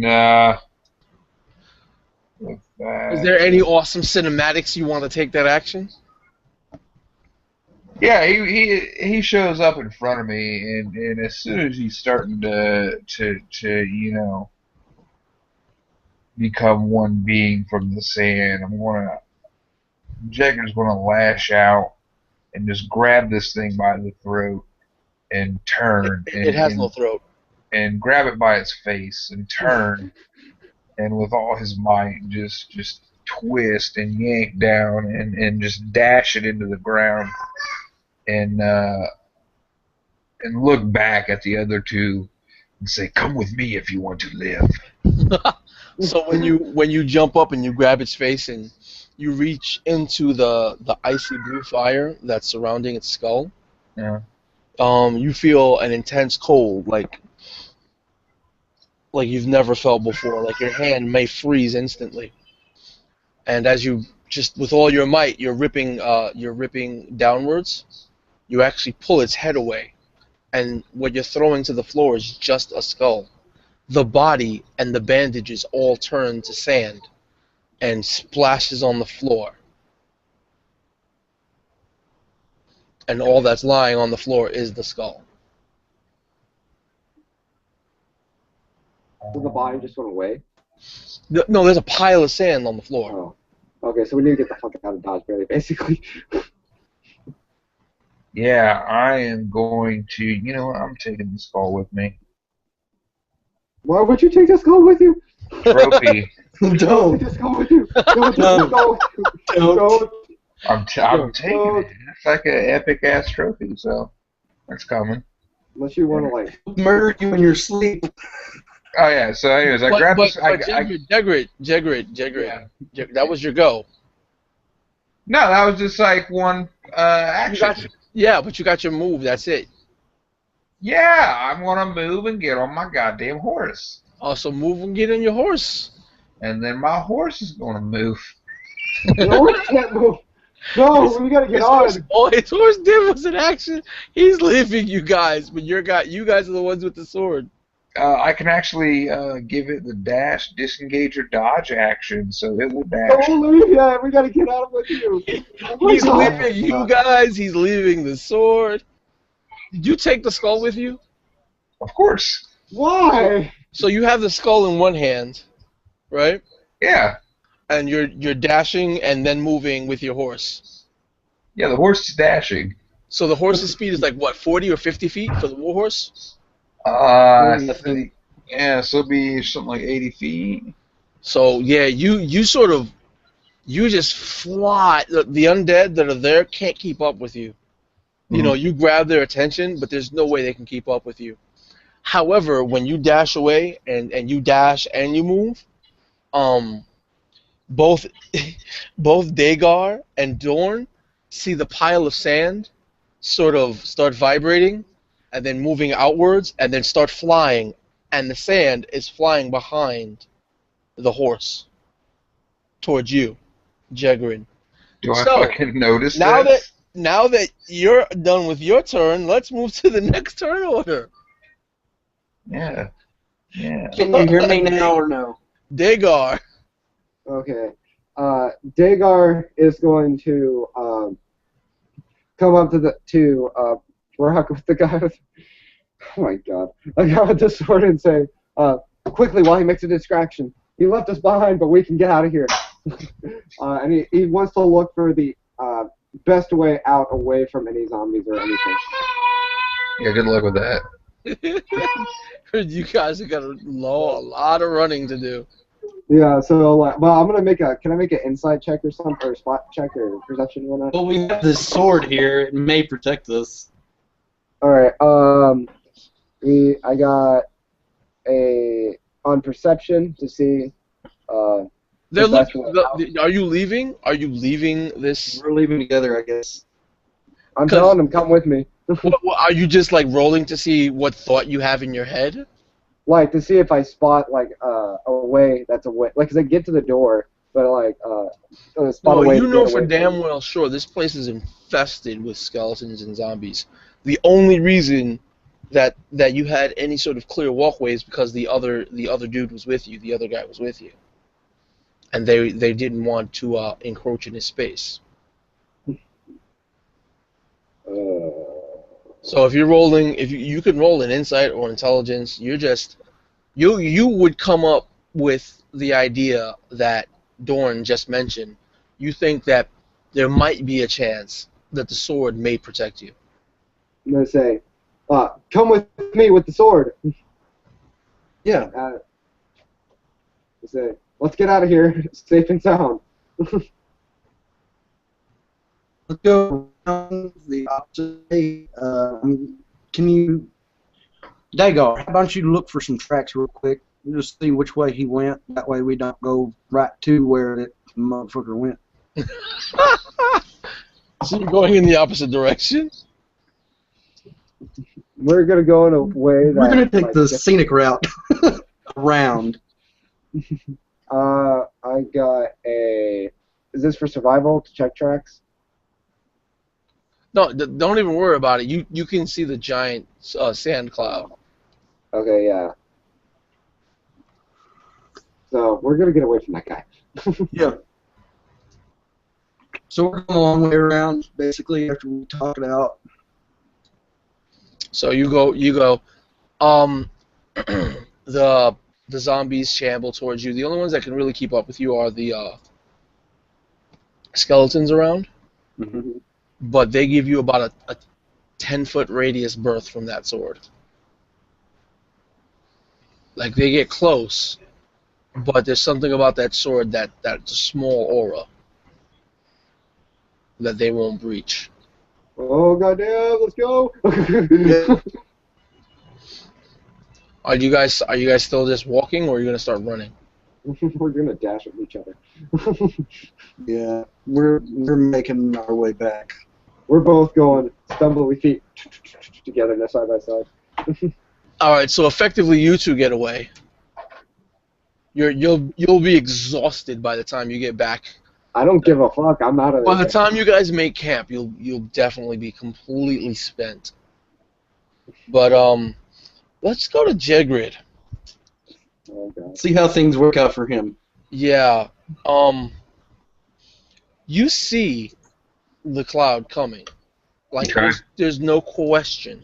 You feel the sand stinging at your back, and then Mhm. swirl around and stinging your face, and your horse, it feels the painful stings of the sand blowing against it as well. And then when the sand begins to coalesce, it coalesces in front of your horse with its head still in your hand, so that its body, it's going to attempt to cradle your horse and pick it up and just lean backwards to slam it on the floor. So what's your horse's strength? It's fucking too hot for that thing. I have no clue. Let me know. I guess I'll go double check real quick what a goddamn warhorse is. No. Too far. There we go. Warhorse. Strength is 18, so plus 4.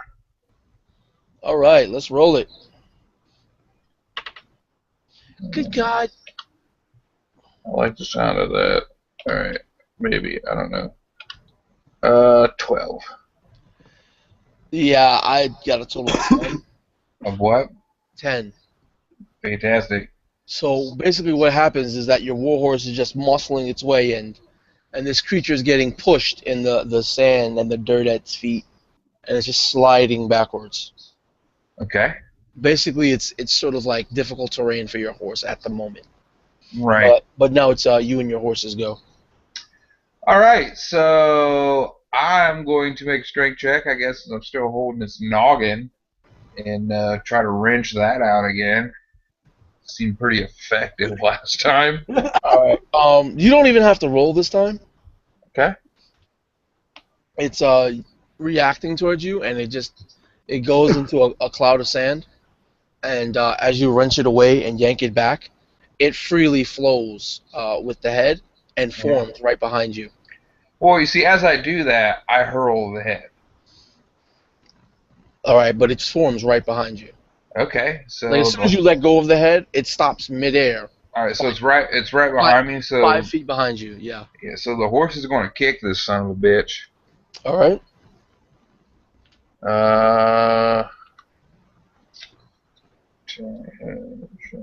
Okay, let's see here.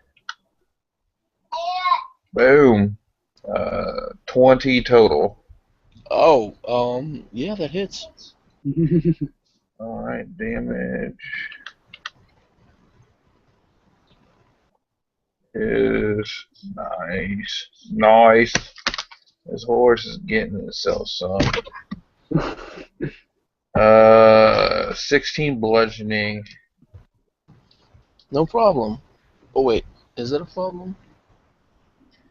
And then the horse is going to dash. Okay, well, as its remaining legendary action, when the horse kicks it, it's going to attack the horse. Okay. So it's going to claw at the horse. Okay. What's the horse's AC? Is it AC 17 or higher? Well, that's why I asked earlier if you were going to let it have the armor, the plate in its description. It makes it have an 18 AC. Otherwise, it's just normal AC is 11. Well, like you wouldn't have bought it, so and you summoned it, Yeah. so you would summon the base of whatever it says your horse has. What's its armor, right? So yeah, I guess that'll hit my fucking horse. All right, so your horse takes 35 points of damage. No, don't. and, What? and its hide starts to rot away. Oh yeah, sure, because it's dead. Oh, your horse dies? Yeah.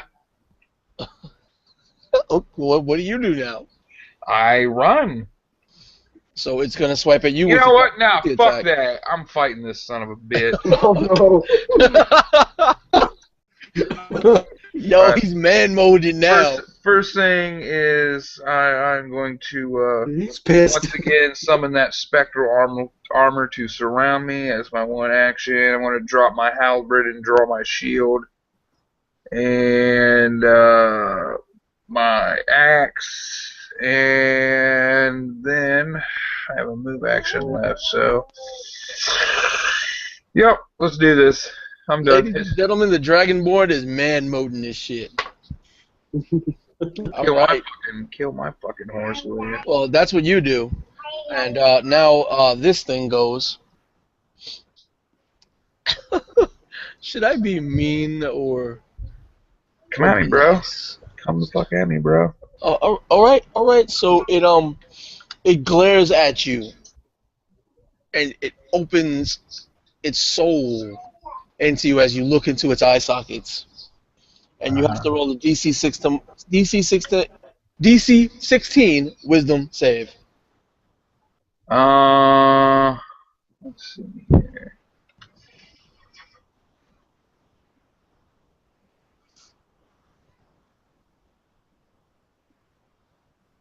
Okay. All right. DC 16, you say? 13 plus 4, 17. No, Alright. And then it's gonna pimp slap you in the face. All right, 23 AC. That's no. What is that? What is that? That's nothing. 25 to hit. Okay. You take 35 points of damage. That's some bullshit. All right. And it rots away your magic. You see the magical aura sort of tainting. What? Why? No. You asked for it. dude, you left us, man. Let's do whatever, dude. I'm saving your life. You're fucking welcome. Where did they take my blade? That way. Pointing. Right. Oh god!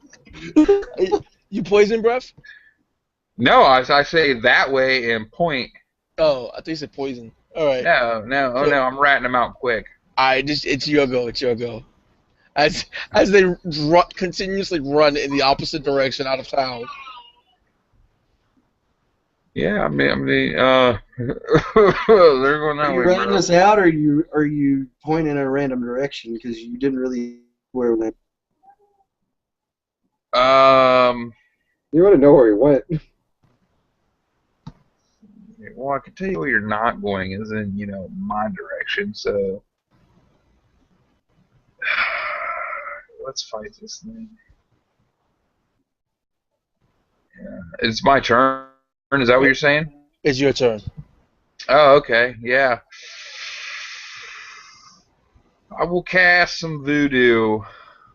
What do I got that's fucking useful? I really don't think you're soloing this guy. I have to honestly tell you. Go. Okay, hold on. Unless you pull some miracles. Yeah, let me see what this read what this damn spell does real quick. It might be useful, or it just might fucking not. What spell is that? Command.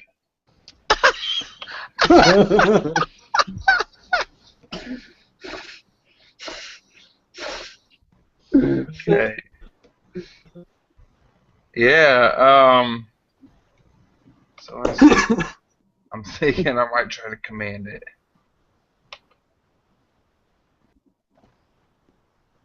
Why not? Yep. So it's got to make um a wisdom save. Yes,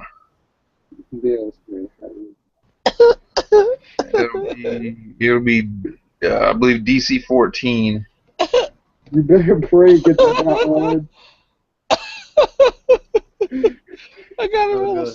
I gotta roll a 5 with advantage. Okay. Oh, that's already enough. Let's see if I roll a 20.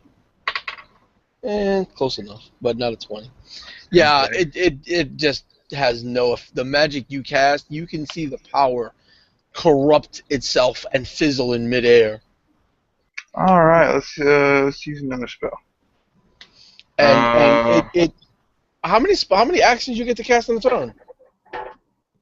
A spell? Oh, that's right. I'm thinking like regular attacks. Yeah, so it's gonna take its legendary action and smack you Hmm. at the end of your turn. Your turn is finished, right? Are you running away? Well, if I run away, it's going to be an attack of opportunity. So, nope. I'm going to hoist up my shield, and yeah. All right, Mr. Man Mode. You better hope it gets that one. 27. Oh god. That misses. Another 35 points of total damage. So it's 1, 2, 3, 4, 5, 6, 7, 8. I am down. Oh, You're down. Yeah. All right. When you're down, he proceeds to gut you, no. and then after killing you, he casts Animate Dead All right. and whispers to you, "Find my sword." We run the fuck out of there. And the game fades to black. To be continued. Okay. God. You know, it'd be easier to find your sword if you didn't kill my horse, you fucking prick.